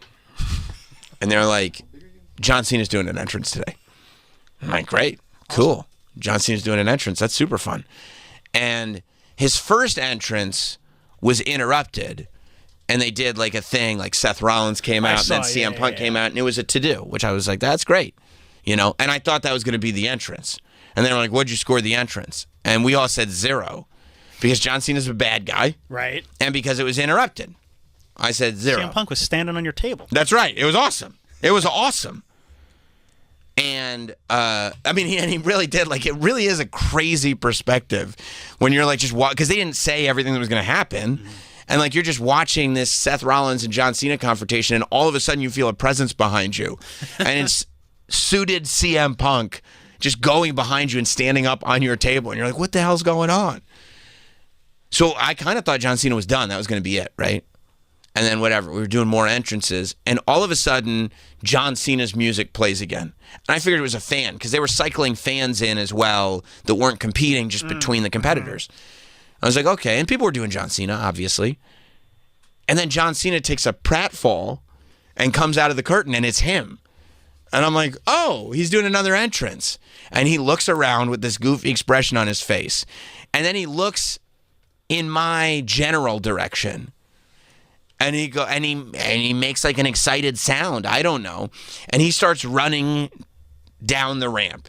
And I go, oh, this is cool. Because ever since John Cena turned into a bad guy, he hasn't done a running entrance. Oh, my God. Great. He hasn't done a running entrance. So I go, oh, it's so cool that we get to see him run again. And then he keeps running, and I go, oh, my God, he's not stopping. And then he dives over the table. Like dives. Dives. And I go, in the split second, I go, holy shit, I'm not going to be able to stop this guy. He's a massive man. Wow. and it's insane. And he dives in, and he gives me the biggest, longest hug that maybe I've ever received. Your kids aren't ever going to hug you that tight. No, he dives over the table. Knocks everything over. I mean, holding on to me tight, won't release. And people were like, what was he whispering in your ear? Thinking it was some like, oh, this is such a fun thing. He was shouting, I'm so happy to see you. I'm so happy to see you. Just being this goofball. And then he takes the table over with him. We have to help him up. Part of me is panicking because I go, I pray to God he doesn't get injured right now. Right? He's literally the defending champion in WWE. So you can see me helping him up. And then he goes and he's gone. And I go, what the fuck just happened? And I look down, and of course my caseless phone is glass first on the concrete. But I go, listen, whatever is wrong with my phone right now, that's the John Cena damage. Yeah. I don't care. Yeah. And you can see, before I even check my phone, I put my 10 card up. And I gave him a 10 on that entrance. Yeah, of course. And I checked my phone. They're definitely brand new scuff marks. Yeah, but those are John Cena scuff. Those are John Cena scuffs. I may not even sell this phone back. No, I wouldn't. It's worth time. more now. Yeah, that's my Cena phone. That's awesome. But yeah, he just out of nowhere. Look how happy you are. I couldn't have been happy. Well, yeah, I mean, I was like, oh my God, this happened. you just got a big bear hug from John Cena. And it's also like, you have to understand, it's very difficult when you're sitting between Megan and Kathy Kelly. Like, the attention's not coming your way. Of course. And that's something I'm fine with, have always been fine with. But when it does, and they're still sitting there just watching it happen, I mean, I know how these ladies feel now. It feels amazing. And it's the GOAT. I mean, talking about Tom Brady's the GOAT. It's the other GOAT. It's John Cena. Yeah. The Never Seen 17. Come on, bro. And he's there just to give me a hug. Well, I don't know if that's leaping why into he my was arms. there. He leapt into my arms. No. I know that was the outcome, but I don't know if that's why he was there. I think so.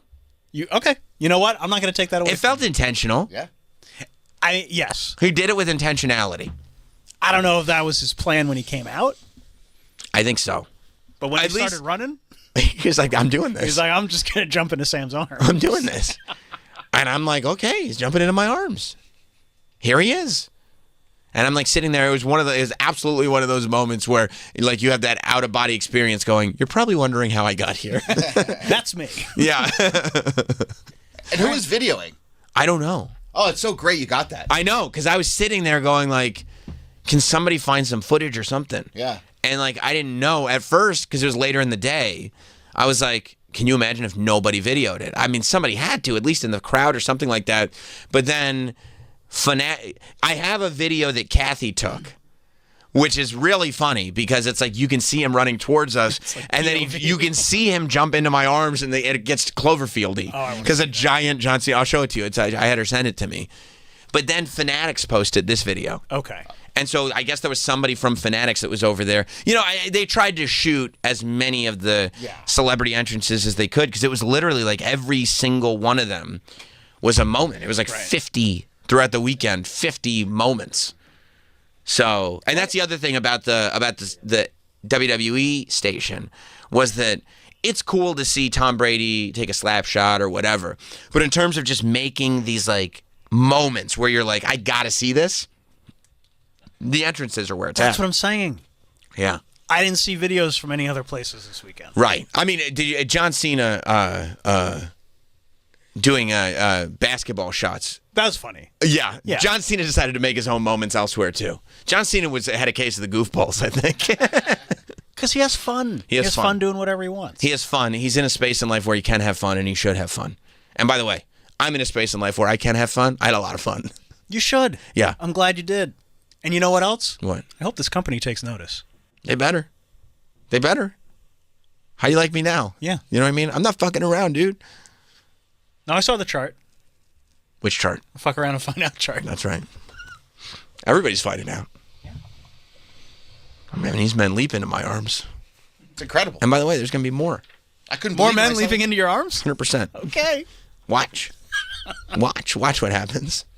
Don't believe me, just watch. Exactly. Hanging out with spaceship pilots like Gail King. Astronauts. Astronauts and goats. I had nothing to do with the He pilot. had a long weekend. I think she did. No, I think she. I think you have a case of the goofballs. Yeah.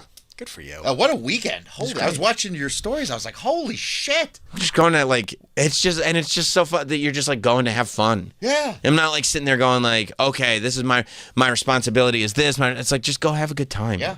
It's Fanatics Fest. Went up every day. Like, you know, I started the thing, grabbed the microphone, welcome to Fanatics Fest, blah, blah, blah. Come on. That's it.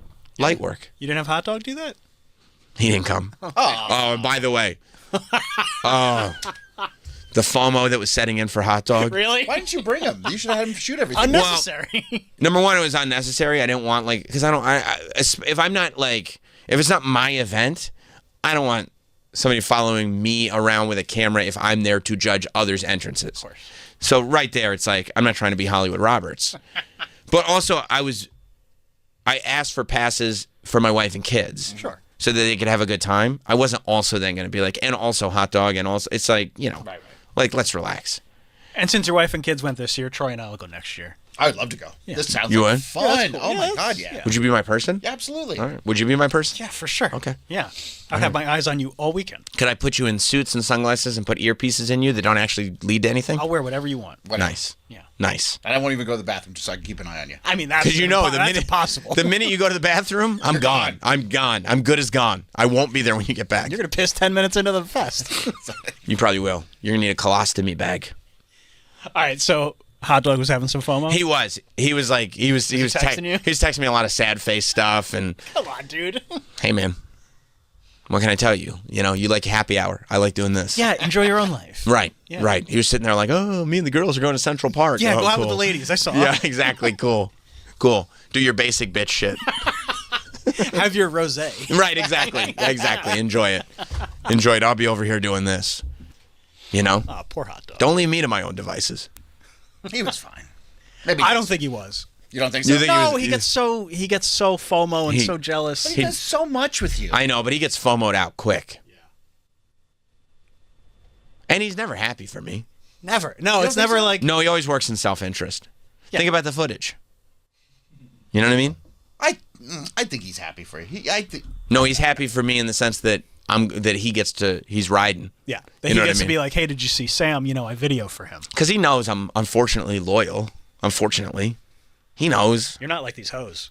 No, not like these hoes. They ain't loyal. No, they're not. But he knows, much to my detriment, that, like, you know, as long as I'm around, like, he's good. Unfortunately. I mean, you don't have to say unfortunately. So, like, the better I do, he's like, whatever, if he just hit me up, he's like, oh, can I, like, yeah, sure, we'll sneak you in. Yeah, there's self-interest there. Of course. I mean, you gave him a great weekend in Vegas. I mean, it's like you should still be riding high from that. He always wants more. He's got the disease of more. I don't have that disease. He's got the disease of more. He threw up all over that hotel. And he threw up in the hotel. Well, and he clogged the toilet, so. Yeah, she did. That's just a bad scene all around. I got them that hotel. I hope that doesn't reflect poorly on you. It's a demon room. It's possessed. Yeah. I hope not, too. They put a demon in the toilet. Let's go to Libby in Oregon. What's up, Libby? Hey. Hey. Ma'am. Oh, wait, real quick. I'm sorry to interrupt you, Libby, but Hot Dog said, I was trying to ignore your posts. I'm happy, though. You see? He's not. I'm happy, though. I'm happy, but I am trying to ignore your posts. My friends don't ignore my posts No. when good things are happening. Were you ignoring my posts? Not at all. I was liking them. I was like, this is great. Right. That's how I am Well, when... I'm happy for you. And that's how I am when I see you with trains. See? Ah, you guys Troy's- both had the Troy's- best Great weekends. Go ahead, Libby. That's what I wanted to say. I am so happy. I'm like, it's literally my cheeks are just bursting with happiness for you, Sam. You're That's doing the alcohol. such a good job. Thank you, because I got to you know holler. what? Because I got to holler at Gail By King. the way, yeah. Yeah. No, I think you're doing everything. I'm like, look, if anybody's listening to this, Nah, just I mean, you. I know I am. This is how you should live your life. Look at how great you had. What a nice life you have. Yeah. And I just wanted to It's a say little that. condescending, but thank you. No, it's not. That It sounds was a little me. feel. No, she's saying you have a great life. What a nice life you have. What a nice little life you have. You know what I mean? Like, No, she's not being condescending. Hot Dog is. I'm not. all right. No, Hot Dog. I maybe really am I'm not. put off I- from Hot Dog. I was trying to ignore Hot your Dog. posts. No, well, no, don't do that. But I do. I'm happy for you. I'm proud of you. I think you've done such a good job with your life. You've got a great family. You talk about True. everything. And what are you living your dream? Yep. I mean, that's what you have to like put out there. Wouldn't it be great? No, dude. No, this sucks. Yeah, no. Yes, I am. 100%. See? Yeah. So it's not all World War III. No, not in my life. we Not in can- my house. World War III's not happening in my house. That's what I'm talking about. That's I'm what's up. sorry, you're on a delay. I can't hear you very all well. right, goodbye. Okay, bye. Bye. Hey, this I'm sure phone it's is on my a problem. delay. I'm sure it's my issue. Well, I got Troy living his best life with the trains. That's Chesapeake and Ohio 614. When I saw you with the trains, yeah, I was happy. Yeah. I was like, we're all having a great. You weren't trying to ignore his posts? No, I was like, because it's not about me. It's what brings you happiness. And I knew you going out there and seeing the trains, and then you take pictures with them. I said, Troy's living his dream too, to be with the trains. Yeah. You love the trains. I never seen you post so much about anything. I know. I love. Posted more at the train station for one day than you did the whole time you were in Hong Kong. Yeah. Yeah, that's true. Well, first of all, I love Strasbourg Railroad. You do? I do. It's out in Lancaster, Lancaster's great. And then I went and saw, all the locomotives. Number 90 was in service. Saw 614. They just brought 614 over. I didn't even realize they had brought it over. Yeah, they're restoring it. You got to see that? Well, they have it just parked there. They're going to begin restoring it, but restoration? Yeah. That's sick. But so it's just sitting there. And you get to just see it. Well, they're rascals there. Oh, it's a little tricky? They were a little tricky because I'm like, how do I get over to see 614? They're like, oh no, it's blocked off. You can't see it. You could just kind of see it like down the thing. I was like, fuck, I'm not taking that for an answer. That's right. Good for you. So I parked on the side of the street and I walked up. Smart. And I walked through the employee parking lot. And I'm like, say something stupid. Right, exactly. I'll kick someone's ass. I want to take a picture of 614. Yeah, I'm going to the choo-choo. Yeah. That's right. Yeah. Troy Kwan 614 says, I just whipped your ass. Yeah, exactly. Yeah. Exactly. Yeah. Try to keep me away from this train. Try. Yeah. Try. I'm here to accomplish my dream. That's right. So I'm excited. So then I'll go back next fall when it's restored. And take another photo? When it's operational? What if they're like, no photos? Get the fuck out of here. Yeah, that's right. Stop me. That's right. What are you going to do? Yeah, what are you going to do? What are you going to do about it? What if I do? What are you going to do? Yeah, kick me out. Yeah. Go ahead. Go ahead. Why don't you physically remove me then? Okay, then I'm going to take a picture with the train. Yeah. I had a great weekend. It looks like great. Yeah. It looks great. Yeah, because most of the photos from Hong Kong was you in, like, McDonald's. Well, don't worry. I had a lot of McDonald's this weekend. Oh. You did again? Because you said you don't eat McDonald's a lot. No, so you're misinterpreting. I could eat McDonald's every day. No, but you said I'm really not doing that anymore. Well, and I try not to eat McDonald's every day. I know. You said you tried. Maybe you said you try not to, and we took that as I'm not, because does feel like every time. Oh, look at that. That's quite a locomotive. That's a good comment. That's quite a locomotive. And it is quite a locomotive. Massive locomotive. It's a very funny comment. Man, you got good eyesight. I'm lit. Yeah, I mean, I'm happy for you though. I try not to pay attention to how good you can see. Yeah, it does feel like every time you tell us this is where I went, it follows up with, and I went to the McDonald's there. Because like before you were like in Orlando, you're like, you know what they have in Orlando? McDonald's? And then you were like, I was in Hong Kong, and you know where I went 3 times? McDonald's. And then before, people were going to think this is a rerun because you were like, I was in Chicago over the weekend, and guess where I went? McDonald's. And then you went to Lancaster to see the trains, and you had a lot of McDonald's. Okay. No, I love McDonald's. Was It's your fiance great excited food, by to get the more way. McDonald's? Yeah, she's just like, oh god. Hey chef, come with me to McDonald's. She eats an Egg McMuffin now. She does like that. Was She it has, breakfast? Egg McMuffin? You have. I had a value meal and an extra. So listen to this bullshit. You ready for this? I am. Please tell me. Went to McDonald's. In Lancaster. No, this was in Allentown. All right. The McDonald's right across the street from Dorney Park. Oh. Okay. It's a good one. I went. It is a good one. Yeah. I went there. I got 2 value meals, Egg McMuffin value meals. Oh, it was breakfast time. Yes. 2 Egg McMuffin value meals and 2 extra Egg McMuffins. Perfect. Guess how much that cost? Oh. Okay, let me work this out.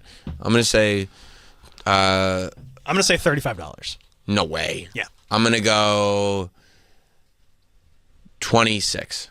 Almost $40. Wow. No.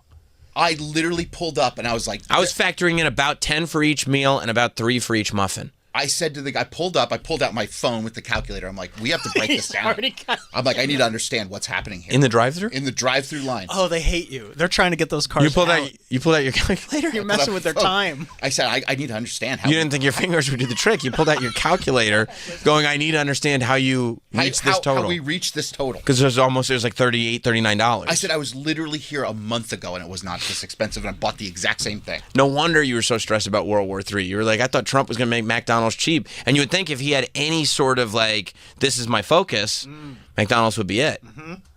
So I couldn't believe it. Yeah. So I mean, and they said they're like, oh yeah, the prices just went up because Dorney Park's open. That's just gouging. I was like, you motherfuckers. Is that what you said? Yeah. Yeah. So then the next morning. Wow, and isn't that amazing? Because really, the price could go down because the volume's going up. No. But I guess you know what's happening. People are showing up. Yep. Which means demand is going up, which means price goes up. Yep. Yeah. So then the next morning, I drove an extra 20 minutes out of the way, 15 minutes out of the way. Smart. I went to the McDonald's in Trexlertown. It was almost $15 cheaper. That's getting close to 50% cheaper. Isn't that crazy? That's that they nuts. Do that? I thought that I would have assumed because of the franchise agreement that it's one price all around, but I guess that Connecticut one is super expensive. I think if you were out in like Bumblefuck. Oh man, I got to start looking to see. Because there's one by me that's near the high school and one by me that's not near the high school. I bet the one near the high school is more expensive because it fills up with kids. I mean, it's just crazy what they do. Wow. That was insane to me. Did you pay it? Well, I'm already in line. Like, what am I going to do? Get out and drive to the other one? It's Plus, you can taste it in your mouth already. Oh, yeah. You can't drive away from a McDonald's. Wait a minute. So then you went 2 days in a row. Oh, yeah. You said you went the next day. He said he went the next day 20 minutes out of his way to get him some more McDonald's. A lot of people would say, well, I'm not doing that again because I had McDonald's for breakfast yesterday. Well, when I visit my mom, it's she likes she never has McDonald's, so she likes an Egg McMuffin. So it's like our thing together. Right. And you got it the day before because I was with my mom. But what about? Oh, you were with your mom both days? No. Then I went 3 times. So when we were, sorry. He said, I'm trying not to eat McDonald's every day. Over the weekend, how often did you eat McDonald's? It was every day. 3? Yeah. It was every day. But you know what? Friday, Saturday, Sunday? No, it was Thursday because we went out to Pennsylvania. And so it was Thursday night. We hadn't had dinner. Clarice had an online course that she was teaching. And then, so we got on the road to get going, and she's like, I'm starving. I could go for a filet of fish. Then I start thinking, oh my God. And look. Don't tempt me with a good time. Listen, regardless of what your motives are, regardless of what your intention is, regardless of what your plans are going forward, when your fiance says, I could go for McDonald's, you cannot pass that. Right. You can't. That is something you must, if you don't take advantage of that, you're a fool. I don't even care if you have McDonald's for breakfast and lunch, and then your fiance goes, I could go for some McDonald's for dinner. You have to go. I'm in. You have to. And you did the right thing then. And you know when you're on a road trip, McDonald's just slaps hard. Do you eat it in the car? Of course. Yeah. And I had a McCrispy, which that's not something I get. Right. So I was like, I'll try the chicken sandwich because I haven't had one. It's delicious. It really is good. So good. Okay, so you had that for dinner Thursday night. Okay. That's with the pickles on it? Yeah. Yeah. And then you didn't even know how good it was. And Toots was with us, and he had some filet of fish. He goes crazy for filet of fish. He loves the filet of fish. So, like, when you're in the car with, we probably should have saved this for tomorrow, but we're here, unfortunately. Yeah. When you're in the car, we might have to skip Toots Day tomorrow because, unless there's more to do. There's tomorrow. more, but okay. When you're in the car with Toots. Yeah. And he goes crazy because he's eating filet o fish. How do you know? Like, what are the things that he does? This is your cat, Mr. Toots. What are the things that he does in the car that makes you go, oh, there he is. He's going crazy because of the fish. First of all, he scarfs it down so fast that he can't even eat it fast enough. Because it's so good. It's so delicious. Yeah. And then he's sniffing around the bag. Looking like he wants more. He wants more. He's like, give me more. He's fiending. Yeah. Yeah, wow. And he's sniffing the bag and he's like clawing at the bag. Wow. Because he can smell the food. Do you play? Yeah, going nuts. And then you start playing the Travis Scott song. Fiend, fiend, fiend, fiend. So, a lot of McDonald's. McDonald's had sheets this weekend because Clarice never had sheets. Yeah, there's a lot of fast food in your body. I know, bro. I'm fat. I had fat fuckitis all weekend. But Thursday night McDonald's. Yeah. I mean, honestly, and maybe I'm crazy, but 3 McDonald's meals in a weekend could theoretically be all the meals that I eat in a weekend. Oh yeah, depending on how much you eat, and the timing. 3 McMuffins. I had 2. The shit's too expensive. Right. If it was a little cheaper, would you have had 3? Maybe. Sure. If we weren't still stuck in this Biden economy. Let me ask you this: if there were 3 in front of you, would you have 3? 100%. Yeah. All right. What'd you have for? So would you had the chicken? You just had a chicken sandwich by itself. That's it. And fries. But no side order of an entree. Because sometimes you like to get the entree side order. No, I just because it was side late. order of a quarter pounder. He'll get a side order of like a quarter pounder, side order cheeseburger. He'll get 10 nuggets on the side. Did you ever get 10 nuggets as a side dish? Yeah, like if I get if I'm trying to do damage, it'll be like a Big Mac value meal, right? And 20 nuggets on the side. 20 on the side. I just feel gross. I feel like I'm so upset with myself. See, I'll get like if I'm like having a busy day, I'll get a 20-piece McNuggets, no fries. Right. I'll just get 20 nuggets and a Diet Coke, and I'm gonna go through probably 12 or 13 of them. I'm gonna put the rest in the fridge. I'm gonna go do like between two jobs, right? I did this last week. I'll get my 20-piece and a Diet Coke. I'll eat like 12 to 13, maybe 14, dipping them, you know. Then I'll go do whatever the next job is, put the rest in the fridge, come back, and they're a snack for later. But it literally is that 20-piece with no fries, nothing else, and the Diet Coke is big enough that it will kind of satiate me for a longer period of time. For you, it's the second side. Well, because getting fries because you get fries with the meal. There's times I go to McDonald's, I want it to hurt. You know what I mean? Because you want it to hurt so good. I see. Like I want to really feel it. Right. I want to feel pain. You want to punish yourself. Like I want to be like so disgusted with myself. Right. You like that. Sometimes when I'm really hungry, right, it's like I need to go way over. You do sometimes when you're really hungry or like you want to feel like you got hit by a brick. Yep. Right? Yep. McDonald's will do that to you. And that does damage you because then like, and this is what I never understood about like actual foodies that will have these like little meals and go, I'm stuffed. It's like, no, you're not fucking stuffed. Get the fuck out of here.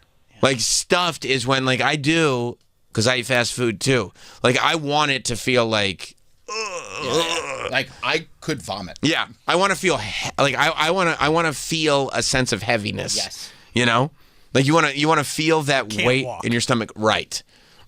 Where you to use a phrase that you just used, where you did some real damage. Yeah, you know that counted. Oh yeah. So it was a bad weekend. Bad, right. But and then what did you get at the Sheets? Yeah. Oh man, I got to. So it was 2 breakfasts and a dinner at McDonald's. Correct. Okay, and you were with your mom for both of the breakfasts. Breakfasts. And that's why it was like we went again to McDonald's because you were with her both mornings. Right. Okay, that makes sense. Okay. So that's then your thing. We went out to Reading. I went to a hardcore show over the weekend. Nice. I took sweat off some of that bad food. Get in the pit. Yeah. I didn't go in the pit. No. Just throwing limbs around. Yeah. I'm too old for that shit, bro. I'm sure. Couple spin kicks, get those Egg McMuffins right out of you. She was trying to get. She's like, go in the. I'm like, I'm not doing that. Gut hanging over the pants, looking like Mosh Girl. I'm like, my luck, I'll throw out my back. Yeah. After a 20-piece, he's got become another meme. By the way, rips his shirt off because he forgot he had his back brace on under it. Look at this guy wearing a back brace in the pit. Yeah. So yeah, I went to it was VFW hardcore show. I haven't been to one of those in years. I love a VFW. It's my favorite venue. Awesome. Oh, it was great. No security. Perfect. I mean, it's just there a shouldn't shit be. show. No barrier. No barrier. Like jump up on. Hey, you want to jump up on stage? Jump up on stage. There was no stage. Oh, it's just a flat floor. Good. Flat floor. We're all together. Oh yeah. Good. Yeah. My friend Joel has a band, Suffer the Ghost. Nice. And Jared, who's my partner in Black Caviar, he was filling in on drums. That's fantastic. So I was like, oh, I got to come out and see this. Oh, yeah. Brick by Brick, they're a great hardcore band. Hoods played too, they're great. You can just knock over the cymbals if you want to. Yeah. Yeah, that's great. Yeah, like there's literally like moshing like by the drummer. Right, that's perfect. Yeah. So yeah, it was a great time, and then I was starving afterward, and there's a Sheets like literally 2 minutes away. And I was like, you ever had Sheets? She never had Sheets. So my gosh. fiance. So I was like, oh, we're going. I thought she was a chef. I know. Never had I mean, Sheets? that's quality Pennsylvania cuisine. That's right. That's right. So I had a wrap. I didn't want to go too crazy chicken wrap. Right. But I did have fried chicken wrap? Yeah. Yeah. Good. I had Aren't you glad I asked the important question? I had the appetizer sampler, which was great. Well, wait a minute. You had a wrap and the appetizer sampler? Well, we shared the appetizer sampler. I love, like, I've always considered the appetizer sampler. I mean, there's only 2 of you, right? Yeah. It feels like the appetizer sampler is a meal in and of itself.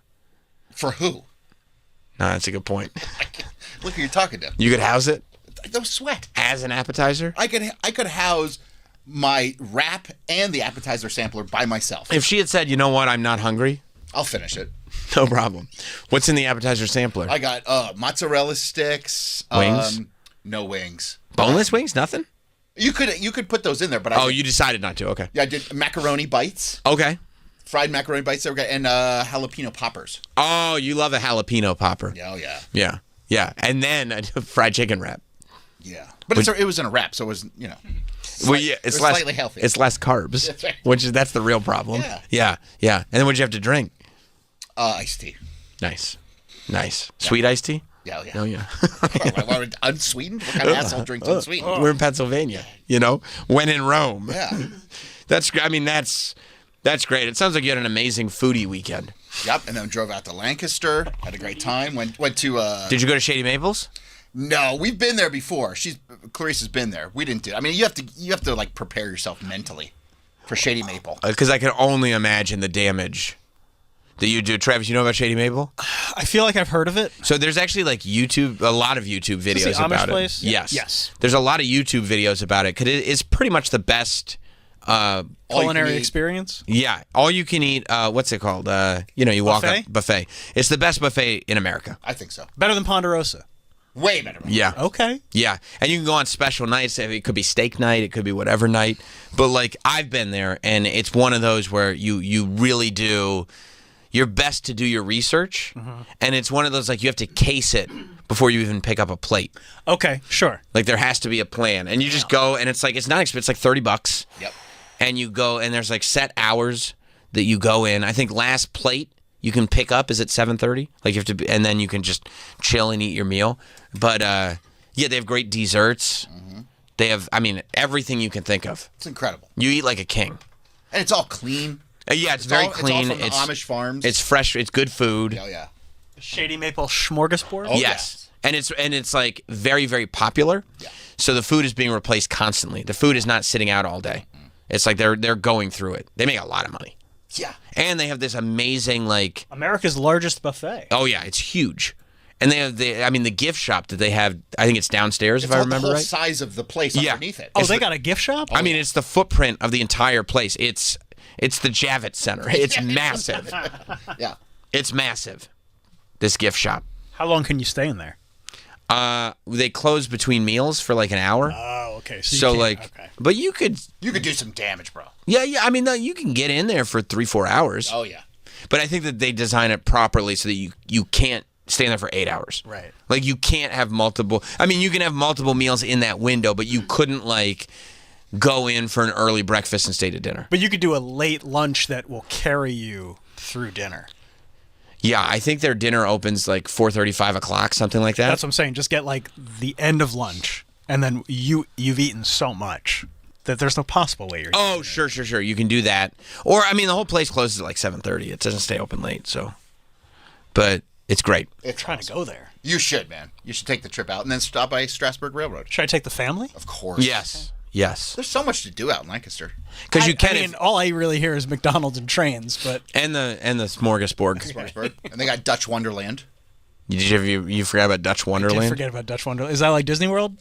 Smaller version. Okay. Yeah. I'm in. You can go on a buggy ride. The Amish will take you on a buggy ride. A buggy ride? Yeah. Yeah. See how the Amish live? I know how they live. No electricity. Is it from the music video? Yeah. Makes Amish sense. Paradise. Yeah, that's one. I saw it all. Yeah. I know how to live. Yeah, how Lancaster they live. rules. Raise a barn on Monday, soon I'll raise another. Coolio was pissed. Yeah, it is. Shady Maple is one of those places where like you go and you pick the appropriate time and you show up very hungry, and you can get your sustenance for the day. Yeah. Although you go to Shady Maple, right?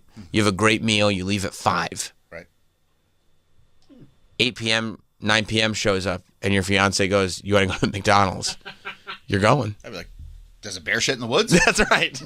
Well, it's only 2 hours from my house. Oh, you should be there every weekend. Yeah, right. What am I doing? Yeah, that's a fun drive out.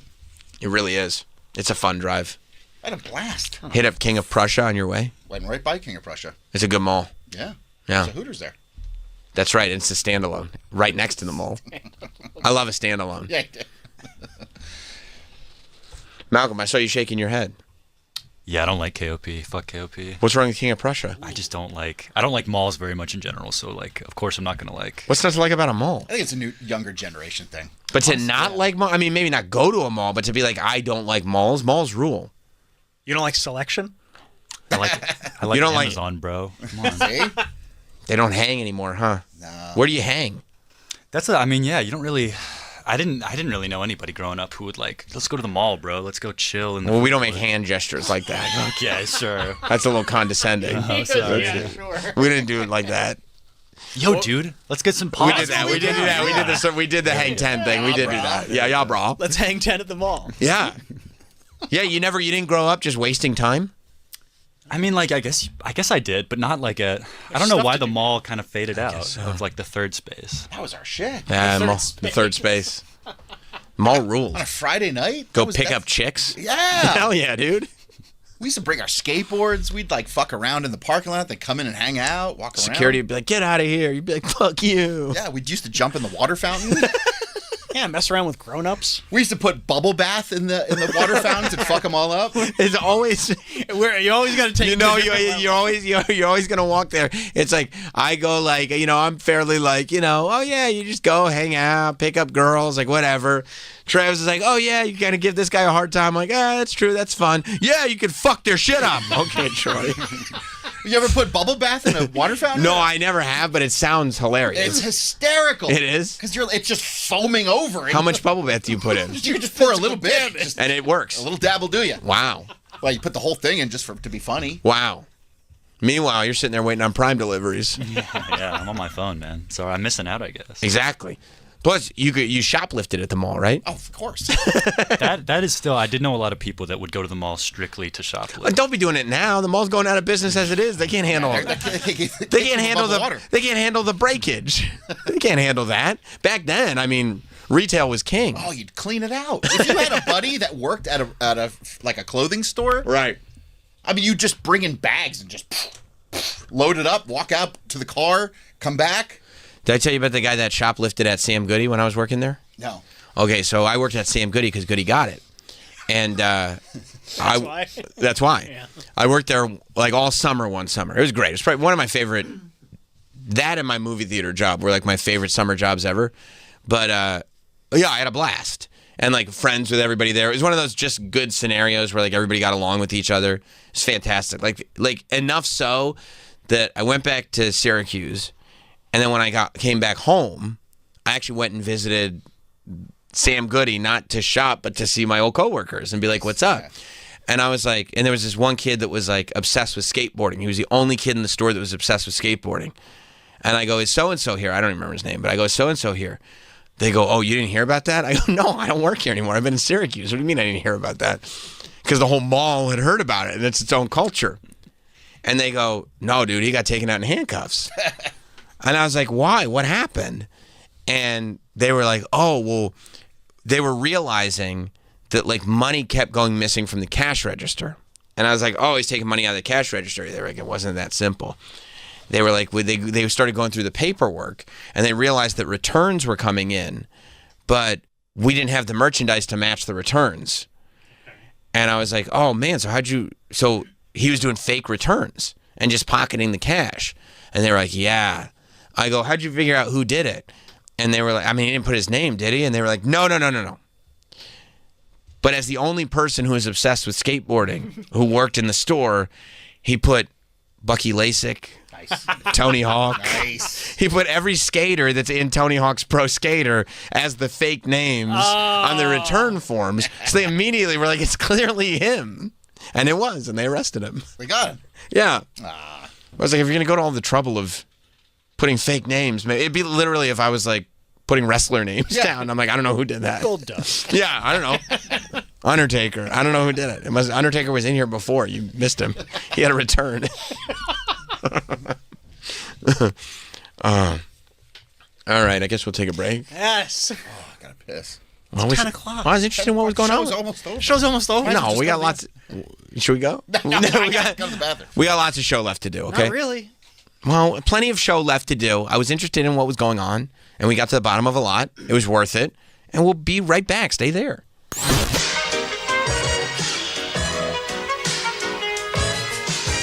We will be right back with Sam Roberts Show. What's up, everybody? This your boy Earthquake, and you know you can check me out on my show, Quake House, 4 p.m. Eastern on Kevin Hart's Laugh Out Loud Radio, Channel 96. Nothing is off limits because we're comedians, so every topic is discussed with the attitude of making it funny. I like to call it The View with Comedians. 100% funny. It's about bringing comedians to the light of the world. Quake's House, Kevin Hart, Laugh Out Loud Radio, Channel 96, or anytime on the Sirius XM app. You know that feeling when the perfect song comes on while you're driving? We made a whole channel out of that. Road Trip Radio, packed with songs that always hit. You'll have the windows down and volume up before you know it. Road Trip Radio, channel 301 on most radios and at home with the SiriusXM app on your phone, computer, Alexa, TV, or other internet-connected devices. If you're a small business owner looking to improve or expand your business, you're probably faced with choices. Things like more inventory or paying bills or taxes, and tariffs that have you in a cash crunch. Choosing can be hard when you need them all for a clear path to success. At LendSeek, we don't think you should have to choose between the things you need to grow and improve your business. At lendseek.com, you'll find our exclusive AI-based lending marketplace, where you can access up to $1 million in business funding with minimal paperwork, no prepayment penalties, and no restrictions on how the funds are put to work. If you've been in business for at least 2 years with annual revenue of at least $500,000, our online AI-enabled platform can connect your business to over 100 funders with funding in as fast as 24 hours. Whether you own a local retail shop, contracting company, online business, or professional services, we've got you covered. Apply today with no cost and no obligations at lendseek.com. LENDSEEK.com. At Meineke, doing car care right means easy payment plans. With multiple financing solutions, Meineke has options specifically designed for people with credit challenges. See your locally owned Meineke today for details on custom payment plans. Visit Meineke.com and schedule an appointment today. Each Meineke is independently owned and operated. Trust your key with Meineke. Meineke, doing car care right. I had the worst dream last night. You were in a car crash, and the kids and I were on our own. We had to move out of the house because I couldn't afford it anymore. That's awful, hon. My brother got life insurance from Ethos, and it only took 10 minutes. And he got $2 million in coverage for around $2 a day. It's all online. No medical exam. He just answered a few health questions right from his house. Ethos, here we come. Visit ethos.com/save. Ethos.com/save. Sample rate is a 10-year term life policy for 35-year-old healthy, non-smoking male. Billed monthly. When you're hiring, have you ever felt like you're missing out on meeting truly great candidates for your roles? It seems impossible to find them, but they have to be out there somewhere, right? Well, they're not hard to find when you know where to go, and that place is ZipRecruiter. And right now, you can try ZipRecruiter for free at ZipRecruiter.com/comedy. ZipRecruiter helps 10 million people with their job search every day. And because these people are actively looking for jobs just like yours, it's easy to find the right person right away. In fact, 4 out of 5 employers who post on ZipRecruiter get a quality candidate within the first day. But if you're not using ZipRecruiter, you're missing out. So see what it's like when the impossible is easy. When you go to ZipRecruiter.com/comedy right now to try ZipRecruiter for free. Once again, that's ZipRecruiter.com/comedy. ZipRecruiter.com/comedy. Never miss out on great candidates with ZipRecruiter.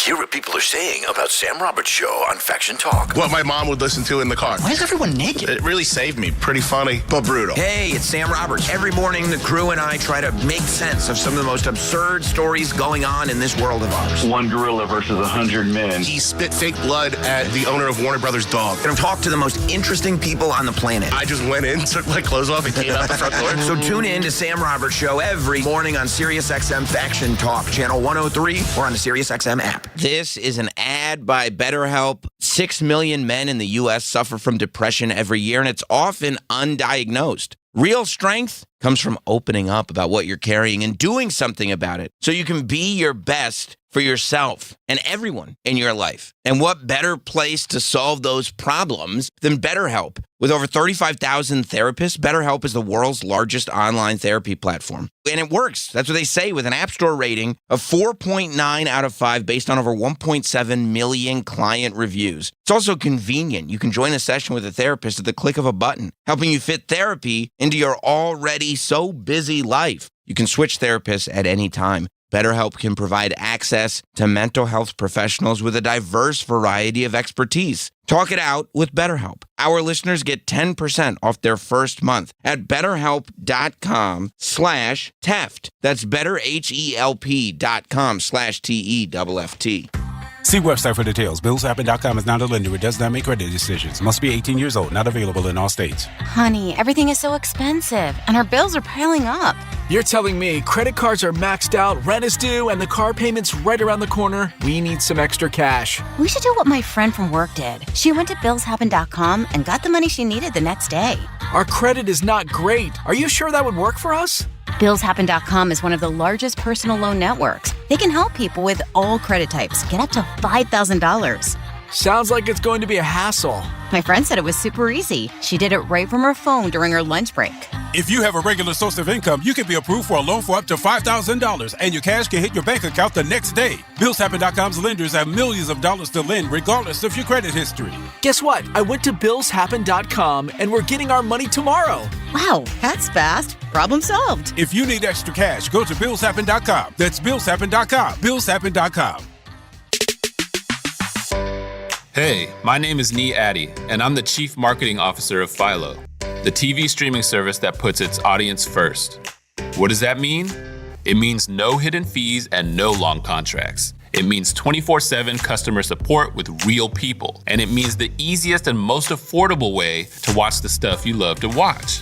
Live TV from networks like A&E, BET, Nickelodeon, and Discovery.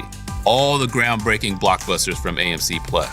A huge library of movies and shows on demand that you can stream now or save to rewatch for up to a year, and fast forward through commercials. We even have more than 100 channels that are always free, even if you pause or cancel your subscription. And the best part, TV shouldn't break the bank. So all of this is just $28 a month when you sign up at philo.tv. Check us out risk-free. That's philo.tv.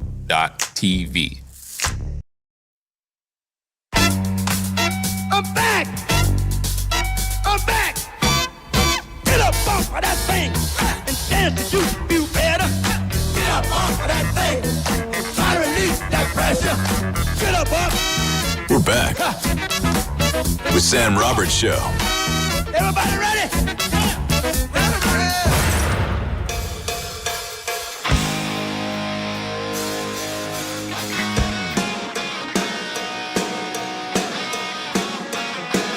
Welcome back. Sam Roberts Show.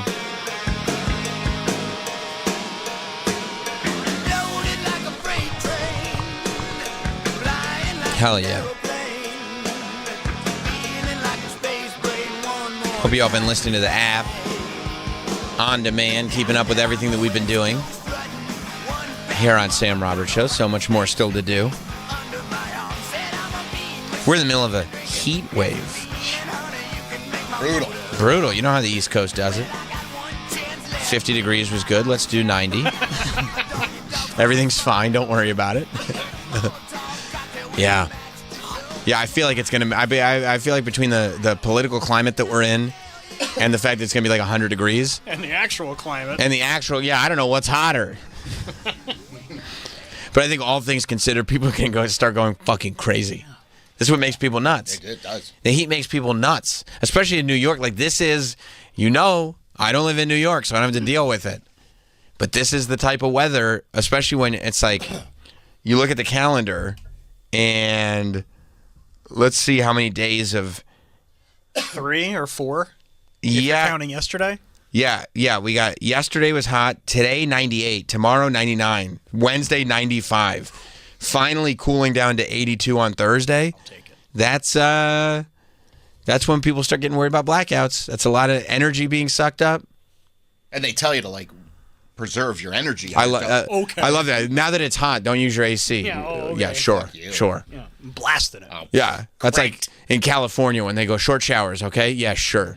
Yeah, really. I'll definitely do that. The air is filled with smog. You think I need a short shower? I'm going to take a 45-minute shower.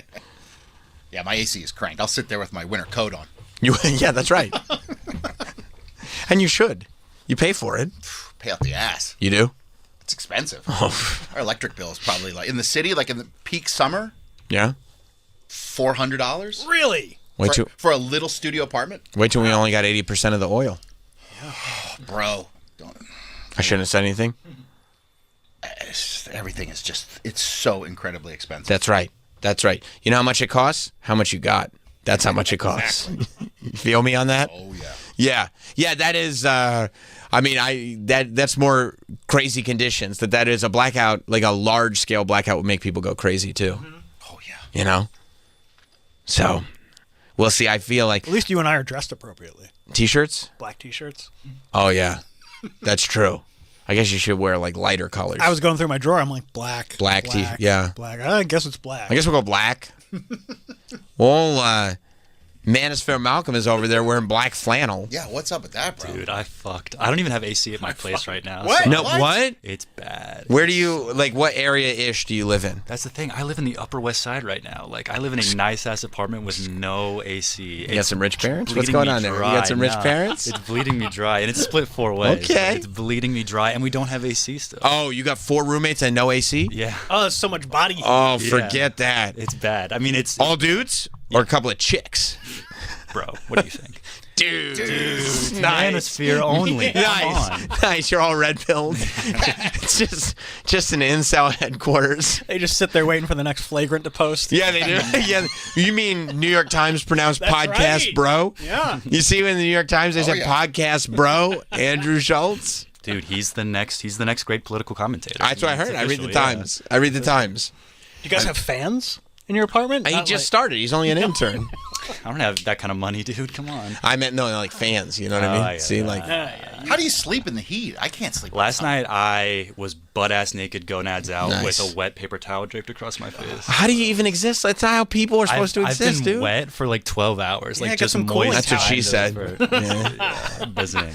Yeah. Why don't you go buy an AC? I mean, I expensive. try. I'm They're gonna a couple buy. I'm gonna buy a $100. fan, but I don't know if I've got the money for a whole AC unit right Don't now. worry, they'll be cheap right now. Yeah, great. They'll be very affordable. Got to get a fan. Yeah, I need something. That's terrible. You don't And have like. just put it in your room. Don't let anybody else have it. No, Do you have separate rooms? we have separate. Well, No, it's not. 2 of them are sharing. The rest of us are in separate. So Okay, so you got So it's a 2 share, 2 single. It's a 3-bedroom apartment.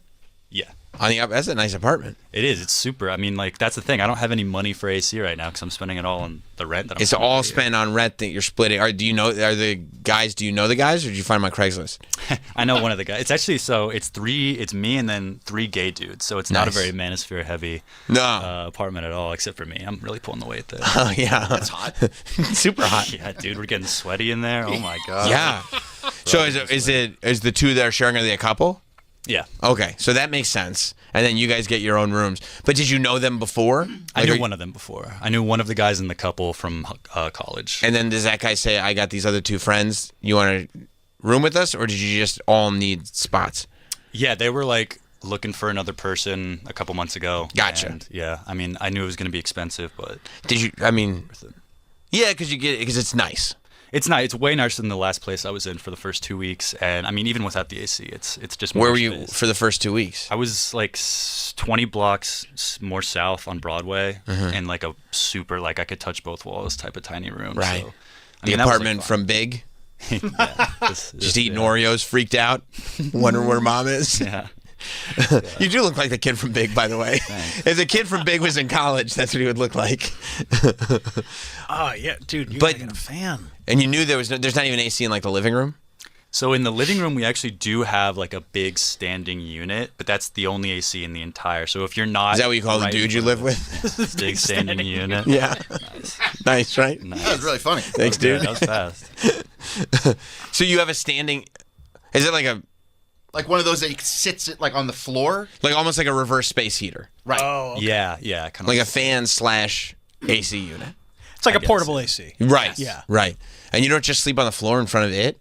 I was thinking about it last night, but I don't. I might end up having to do it, but at the moment, I'm trying to like. You gotta cover up them nads though if you do that. Yeah, I can't be. I don't know. It's a power move. No, I'm in the jungle right now. Might get snatched up. Yeah, that's true. That's Do you true. have a credit card? Yeah. Why don't you just get an AC and then use it and then return it? You can't return an AC. Yes, you can. I've done that. You have? Yeah, of course. So what's he talking about? You can't do that. He's He never doesn't know what he's talking about. You know what you're talking about. You know what? I Did you don't ever- because every AC that I've bought, I've kept. Right, and then if you return it within a month, have you ever even? Yeah, it's usually a 30-day. And is there $1 out of pocket No, they returned it. I got my full refund. on the credit card? What do you do the rest of the summer? So when in Grab my another one. In my old apartment, my AC went out, and they were like, "Oh, it's going to be a couple days till the part." And it was like in a heat wave like this. Right. I was like, "Fuck that." Right. So I went to the hardware store, got it, kept the box, kept all the packaging. No, like this was the plan. Of course. Nice. Because they were saying, "Oh, it's going to be like a week till we can fix this." Oh, okay. I was like, I'm not Oh, so you're like, I'll keep it for a week. Yeah. Then they'll So- fix and it. I kept everything, and I put it right back in, and I took it back. They were pissed. Because it was like a local, like, it wasn't like a Best. I should have gone to like mom Best and Buy. pop. It was a mom and pop. Like you were really actually putting them out on that one, and they knew what you did. And they're like, "Oh, you used them." I'm like, "No, I didn't." No, I just opened it. You lied to mom and pop. Yeah. I mean, they're expensive. It's probably like $400, $500. Right. Right. They're I like- mean, you can get them cheaper than that. not good ones. Not the place on Second Ave. Well, yeah, not at a mom and pop store. Mom That's and trying pop to I should have stay in gone to Best business. Buy because they don't give a shit. No. No, you. I mean, you could. As long as you throw everything back in the box, you put Scotch tape on top of it. They don't care. I'm sure there's a Best Buy on the Upper West Side. Go grab one. Yeah. I mean, I gotta figure something out. I might get one of the guys to get a big palm leaf and wave it on me or something. That could be good. but, yeah, That could be good. I don't know. I mean, at least get a fan. Would you do that? Would you do the Troy plan of buy and then return? I mean, or are you not really like a swindler like that? I don't think I've got that What do you mean? Troy Kwan. It's New York. Who gives a shit? You got to scam. New York. As you know, I like scams. I respect scams. And they got their AC back. I mean, it's not like I stole the AC. They got their AC. They don't Well, want they- the AC. That's no, why they they're don't. selling They were actually probably pretty psyched about the sale. And then they could resell it. I mean, They got their AC back. They were probably stoked. Yeah, no, I don't think they were stoked about getting that back. I think they were probably stoked when they got the 500. Because when they sell it at a profit. Sure. So what happened when you return it is they lost that profit. then somebody else bought it, and then they got the profit right back. But what if somebody else bought it and they were like, "This is used. Yeah, this is used for a month. Okay. There's not that much coolant left in it. No. It's used." No, but that's why you got to go to like a Best Buy. I should. Like, because they're not going to give a shit if you return it. I just didn't want to walk. all And the there's way no down. reason for you to give a shit. Yeah. Even if they were to give a shit, it's like, shut the fuck Yeah, up. big deal. Goody two shoes. Yeah, sell another Funko. Yeah, Just be happy exactly. to hear Do you even know what your store is anymore? Yeah. But you didn't want to walk. No, I get wanted to that. walk around the corner. Yeah, yeah, I Grab get the that. AC and go back, and then I have to go all the way up to Union Square. That's the nearest Best Buy. Right. Yeah, no, you're right.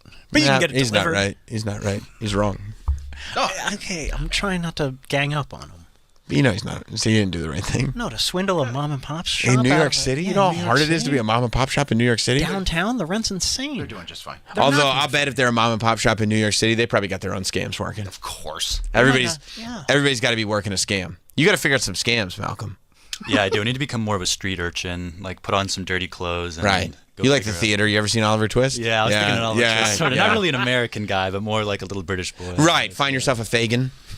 Get taken in. You know what I mean? Yeah, I think that could be a good move for you. Well, I was trying to find a sugar mama when I moved up to the Upper West Side. You were? I mean, I would Wouldn't that like be to funny? still. That'd be great. You know, I feel like you're unassuming enough that you could. I mean, sugar mamas. Be like an older. You're talking about postmenopausal, which is probably the best type of sugar mama. Yeah, it is. Got Got a lot of money. a lot of money. You don't have to worry about knocking them up. Maybe you should go on that app, Seeking Arrangements. I don't know if it works for sugar mamas. Sugar mama. Is that the sugar daddy app? I think it just says Seeking Arrangements, so I think you just figure out your arrangement. Oh, yeah, it's just like for if it gets a little tricky, we got something for you. Yeah, but you don't want to look into that. I think I might get clapped by the daddies there. That'd be. I mean, I don't know. That might be. Maybe That's get a good a sugar point. daddy. That's a good Have you point. ever thought about getting a sugar daddy and just being like, I mean, who cares? Swapping teams to the daddies? That's a good point. I'm saying it's 2025. Like, when we're we gonna judge you for it? I guess that's fair. I don't know. I mean, I guess it comes down to whoever's paying the most, and So we'll see what the market. The daddies. I'm thinking the daddies. Yeah, I'm thinking the daddies right now is pretty high because I'm thinking probably for our sugar mama, especially Upper West Side, that's like widowed situation, maybe like penthouse. Oh, I'm so lonely in this big penthouse. It might get a little sad though. Sad? Okay. I mean, like you don't mind that. Yeah, whatever. Some sadness. Yeah. You've dealt with a lot. Your generation has had nothing but sadness. Dude, COVID was traumatic. Don't even play that. COVID was traumatic. Yeah. Plus, they're post 9/11. Everybody post 9/11. It's like all these post 9/11 kids. They're all basket cases. They're nuts. All of them? There's been no good news. Imagine living your whole life. There's never been any good news. Never. Hang on, let me think about that. And vaccines gave you autism, and literally nothing. Everything's going wrong. And they go like, maybe here's a little good news. Just kidding. No good news. Like, what good news? When was 9/11? 2001? That's correct. How could you forget? I did. You're right. You weren't supposed to do that. I was supposed to never forget. There's literally like, if you were born post 9/11, there's never been good news. The resurgence of Limp Bizkit. Yeah, you see? Well, yeah, but can that you didn't even take long. Can you even appreciate?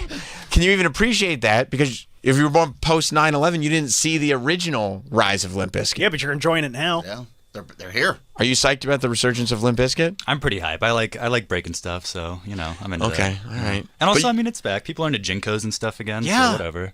He said So, Jenkos. yeah, He no doesn't good know. news. It's Jenkos. Jenko. That's okay. Is that not what I said? You said Jenko. Okay, say it again. Jenko. Jenko. It is not Jenko. Oh, Like okay, no, Jenga. you're right. It's not. Yeah, you're right. What? You're right. There's no E in You there. would- okay. There's no I either. It's JN. I'm just saying Jinko. No, like yeah, you J- No, that's not. straight to the end, All right, post like 9. Django. This is post 9/11, baby. You're gonna tell me how to say Jenkos. Okay. Right. We're gonna do that. Okay. Hey, remember the last century? Probably not. Nope. No, you don't. No, because you know what happened in the last century? They made Jenkos. You remember that, right? I remember Jenkos. I remember kickwares. You remember kickwares? See? Okay, so. Okay, maybe you should shut your disrespectful mouth then. Never seen Sam so upset. Wow, I mean, come on. Don't tell me how to say Jenko. Never. Yeah, but they're really, for a whole generation, you guys have never had, like, on a large scale, Good news. Good news. Like, before 9/11, it was all good news all the time. Like, there was really very little bad news. It was pretty much all good news. Gulf War wasn't great. No. But we were so young, it was just kind of like, oh, this is happening. And plus, we felt like we won that one. Yeah. And know everyone what I mean? liked to say Schwarzkopf. Yeah, people did like that. We had trading cards for the Gulf War. We did. People actually did love. Yeah, patriotism was still a thing before 9/11. Like, patriotism wasn't, like, toxic. People, like, you could be a patriot and people were like, oh, that's good. Oh, that's good. Yeah, that's you're a good supposed to like thing. your country. Like, you could wave the American flag and we would all be like, that's a good thing. Like, if I wave the American flag now, that would be looked at as controversial. And you're a Republican. Right. Why don't you put on a red hat, they would say. I just like America. I mean, I do love America. It's kind of You great. just can't you got to be low key about it. Unless you're in Florida. Unless you're in Florida. Right. Then you could put the biggest flag you ever seen on the back of a pickup. Well, that's where freedom rings. That's true. Yeah, no good news. But yeah, I mean, what's happened that's any good, really, on a large scale? Big Johnson shirts were before 9/11. Before 9/11. Literally, dude, before 9/11 is nothing but good news. The most controversial thing that happened before 9/11 is the vice president spelled potato wrong. That was it. Like, basically, between Vietnam and 9/11, it was only good. We won the Cold War. Yeah, we won the Cold War. We tore down the wall. I remember AIDS was bad. AIDS was bad. AIDS was bad, but we came back from that pretty strong. You know. The president did get a blowjob, but it's like if you were younger, you kind of thought that was cool. I honestly thought that was cool. Yeah. Yeah. And And the then, president threw up at dinner. Oh yeah. Oh yeah. HW threw up at his dinner. That was fun. Yeah, it was all good news. It was all. It was all. I mean, everything was great. Or just fun. Yeah. Everything was great and fun, and then they did 9/11. And you know what I mean when I say they. Oh, Sam, I know. Trust me. And then since then, it's no good news. No. And so you got a whole, and then forget about it. And then COVID was just the icing on the cake. Like, okay, you live in a world where there's no good news. And also, we're going to desocialize you. We're going to take the years that you need for socialization, we're going to rob you of those. So, like, what years, we were talking to the last intern about missing years from COVID. What years of, like, school did you miss from COVID? So I actually got super lucky, I think, because I was at a boarding school. I only missed, like, half a year of school. So it was like a super spreader place? Yeah. I mean, we were like kissing each other. We were fucking. It was gross. Yeah, that's gross, dude. It worked out, yeah. Is Florida? Don't Fauci my Florida? Yeah. But you missed when what? And did you go back to regular school after 6 months? It was like we had restrictions, and like because we were at the dorms, we had to like lock down basically at the dorms. But lockdown. But yeah, I was a sophomore. Yeah, I was a sophomore in high school when that started. So was everything kind of back to normal by the time you were a senior-ish? Yeah, for me, things were pretty back to normal. But I know a lot of people who like just didn't go to school for 3 years after freshman year, which is crazy. Yeah, I was thinking about that. Like people, I feel like who missed senior prom, people who missed that first year of college, even missing early high school. It's like it fucks you up. Yeah.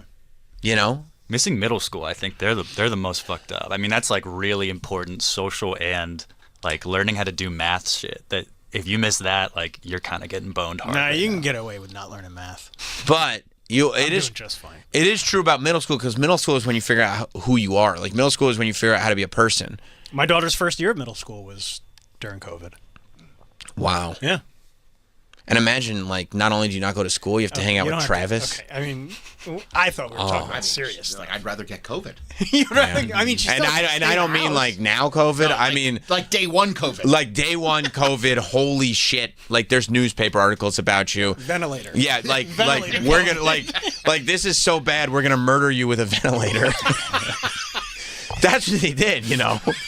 They were like, we're so afraid of COVID, we got to kill these people with ventilators. That's what the next mayor did. Yeah, we gotta kill these people with ventilators.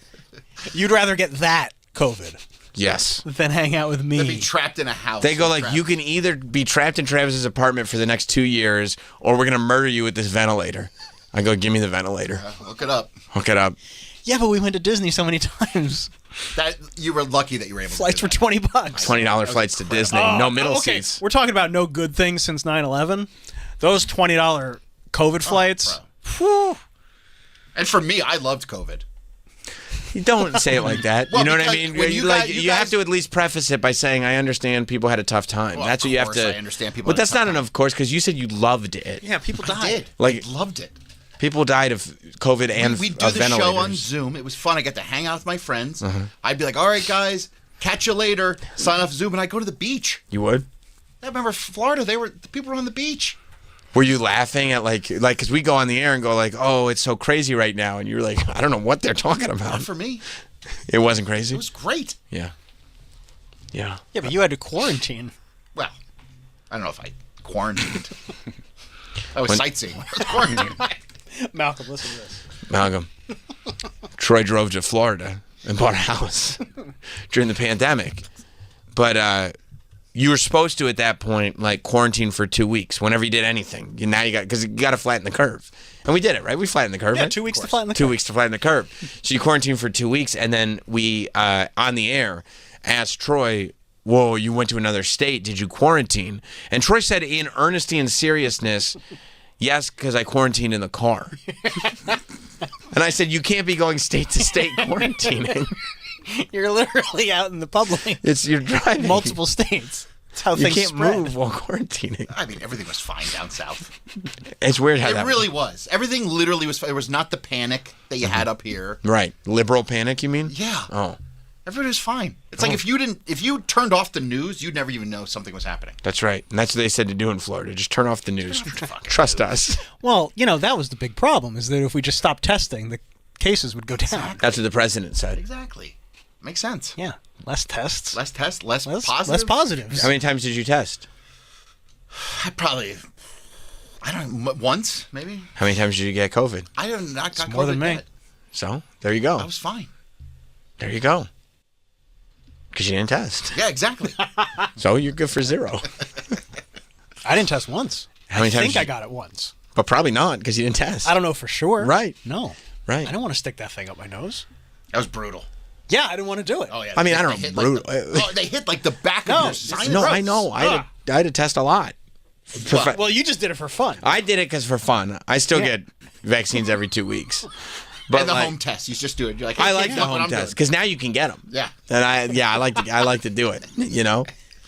No, but I had to test in a professional capacity. Well, You looked like an asshole.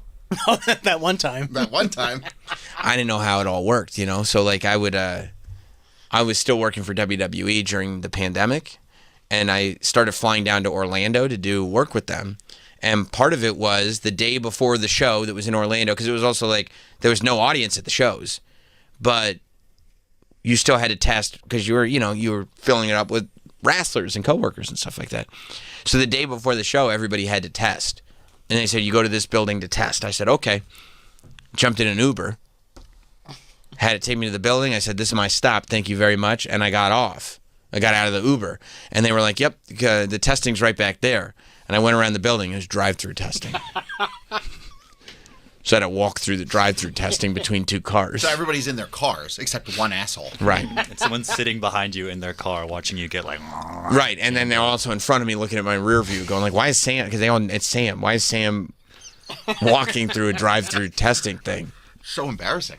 Oh, it's the worst. I mean, you just had to feel like a horse's ass. And then I just had to sit and call another Uber and wait for it while all the drive-thrus are just driving past me like still in their cars.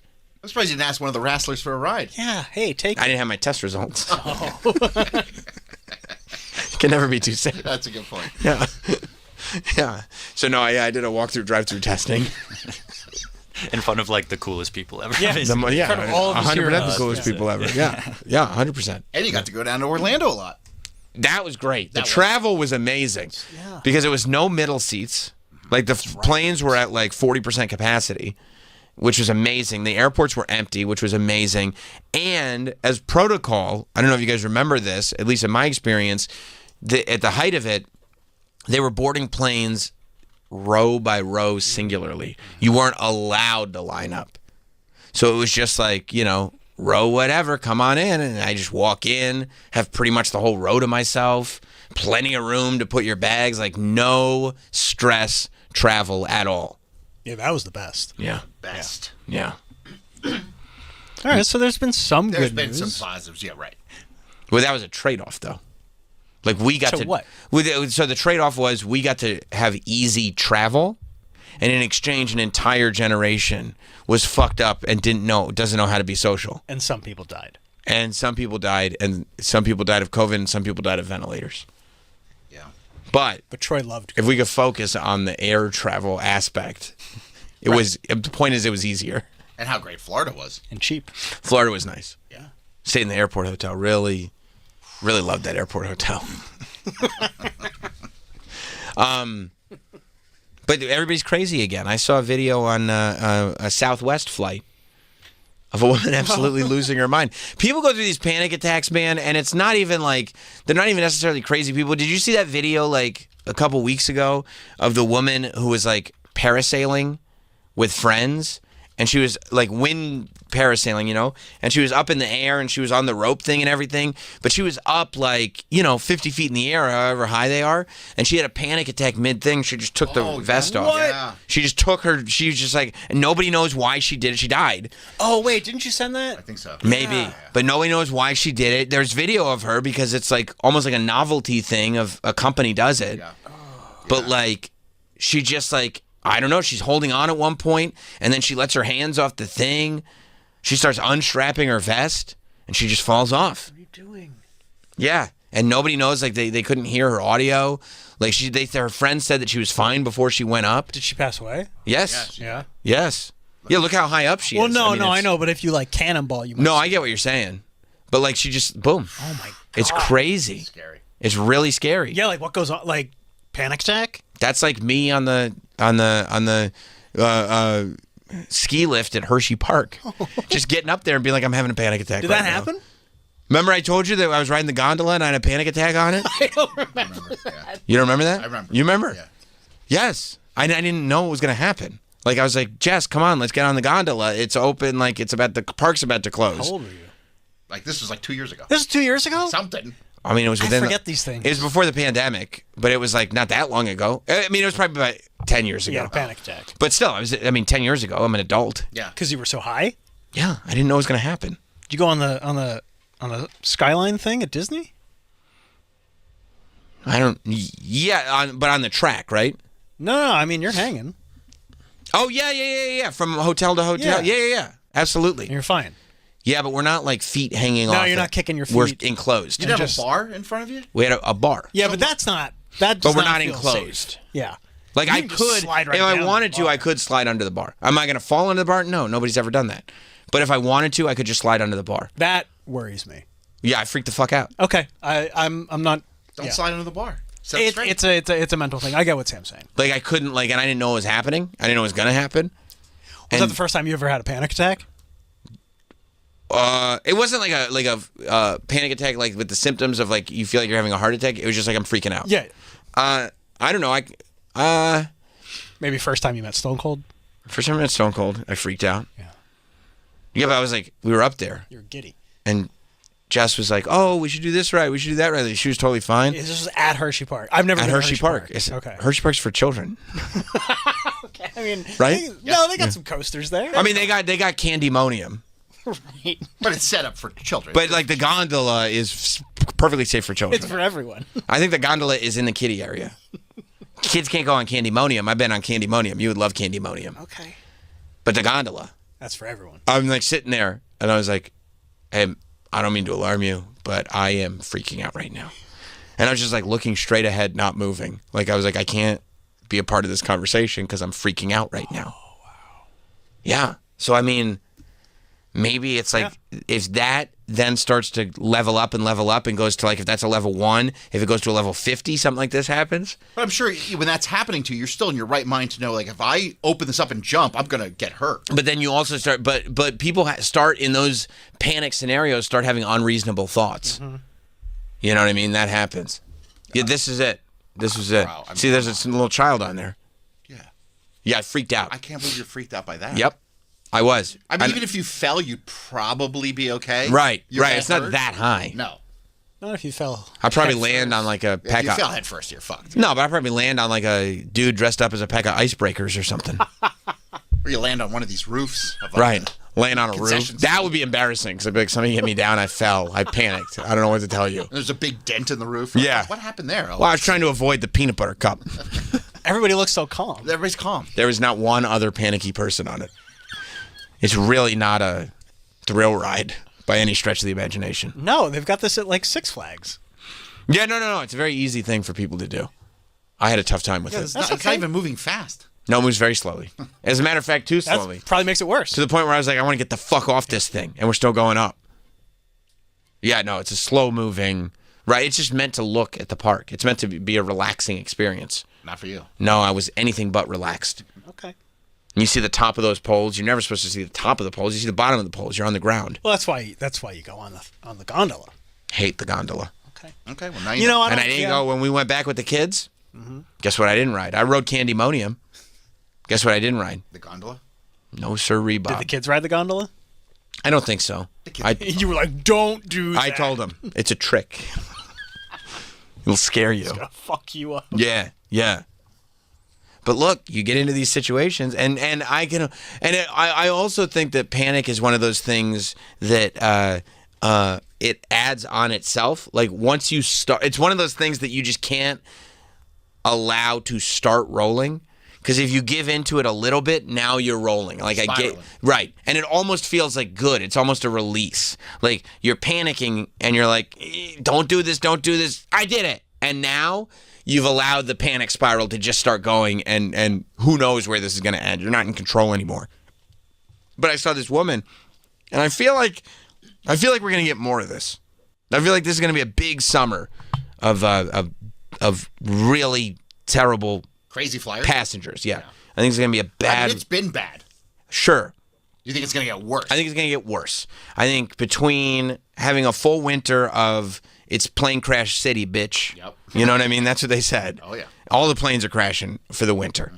And now we finally got it right, but you can't go to Newark anymore, which is a huge airport to not to wipe out. Then also World War III. Gas prices. I mean, just everything. Tariffs, the Waymos. They're lighting the Waymos up. You know what I mean? I'm just trying to get a driverless cab. It's on fire. It pulls up to me on fire. Shit's crazy out there. Shit's crazy. And I think that if you're prone to freakouts, it's not a good thing. And unfortunately, on this Southwest flight, this young lady had an incident. Touch her. No. Don't touch her. No, this is where her asshole is. Do not touch her. Look at her. Shut the fuck up. Don't fucking touch me. Okay, so she was talking about this woman's, her beehole, and pointing out where it was. I don't know why that. I don't know. Why does that matter? Yeah, this just started here. I don't have the proper context for it. But the woman does hit her hand away. And once physical contact is made... The woman sitting? Yeah, the woman sitting hits her hand first. And once physical contact is made, then Von Dutch over here, this girl in the red hat, that's when she goes to town. That's all she wanted. Now she's got the large lady with the beehole. She's got her by the hair. It's good she's wearing a mask. I think that's appropriate. Yeah, you can't be too safe. And this woman's sitting down, so where would she think her beehole would be? I don't know. Beeholes, they're stationary. I thought they were the same place for everyone. They travel with you. Yeah. Yeah.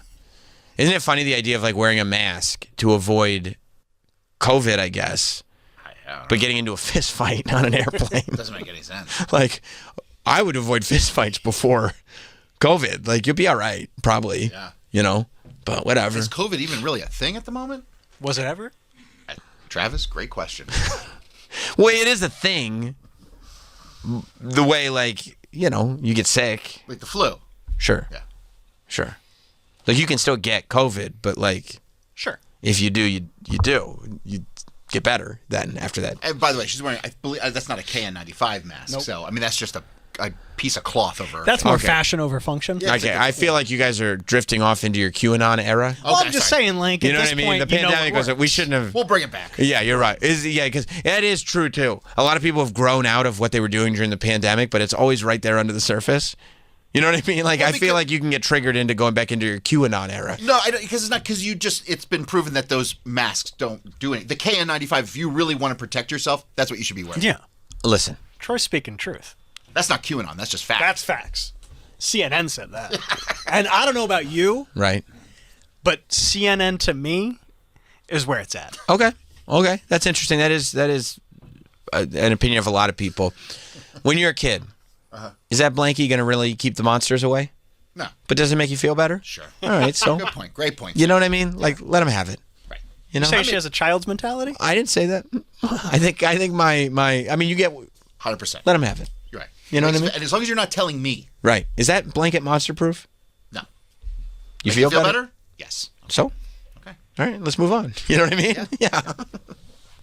All right, so let's get back to the fight now. Now this young lady's got a handful of hair. Let go. No encosta nela. Tira a mão. Let go. Let go of her hair. You cannot do that. Let go, miss. Let go of her hair. Tira a mão. I'm not. Andre, I'm not even touching your hair, bitch. She is. You need to let go You need those 911. You need to let go. 911 back. You need to let go right now. Miss, let go of her hair right now. No. Yeah, I'm sorry. I didn't want to sit next to a fucking fat lady. Let go of her hair. Can you pause that? You think that she didn't want to sit next to a large woman? Man, is that what triggered this? I hope not. Listen, I understand sitting next to a large person. It makes you miserable. And a lot of people who sit next to you understand the same thing. Oh, I'm a big guy. But it's like if I'm a big guy and I'm sitting next to a big person, it's just, I'm in hell. That's two big people on a 3-person row. Yeah. She's not even that. She's not that big. She's not. She's not. She's airplane seat size. Yeah. Yeah. But also, maybe this is, Southwest is still the first come, first serve thing. Yeah. That's right. So they don't have seat assignments. So that's just who she got stuck. Why didn't she just go to somewhere else? Maybe she came on last. Yeah. Well, the idea that she might show up late and doesn't have all things taken care of, to me, feels like it might fit this scenario. But I don't know for sure. You're talking about Von Dutch? I'm talking about Von Dutch. Okay. I'm talking about Ashton. All right, let's go. Let go over here. You guys are already past the point of no return.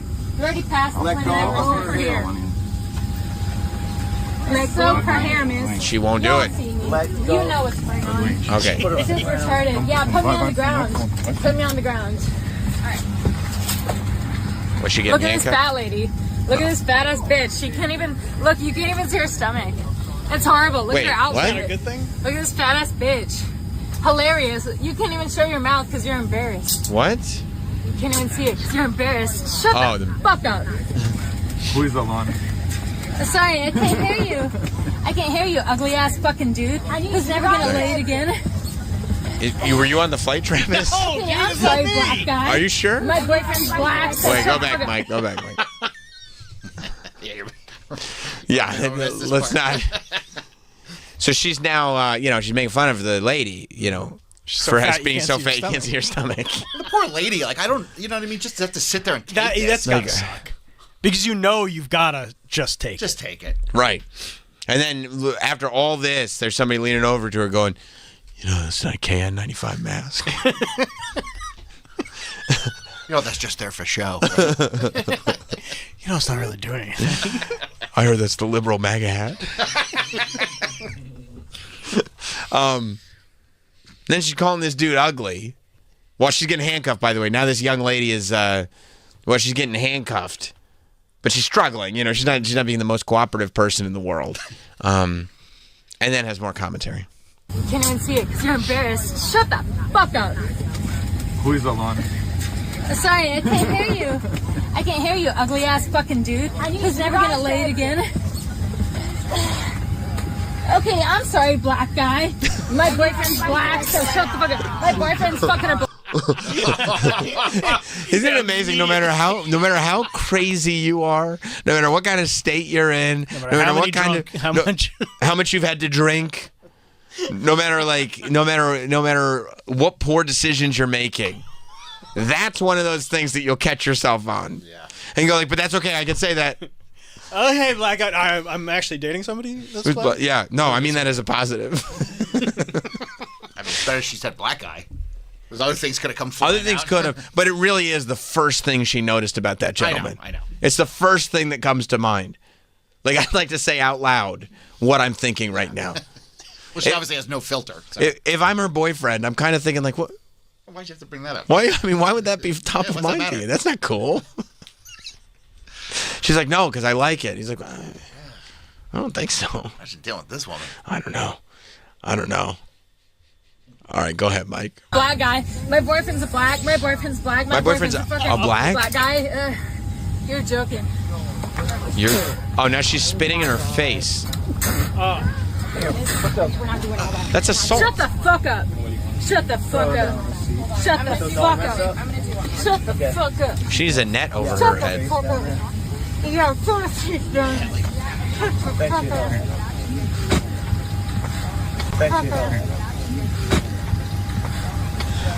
I mean, what the hell happens? Why are you on? Are you drunk? Are you on drugs? Or maybe on like. You never got laid in your life. Your boyfriend's dick is like 2 inches big. It's not me. That's embarrassing. That's definitely I'm so Travis. sorry. I would think that's Travis. I mean, if you had a police sketch of what that woman just described and has been describing, that's him, right there. Officer, I've got our suspect. I'm not even a suspect. I haven't heard one thing she said that's not true about you. You don't even see the guy. Yes, I do. Right here. We could paint the mental picture. Oh, yeah. I saw him in the Tef Photo Family album. He's probably wearing a Dillinger Escape Plan shirt. Probably.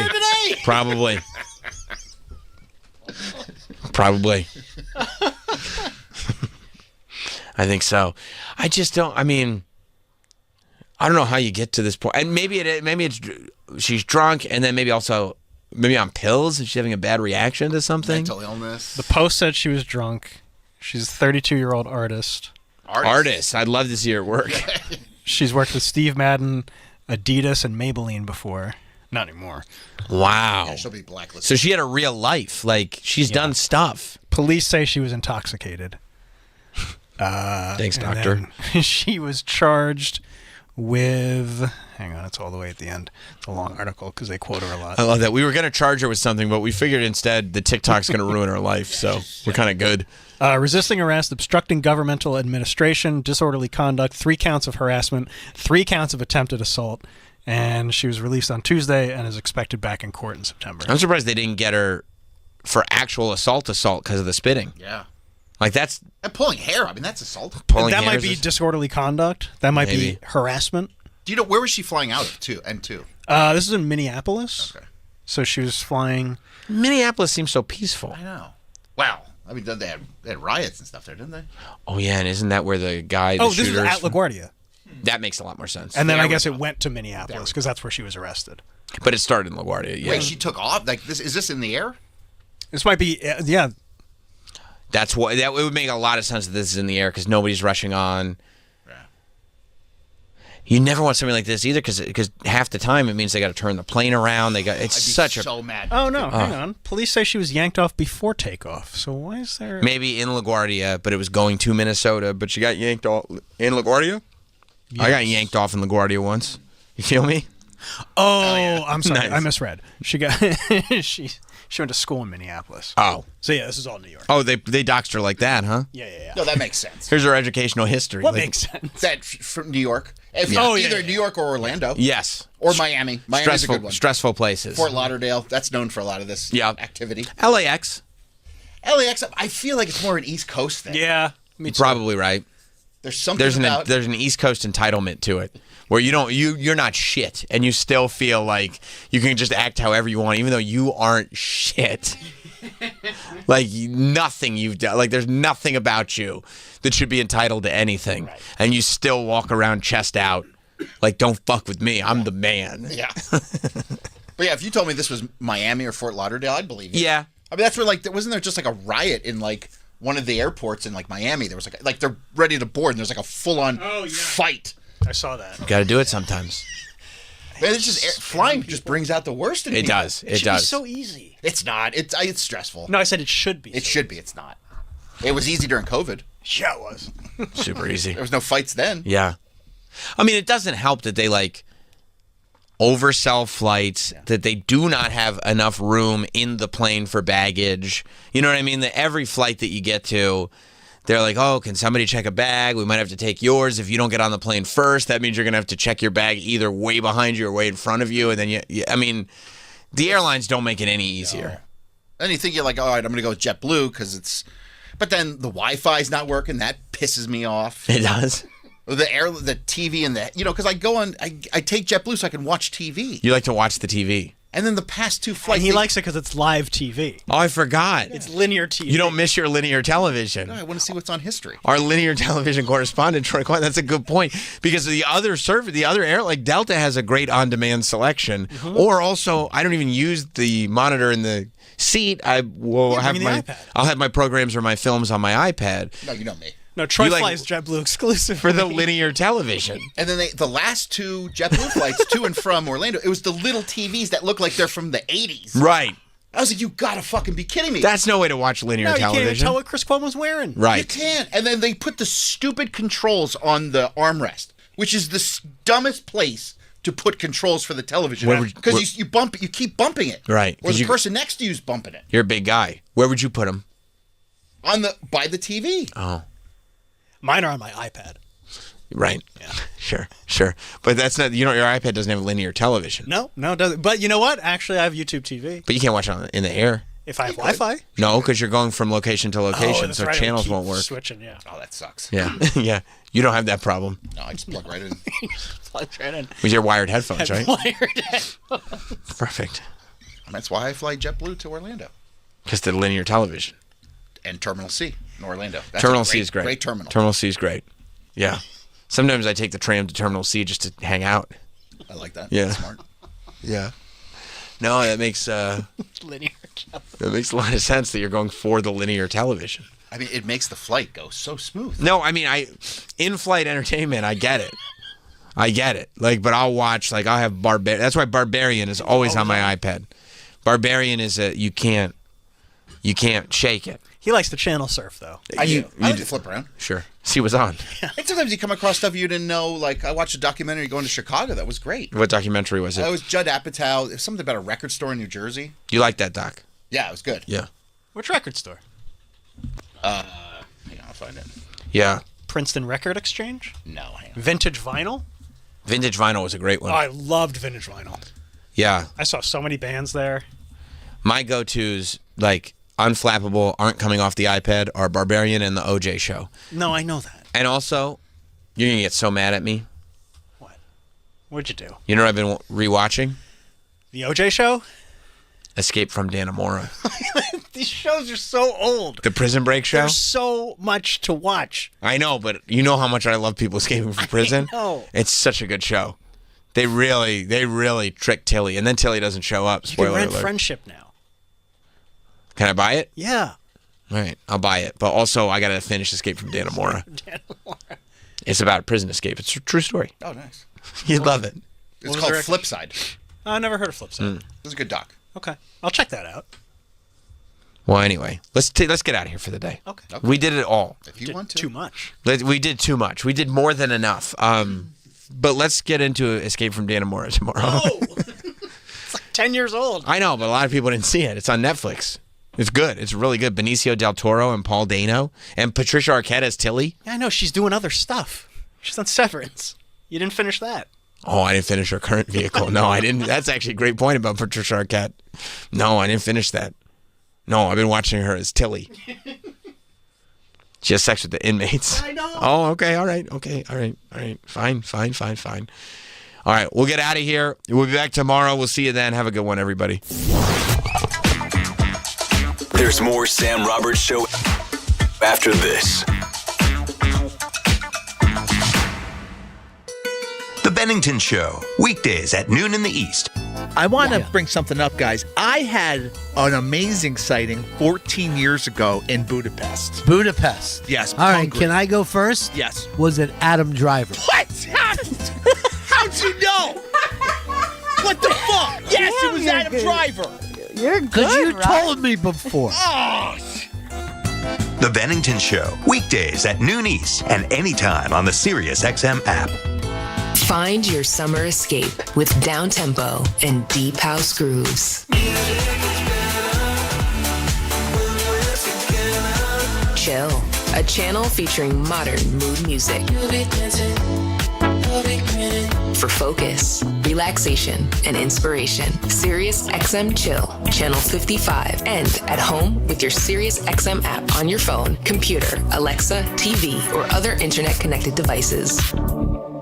If you're a small business owner looking to improve or expand your business, you're probably faced with choices. Things like more inventory or paying bills or taxes, and tariffs that have you in a cash crunch. Choosing can be hard when you need them all for a clear path to success. At LendSeek, we don't think you should have to choose between the things you need to grow and improve your business. At lendseek.com, you'll find our exclusive AI-based lending marketplace, where you can access up to $1 million in business funding with minimal paperwork, no prepayment penalties, and no restrictions on how the funds are put to work. If you've been in business for at least 2 years, with annual revenue of at least $500,000, our online AI-enabled platform can connect your business to over 100 funders, with funding in as fast as 24 hours. Whether you own a local retail shop, contracting company, online business, or professional services, we've got you covered. Apply today with no cost and no obligations at lendseek.com. LENDSEEK.com. Eczema flaring up again? We have good news. Exoderm. If you or someone you love suffers from eczema or dermatitis, get Exoderm, the common sense answer for eczema. This stuff really does work. Exoderm contains the #1 doctor-recommended ingredient in a clean hypoallergenic cream with no harsh additives. Take back control of your eczema with affordable, fast-acting Exoderm Flare Control Cream. Exoderm. It's in the first aid aisle of your local Walmart and other fine stores. I had the worst dream last night. You were in a car crash, and the kids and I were on our own. We had to move out of the house because I couldn't afford it anymore. That's awful, hon. My brother got life insurance from Ethos, and it only took 10 minutes. And he got $2 million in coverage for around $2 a day. It's all online. No medical exam. He just answered a few health questions right from his house. Ethos, here we come. Visit ethos.com/save. Ethos.com/save. Sample rate is a 10-year term life policy for 35-year-old healthy, non-smoking male. Billed monthly. This is an ad by BetterHelp. 6 million men in the U.S. suffer from depression every year, and it's often undiagnosed. Real strength comes from opening up about what you're carrying and doing something about it so you can be your best for yourself and everyone in your life. And what better place to solve those problems than BetterHelp? With over 35,000 therapists, BetterHelp is the world's largest online therapy platform. And it works. That's what they say, with an App Store rating of 4.9 out of 5 based on over 1.7 million client reviews. It's also convenient. You can join a session with a therapist at the click of a button, helping you fit therapy into your already so busy life. You can switch therapists at any time. BetterHelp can provide access to mental health professionals with a diverse variety of expertise. Talk it out with BetterHelp. Our listeners get 10% off their first month at BetterHelp.com/Teft. That's BetterHelp.com/TEFFT. Hey, it's Andy Cohen. If you live for real talk and Housewives level chaos, check out Radio Andy. It's a full-on, grown, and sexy moment. Home in Domingo. It does get greater later, and you are the embodiment of it. It's the only place where I can be brutally honest and somehow still get invited back. I'm just going to apologize in advance since we're live and that you can't stop me. Where the tea is piping and boundaries are just a suggestion. Millennials, I say this as one, are not well, and we need to stop. Radio Andy, Sirius XM 102, or listen on the Sirius XM app. See website for details. BillsHappen.com is not a lender. It does not make credit decisions. Must be 18 years old. Not available in all states. Honey, everything is so expensive, and our bills are piling up. You're telling me credit cards are maxed out, rent is due, and the car payment's right around the corner? We need some extra cash. We should do what my friend from work did. She went to BillsHappen.com and got the money she needed the next day. Our credit is not great. Are you sure that would work for us? BillsHappen.com is one of the largest personal loan networks. They can help people with all credit types get up to $5,000. Sounds like it's going to be a hassle. My friend said it was super easy. She did it right from her phone during her lunch break. If you have a regular source of income, you can be approved for a loan for up to $5,000, and your cash can hit your bank account the next day. BillsHappen.com's lenders have millions of dollars to lend, regardless of your credit history. Guess what? I went to BillsHappen.com, and we're getting our money tomorrow. Wow, that's fast. Problem solved. If you need extra cash, go to BillsHappen.com. That's BillsHappen.com. BillsHappen.com. Sometimes surprises are great, but they're not so great when it comes to your car. At Meineke, doing car care right means no surprises. Meineke offers a free e-inspection with updates, pictures, videos, and notes sent directly to your phone or email, so you get transparency and no surprises right up front. Meineke certified technicians will fix whatever your car needs. See your local Meineke today, and you may be surprised how much they can help. Trust your key with Meineke. Meineke, doing car care right.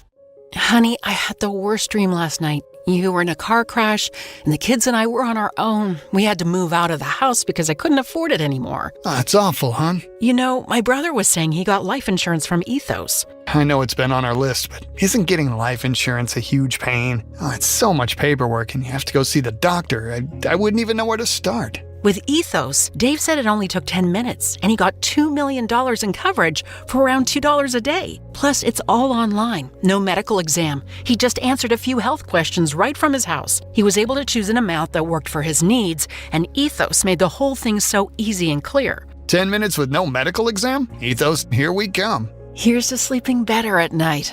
Help protect your loved ones today with Ethos. Life insurance made easy. Visit ethos.com/save to apply today. That's ethos.com/save. Sample rate is a 10-year term life policy for 35-year-old healthy, non-smoking male. Billed monthly. Eczema flaring up again? We have good news.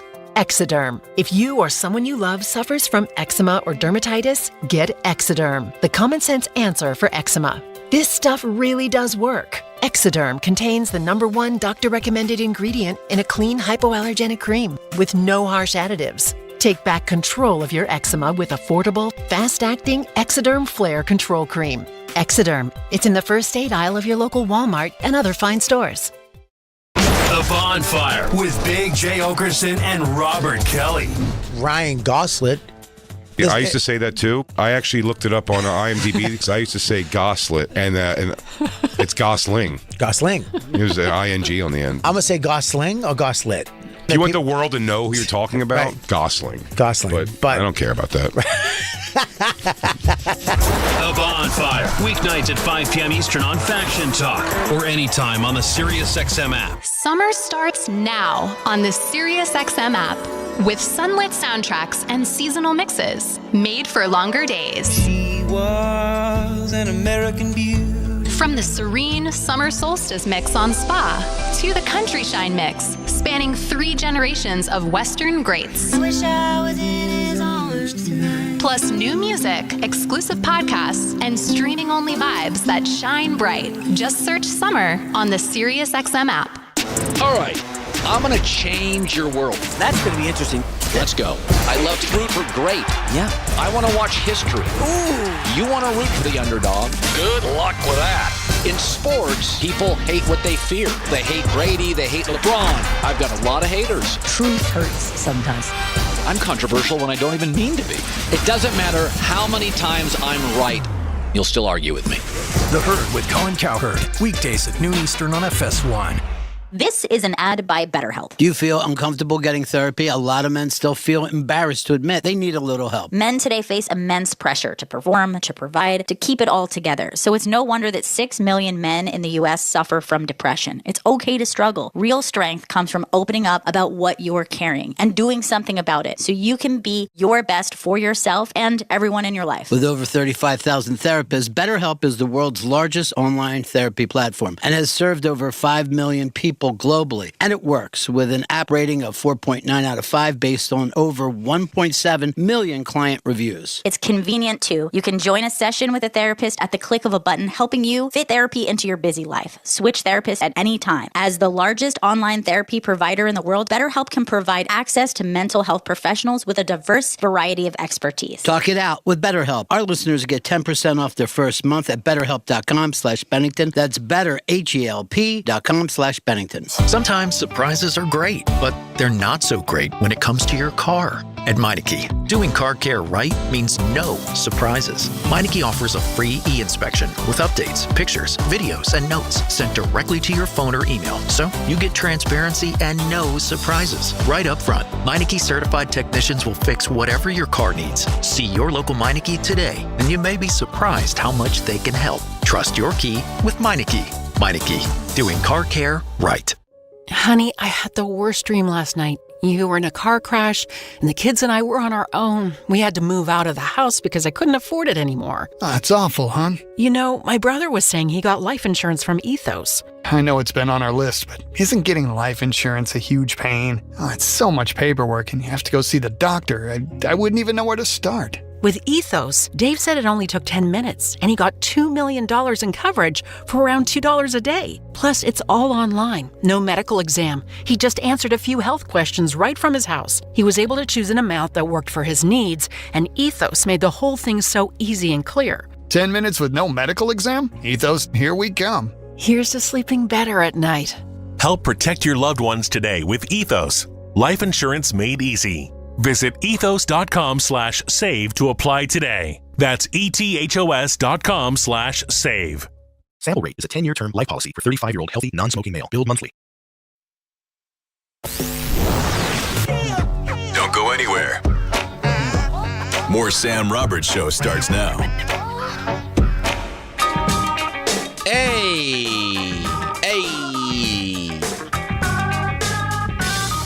Happy Monday, everybody.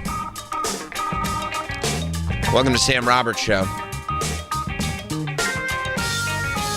What a weekend, what a time. Back here live. Of course, phone lines are open on the show this morning. 866-969-1969.